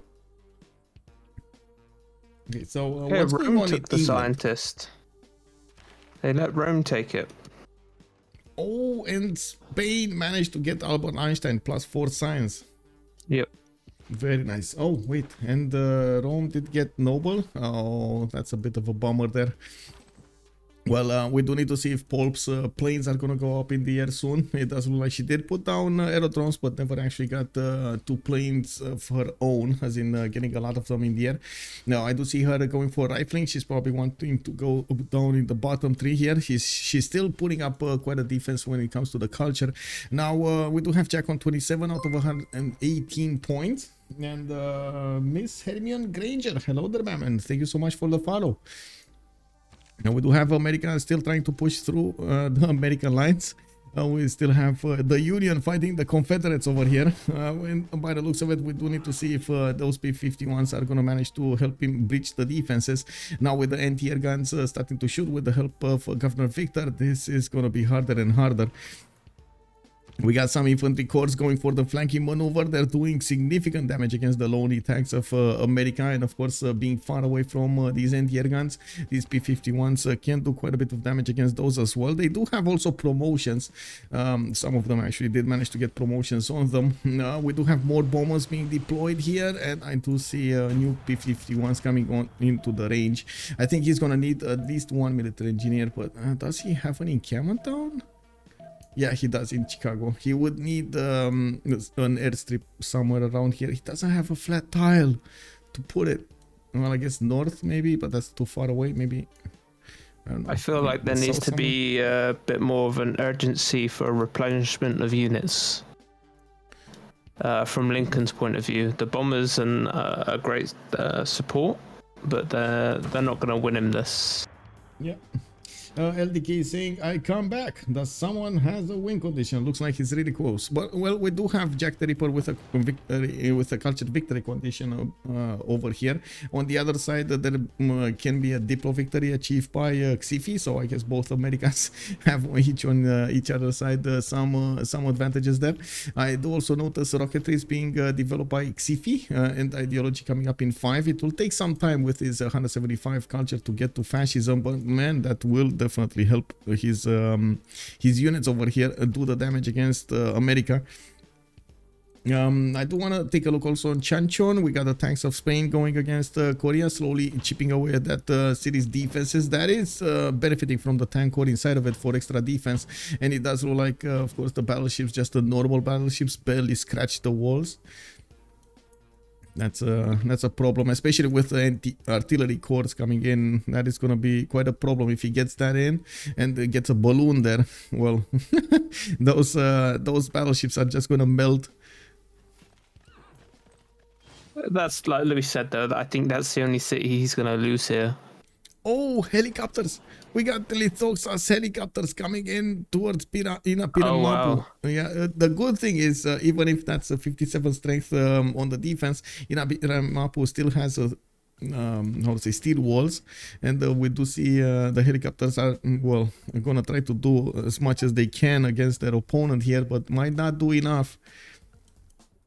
We got choppers. Yes, choppers. He didn't manage to get, well, oh, there we go in the south. He did manage to get quite a few of them upgraded here. They're gonna just keep on fighting the Mapuche calves and gonna overwhelm them. I don't think they're gonna overwhelm cities, though. That's the major issue here. They can't really take cities. They're not armies. Armies would have managed to do a lot better. And they don't have vision on where his last city is. So they could, he could commit to killing him here, but yeah, it's not going to matter. They don't know where much. the last city is. Yeah, so I do notice Picfix did manage to get to 700 production. Jack is on 638 plus that faith pattern he's making. Looking at his eastern cities, he got a lot of national parks going. Oh my god, a lot of national parks going, and buying more of these naturalists. He is preferring these naturalists well over these I want to say those rock bands, and I guess he doesn't want to get set tourism instead of the rock bandish tourism, that how to say, casino style tourism. Did he get computers? Oh yeah, he did get computers. That's why he jumped up to 700 plus. He's on 741 tourism a turn, while he's on 34 out of 123 tourists.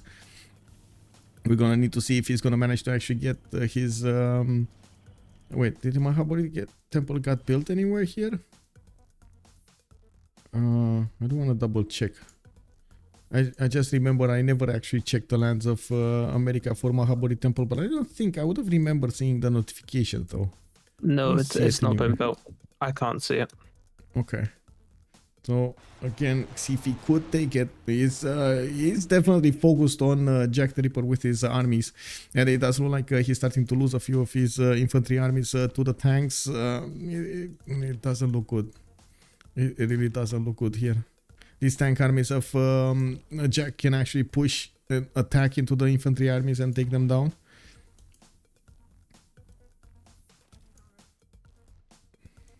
That's a stalemate. I would call it a stalemate. We do need to see how Poolp is going to try to follow this up. With 420 culture attend, she's going to be quite quickly on fascism, and she will get quite a bit of gold to use there. If on the coinage, 264 gold attend, Lythoxa has 188. Xiffy is also in the positive side, has a lot of production, has a lot of science.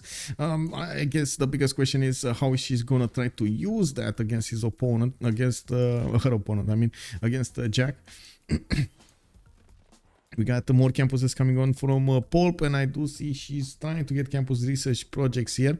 I do also notice more builders and developing her culture defense. She's probably gonna need to get to 1,000 to actually defend JackTheRipper.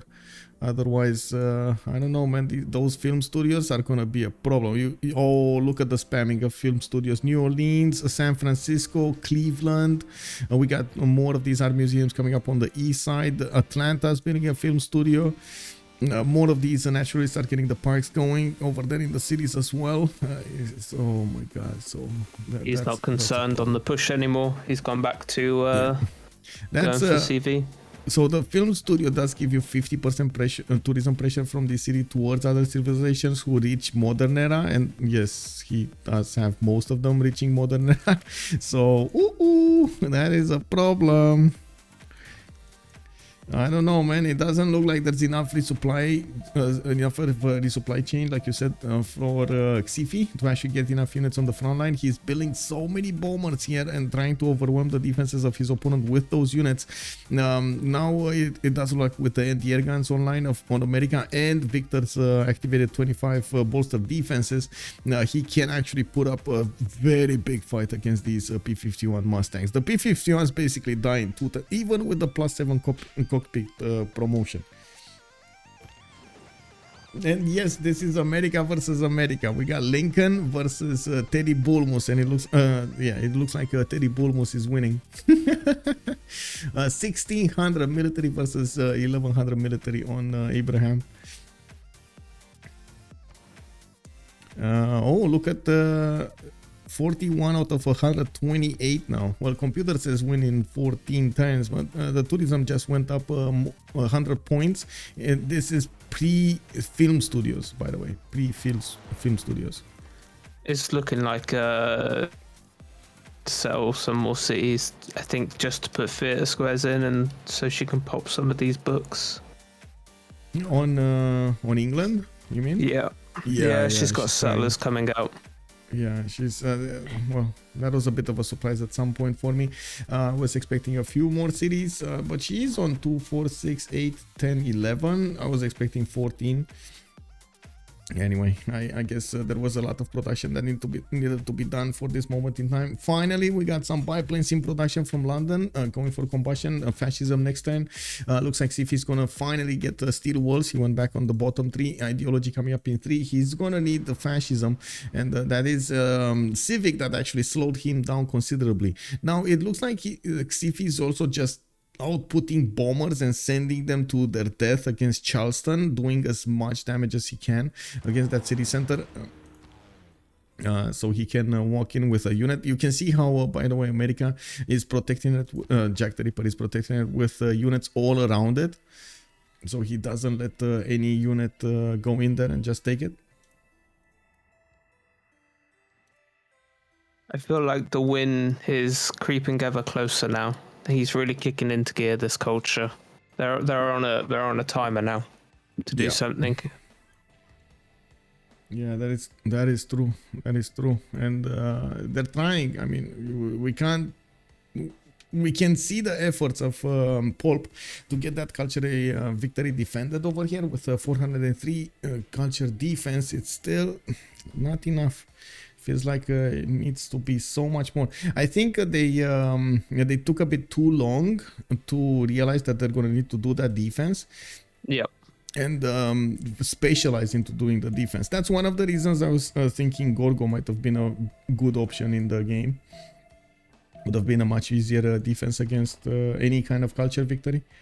And of course had the power, if you really wanted to go against somebody, would have had the power to go against somebody anyway in the late game. I see these helicopters have made it now over into Mapuche land. I think they're just going to pillage, to be honest with you. Yeah, I don't see it. Yeah, it does have a decent amount of units there. I see also Rome is deploying some defensive fighters for a screen here to deal the damage against the helicopters. Dredhel's cavs are just outmatched over here in technology. Can you imagine, by the way, attacking with cavs a helicopter? How would that work? Yeah, how do you do that, actually? Do you try to jump for it? You throw your swords at them. Yeah. Well, maybe it's like in Avatar, you know, you get like those spears and you throw them at the pilots or something. You try to. Yeah, I don't know, man. It doesn't seem to work. Okay, so these bombers are actually doing quite a bit of damage against Charleston. It looks like they're also taking a lot of damage on return. America is going to have strong enough units, and the walls went down. Wow. In Charleston, yeah. That's the power of having too many bombers, I guess. It still doesn't look like he can punch through the tank army defense to actually walk in the city of Charleston. That's not gonna happen. He needs some more troops down here. And fast ones, like something like helicopter or something. Maybe Poolp is gonna oblige with that. She does have a cav coming out here from Sheffield, getting her military academies going. I see biplanes in production, more settlers. No, she's not. Oh, more cavs. Okay, maybe she's gonna go helicopters, combined arms. She's going nukes. Okay, she's going nukes. I think nukes is the way to go for her. These bottom cities. I guess the question is, will she have enough science and production to actually stop Jack from getting the win? Because next turn, we're going to start seeing these film studios getting online. Environmentalism is also going to get online here. And I do have to point out, Jack is on 942 tourism before environmentalism. And that's crazy. You know, I see the tanks have all just been upgraded in the bottom of Vicky's land. Yeah, well, so she is finally gonna start to push America from the south. Okay, very nice, very nice, very nice, very nice. This is a long time coming, but it's coming. Okay, very nice. That's gonna put a lot of pressure on the economy of PCS over here. It doesn't look like Picfix is managing to do that many points, and I do see they did manage to take out that one city, Chonchon, to the north of Korea's capital. Out by the hurricane. Yeah, the hurricane, man. It looks like the battleships are also helping out these units of Spain push through. And I gotta say, they're not giving up. They're not giving up. When they're doing everything they can. Oh my god. I wouldn't want to be in a balloon with a hurricane. No thanks. That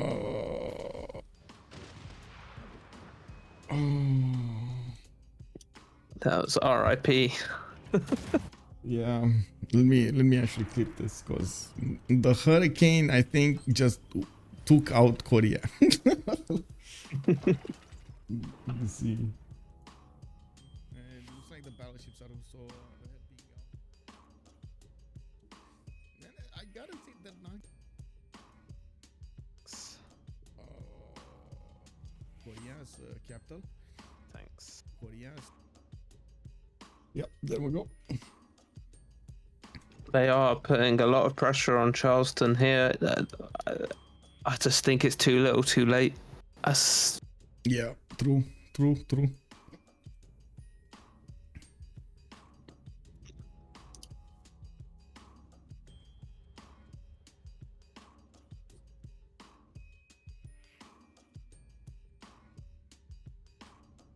I wish we could see if we clicked on them to see how many art and books they had and if they're theming and, you know. Yeah. It'd be I nice wish to so update. too. But well, I mean, we could have, but unfortunately, the mechanic that allows you to do that actually also allows you to move units. So yeah, Yep. that should have that was taken out at some point. A bit unfortunate though. Oh, Chichen Itza somewhere. I don't know where, but Chichen Itza somewhere. Dredhel, maybe? Putting down Chichen Itza. Oh, he's trying to kill his tiles, so he doesn't give enough tiles Gold. for Ottomans. Yep. Yeah, okay. He's also trying to get the cannibal out from Nag Mapu. We've got bombers also coming around from Hattusa. It looks like he's trying to attack over here in the south. Korea doesn't really have that many tanks to work with, and of course we do see that Spain is coming up with quite a few artilleries and balloons to go against the Yangsan. Well, like you said, this feels like it is a bit too late. They're not going to manage to stop him before the next World Congress session to vote. And look at Jack, by the way, 52 out of 136. He just got 10 tourists in one turn, and he halfway point on the tourism is like the tipping point.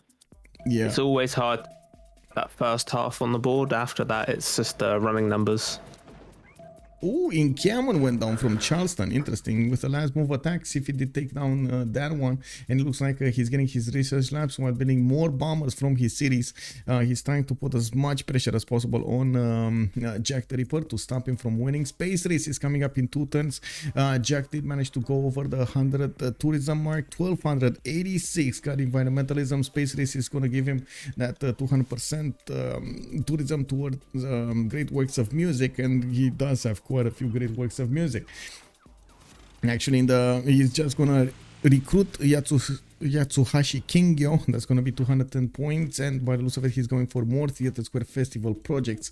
The thing is, finally, Jack did get his own Mustangs in the air, and he's gonna try to defend himself against the English nation to the southwest, which is gonna try to push him with tanks.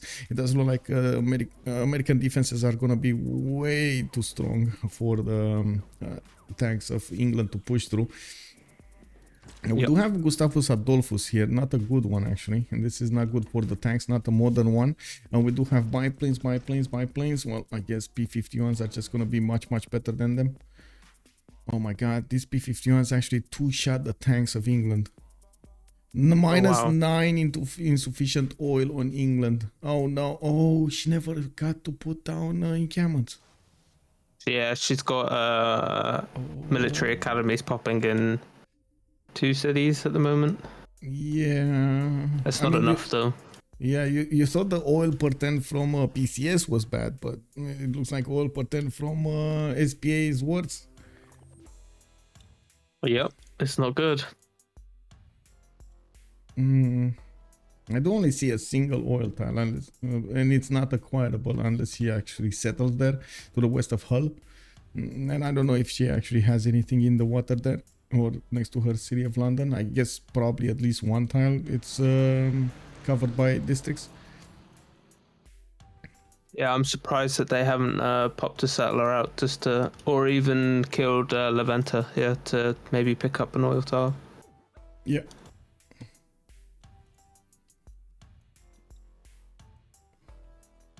Lumatics, good evening, sir. Can we see how much already takes everybody has? I guess we can take a quick peek over here. Poolp is on 53 technologies, 36 civics. Xiffy is on 54 and 34. Lythoxa is 44 and 29. Novak is on 46 and 28. Jack is on 50 and 46. We do have Dredhel on 37, 29. Alpha G is 46, 29, and then Picfix on 50 and 34. It does look like Xiffy is the one that's ahead with 54 out of, 54 out over here. I don't think anybody has more than 54 nobody has. It's actually Vicky and Lincoln that are ahead with 53 and 54. Yeah. Also, Sharkins was making a comment, Mapuche getting what he deserves though. Well, yeah, sure. He's getting pillaged back, but it took like the whole game to prepare for a pillage against Mapuche. Oh, I saw insufficient aluminum. Is it aluminum for for fighters? Yes, yes. And bombers, Yeah, yes. Rome, insufficient aluminum. Oh, look at this 70 out of 144. Oh my god, man. Yeah. Film studios, man, are pushing it, man. Oh, this is the time is ticking, and this let's see, Poolp is gaining nuclear fission in 2 turns. No, she's 6 turns away from Manhattan. Can they survive 6 turns? And remember, like, okay, one is the Manhattan project, then you actually need to build the nukes, and you need to get bombers or something like missile silos to attack with them. I don't know. I don't think they've got the time. How much production has London got? Let's see, London is 127, not good enough. This is like 4 turning a nuke or something. Yeah. I think it's more than that, actually. I think it might be 5, 6 turns. Oof. Oof. This is a problem. This is a big problem. Forking Knight, why is Spain pushing Korea instead of defending Jack? Wouldn't that be better because Jack has the CV victory condition? I think they're pushing Korea over here to try to do as much economic damage as possible. And I think they already discussed this, and Jack is probably thinking that he has this, as in he has the defense well done. He does have P-51s in the air now. It doesn't look like these bombers can actually attack through the defenses of Charleston anymore. By the looks of it, of course, these infantry armies are also not going to have the chance to attack into the tanks, even with the -5 from the military advisory resolution. There are upcoming helicopters, but I think they're a bit too slow to get there. Now we do have also Jack getting synthetic materials in 2 tons, social media in 2 for more cards there. Do want to check how he's using his government cards here. Forsmod Wisselbank Heritage Museum for the 100% great works of art and artifacts. A new deal, and he did not yet plug in that other card. He should have had it, right? For the musician, maybe he doesn't feel like he has enough satellite broadcast musicians. Maybe he doesn't feel like he has enough music for that to be worth more, for example, than market economy, or even Wisselbanken. Oh well, we're gonna need to see. Well, to be honest, he's building so many film studios right now. It's a big problem. I want to see how much he's gonna get next turn. He's on 1358 tourism and 70 out of 144 to get the win. The defender is England with 143, right? Okay, let's see what the numbers will tell us next turn. Because this is if this is gonna be like he's gonna get every turn 10 or more tourists, that's a win in like what, maybe 8-9 turns with acquired defense. Oh my god, he got 13. Wow. Kick. England needs to stop building units and start projecting to slow this down. Is that even gonna stop it? Because no. I don't know, man. If 4 turns Manhattan project, I mean that win seems like with more film studios coming online with oh my god, this is a bit of a problem. Rock bands. Where's that? Where did that play? Where is that rock Spain. band? It's in Spain's land somewhere. It's got to be. I mean, It died. looking. I don't know. It died? Are you sure? Yeah. Okay. Yeah. Okay. So at least he tried. At least he tried. Well, let's see. 84 out of 151. He still got one tourist out of that rock band play. So, you know, at some point it's worth. He just went over the halfway threshold anyway. And it looks like 1,592 passive tourism on him. Did he just plug in the card? Yes, he did. Satellite broadcast. Okay, there we go. It was last move over there. It is what it is. Oh, he took out the upgrade card. Interesting. Okay. This is a masterclass in culture victory. Yeah. Man, oh man, what can I say? We're gonna need to see if the production capabilities of England is gonna allow her to do something. It doesn't look like it's happening. But I guess we did see yesterday how multiple jet bombers did manage to push through. Somebody doing a cultured victory. The thing is, I did not see Xiffy focusing down getting the jet bombers, which yes could do so much damage against the opponent. These planes are just not doing enough. Nope. The push on Korea stopped completely. Spain's completely backed off. Yeah. What else is going on? Let's see. Lumatix is also saying, yeah, but you don't need some cultured Civ to defend, just someone who had sim the whole game. Yeah, I guess. They did dedicate England to try to do that. She was pretty like safe over here, so it's fine. See a road being built to Ottomans. They're trying to get more gold, probably. From whom? Wait, from whom? Oh, from Rome America. From Rome. Yeah. Sorry, from Rome. Okay. Yep. So Rome is trying to bomb over here Ankara. Okay. I mean, that's good. He needs to do this. We still didn't have that Mahabodhi temple, and I gotta point out we got 10 more turns until the next World Congress session. It looks like they're not actually believing in that diplomatic victory. Let's see. Oh my god, 94 out of 150. It's coming. Yeah. Maybe 6 turns. I mean, honestly, even if we're gonna see 1 or 2 nukes pop into his cities, that's still not gonna stop the victory. I don't think we will see the nukes. I don't know. Don't be that pessimistic, man. We want to see the fireworks. I don't think I'll see them because 2 turns still on the project, and this is going pretty fast now. Yeah, true. More film studios coming online. We do have Theatre Square Festival projects, and I'm pretty sure he wants to get these musicians over here, and of course all of the other artists and works. I do also notice Sarah Bridrev is coming up as a merchant, and Jack will need to get a lot of projects to actually get there. Let's see what's happening in Korea's land. Korea's attack basically stopped over here. Okay, well, I guess Alpha G did not want to push forward into all of those artilleries. He didn't have the support of the battleship armadas anymore, and that's it. Okay. We have helicopters appearing now on the borders of America, but again, I don't think they can push through. Helicopters. American helicopters are pushing against American. No. Yeah. But yeah. They're not armies, man. If like at this point in the game, if you don't fight army against army, there's just no chance you're actually gonna do something, unfortunately. Also, even nukes and tier will be enough to counter. I don't see submarines yet. Yeah, you're correct. You are correct, sir. If she doesn't have a nuclear submarine armada somewhere, that's gonna be a problem. That is gonna be a big problem. We have stealth bombers coming up in 2 and electricity coming up in 1.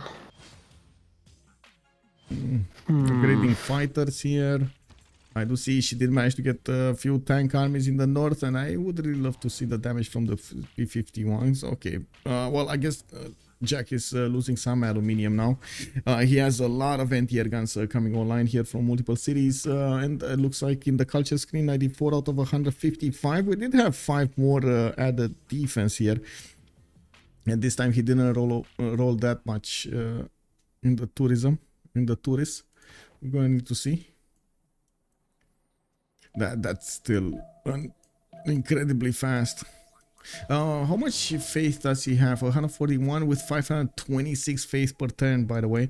Still getting these projects. Commercial hub investments, by the way. He's trying to get the Sarah Bridlove. He's trying. Points for trying. I'm not sure if it's going to be worth, but I guess 25 tourism, it's still going to be something. 25% more tourism is still going to be something. Sharkin is calling this out. This is quite a civil war over here between the two Americas. Yeah. Okay. Again, notification pop. Oh my God, he's 110 out of 161. Wow. Okay. Okay. Victory, it says in 4. I don't know, guys. We might not have those nukes, indeed. We got Manhattan project finishing up next turn, and I guess we're gonna need to see if this is gonna be an option. I do have to point out Poolp does benefit from 365 production across the empire, but I think her most productive city is London, and she does have 144 production in that city. Guess that might not be enough. Wait, didn't the Charleston film studio, how did it not get built? Because I know it's in the build queues for like so long now. He's been doing other things. Yeah, I just... No, it's not been sat on. I don't know. It feels like I've seen that for like a few turns now on one turn, and I'm like, how is this possible? What is going on? 1648 tourism from Jack, and of course we do have him starting to recruit a few more of these great people with culture points, with culture works. He is going to need just a few more, one more round for the Great Merchant Projects, and he's going to get set up Breed Rev for that extra trade route capacity and 25% tourism rate towards other civilizations. You have a trade route too, and he does have trade routes to at least one. Oh, he has actually two. He's trading with Rome and Spain at the same time. Okay. Now we do have tanks coming out from Spain, starting to help out on the front line on the west side, but then again, not army tanks, unfortunately. He's going to need to army them up if he actually wants them to be effective over here. The P-51s just do so much damage against these units. I see Korean tanks coming into the bottom of Jack here as well. That they're really trying. Yeah, they're trying. I gotta say, this is points for trying. Definitely points for trying here. On every border, he is getting attacked.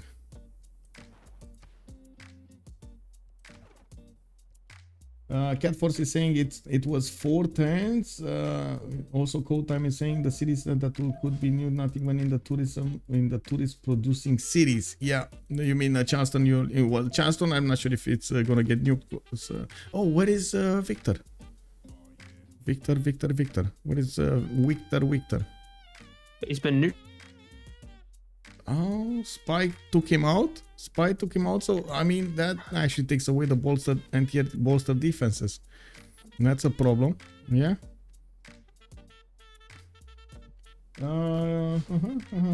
Also, Sergey Anima is telling us that Victoria is a strong cultural Civ, though. Is it? Yeah, you're right. But indeed, just like Cisco was mentioning, anybody can do a culture defense if you put enough theater squares and get enough of culture. You need to get the boost as well, and basically, if you're free simming, you get that chance. Oh, London is 4 turns for a nuclear device. Man, nailed this. Yeah, there we go. Let's actually take a look over here. Jack is on 1656 tourist turn and 122 out of 167. Well, the computer says victory in 6. Nukes in every city. 4, 6, 6, 7, 10. If it was a nuke in 10 turns, wouldn't you be just thinking, you know, stop that and do a theatre square project maybe? Well, I do have to mention England did manage to get machine guns and jet fighters. Maybe she is gonna get to push through some nukes over here and there. I guess we're gonna need to see if they're gonna be dropping or not, if they're gonna be defended or not by these units. I'm pretty sure they're gonna try to get them with nuclear silos rather than missile silos rather than anything else. Where would you be thinking about dropping these nukes? Maybe on the army of Jack instead of the city? Oh, you could drop it on Charleston, actually. So to the east of New Orleans, for example, I would drop one. I would try to drop one on the tank army over there. But that's actually going to receive another anti-air gun. Directly, like San Francisco, San Diego, these cities can be attacked. Like backline. I don't think Charleston can actually take a nuke here. Too many defensive units. It's 2 too much of a chance. That's the problem, right? You can't really push the nuke. Like if you only have one nuke, one chance, I don't think that you can stop it. Like if this keeps on happening, like he keeps rolling over like 12, 14 tourists a turn, even 2 turns, this is just not gonna be enough. Yeah. Not even 3 nukes could stop this. I haven't seen another rock band pop. Oh, I see Modern Armor in the queue. Yeah, I noticed. Mm.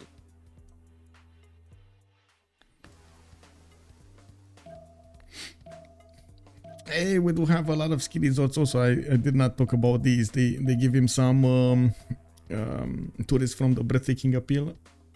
Easy peasy from the mountains. You can't really put them next to each other, but you get them every 2 tiles, as you can see. There's one missing though from the city in the north, his second settle. Yep. Actually, third settle, I believe. Okay, let's see. Culture. What's happening? That is close. Oh, 136 out of 167. Okay, that nuke doesn't look like it's gonna drop. More helicopters coming up from Dallas, trying to get armied up, and we're gonna need to see if they're gonna be strong enough to go against the units of America. Now, I'm pretty sure they're preparing to get this victory, as in punch through the armies of America with nukes, and then taking cities with helicopters of America. That might be way too late in their synchronization, though. I think Ottoman lost his top C. Did he lose? Did he have a top C? Oh yeah, you mean Ottoman? Yeah, he did. Northwest. Yeah, he did. Gone. And another one. Oh, and another one. There we go. Okay. Yeah, I mean, I guess the question is, does he care he's losing cities now? Because no. I mean, he has been bullied all the game now by Mapuche over here. I do also want to mention Spain did show up to defend Atlanta with multiple tanks over here, and it does look like some line infantries. He's managing to put up a defense against the Korean tanks, the units, and it looks like it's effective. And there aren't that many tanks coming out from Korea to take over the cities, nor did they actually have enough strength to take out Atlanta. They would have just probably tried to pillage some tiles here and there. Yep.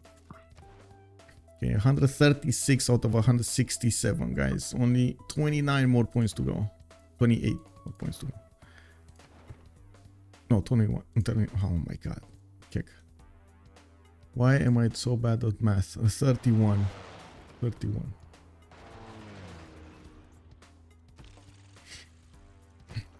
Okay, America is getting his helicopters in, and well, I guess America is in. Xiffy is getting his helicopters in, and we do need to see him getting his armies up as well. We do need to see if these are gonna go in.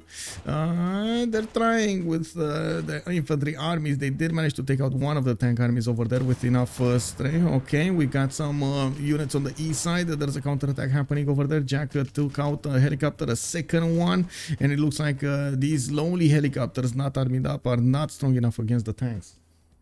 And he got the city wall defense pulled off, so back to full strength city. Oh, where is Victor though? I'm pretty sure he would have managed to get Victor back. I think he's just, how to say, he's forgetting about it. It happens. 1700 tourism, by the way, per turn. Let's actually see what is gonna be the rollover of tourists.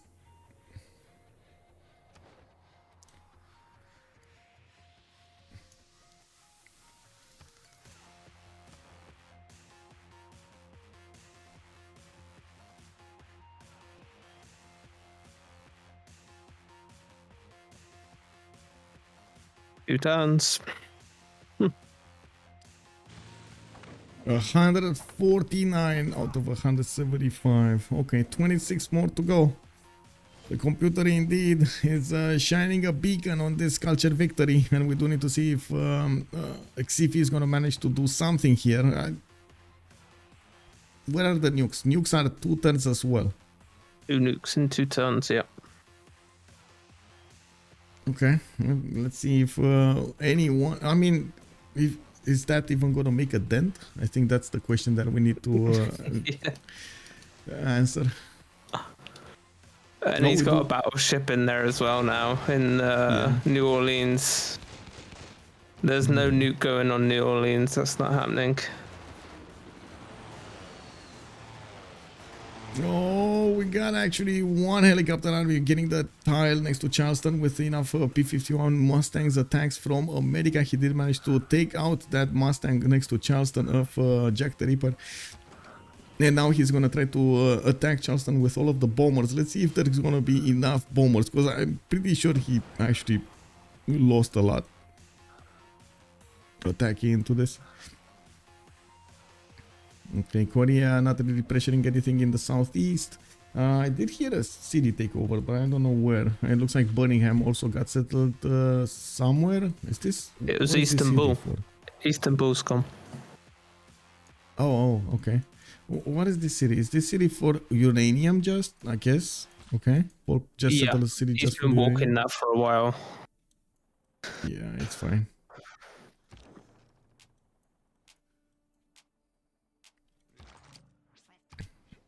So this is gonna be a 2-0 for Project Conquerors against SPA. This is, I gotta say, Project Conquerors coming up from Division 2, fighting up for a slot in Division 1, if I'm not mistaken.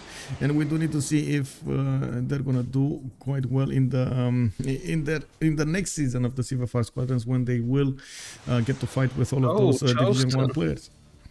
Here we go. Bye-bye, Charleston. Next turn. Yeah. Wow, he did have enough jet bombers. I was counting. He had 4? Yeah, 4. Well, let's see how fast he's getting. He's gonna keep on getting this victory. Oh, well, I see also Victor being plugged in New Orleans in 3 turns. That's 1 turn too late for those nuclear devices. They might actually get to punch through New Orleans here. Here we go, first moves. Yeah, let's see, maybe Jack the Ripper's I-9 over here is going to take back that tile to the west side. He does have a very low HP modern armor army to the west of Charleston as well. Oh, there we go, there we go. He got it, he got it. Denied. Well, Charleston is gonna survive. More P-51s move there. Let's actually take a look. 164 out of 179 tourists. That's a big problem. 15 more, and bam, we got the win. Well, computer still says a victory in 2 turns.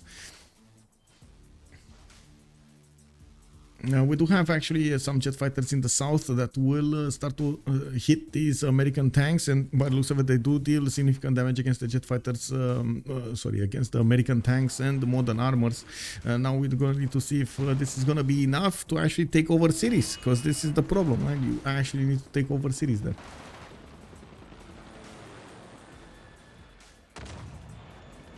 The number of American helicopters going down very quickly here. Even with all of his production during the game, it doesn't look like it's happening here. I do have to point out also Jack the Ripper still has 1800 faith in the bank. I'm actually quite curious why he did not get a few rock bands to just try to get more tourism here. Would have been quite nice. It would have been a bit faster. But maybe he just wants to see a nuke himself. I'm curious to why England hasn't thrown in here either. I get that they might be waiting for a nuke to drop, but I think they could still send a couple units to Charleston just to help. At least pillage. Yeah. Like pillage and pillage and pillage. Yeah, I agree. I don't know why she's so passive over here with the defense. Maybe she's worried that she's going to lose the units she built, so she's not going to have follow-up units to attack New Orleans after the nukes goes down. Nuke in 1 turn. Only 1 nuke. The rollover production wasn't enough for Newcastle upon Tyne. Yeah. Deep Blue. Hello there, sir. Cap. Hello, hello. Oh, we could see. I'm calling it. I reckon CV next turn. I reckon that could be it. You think? I'm not sure. I'm not sure. We'll see. 1800 tourism next turn from JackTheRipper.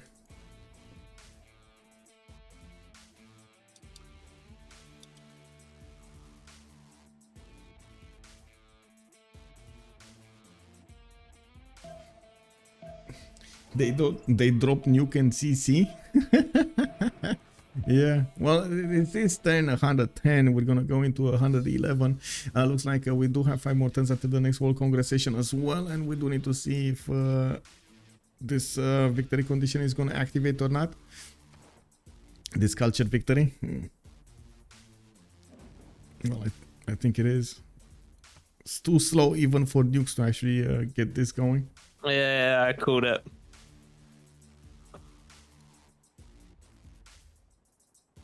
Wait, what did you call? Oh, what, they CC'd?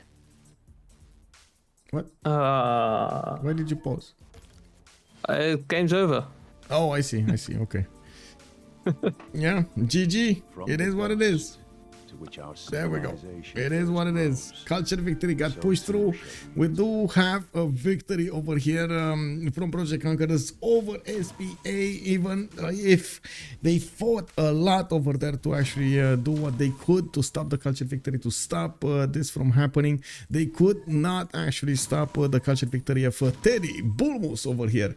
We do need to see also what they have to say in the next few minutes. We're gonna jump into the CivFR comms, and we are gonna need to see what they're gonna do, what they're gonna say, what they're gonna talk about their opinions about the game, and so on and so forth. Thank you so much, King of Gamedy, for the follow. Cat Force also, thanks so much, sir, and welcome. Hope you enjoy the show. We do have. I do also want to thank Project Cisco for staying up so late over here with us. Thank you, sir. Oh, Cisco is already there. Never mind. Let's go in the channel. It's Michael. Yeah, Michael. Because Hello, I think I bonsoir. follow you as always. Wow. Yeah. Charlestown survived. It wasn't going anywhere. Okay, GG guys. GG. GG. GG. Wow. I love Malone. Oh my God, Dredhel. Yeah, what can I say, man? Everywhere melons. Wherever you see melons. Malone. Good unit. Huh? Good unit. Why Sorry, remap? Xiffy, you complained about your spawn. You know, I didn't have a single tutu. I had only one once in my first radius and 2 mountains. Yeah. Why did you both decide to I did not remap? spawn with a single tutu. Like, this is so ridiculous. And my team, we decided to remap the first map, and they told me, you can roll higher. And then I got absolute dog shit. I had like jungle and no tutus. Oh, you Bulmus Nah. always roll fit. I mean, you know, I got lucky. I pillaged Granada twice, and then Xiffy fed me a horse. Yeah, that made my game. What? The horse, the faith. I pillaged a horse. Oh yeah. Okay. That snowballed me out of control. And Cisco, we have remap because we don't like the position of Mapuche, and my spawn is not really cool, and we think Jack can have a good role, but he don't have a good role in the second map. Non freshwater series almost everywhere. yeah, it's amazing. Yeah. New meta. But Yeah. I have a really good spawn on Rome, so it's okay. Have a good tempo. And we give you SS. Good night. Every Yeah, evening. Well, You have a bonsoir question, and congratulations. This was, I do want to double check with what this was for, by the way, what the game was for. He found up for D1, and Okay. we win 2-0. So Okay, we so- go on D1. So next season D1, PCS gets Yeah. D1. Yeah. Nice. Yeah. That's a good one. You started from D3, didn't you? You started Yeah, like yeah, working your way up slowly and so amazing. Good job, man. Yeah, Good the, job. next lesson we are Thanks. in D3, so we do T3, D2, and D1. And the season after, we win CWC. Yeah, sure. Shut up. I mean, it's good to have dreams, man. Let's go. Yeah. Yeah, but I think that will still be a dream. Yeah, it's a dream, but Yeah. not Not high this enough. year, and We need to Not- have a good mercato. Anyway, Thank you. good game. It was really enjoyable to watch, and see you next time. Salut. see you. GG, well played. Bonne ya. soirée. Bye bye. Bonne Ciao. soirée. On décache. So there we have it. We heard a little bit from both teams. Yes, indeed. Actually, Jack didn't have that big of a spawn over there. He did manage to make it work, and of course, he did manage to use his civilization bonuses to its maximum, to that maximum effectiveness. We did also hear that PCS is gonna go indeed into Division 1. Getting the double check over there on that information. They did manage to get this best of 3-1 with 2 games over SPA. It looks like also SPA is gonna drop down in the first in the second division, I mean, from the first division, and we do need to see exactly what is going to be the composition of the next CivFR squadrons when we're going to have the next season, probably in July started, I'm not sure, July or early August or something like that. In the meantime, I do want to point out tomorrow we're going to have also the third game being played out from the triple tiebreak between Last Day Company going against Chilbro and going against Veteran Takimli. Veteran, I should say, Last Day Company did manage to get wins against both in the previous games. So now we're going to see Chilbro go against Veteran Takimli and settle that tie over there. It is going to be started up at 1800, I believe. They're trying to start it up a little bit earlier. I saw a little bit of discussion. I'm going to make an announcement, and I do hope you guys are going to watch Discord over there to actually get the latest information about the schedules and everything.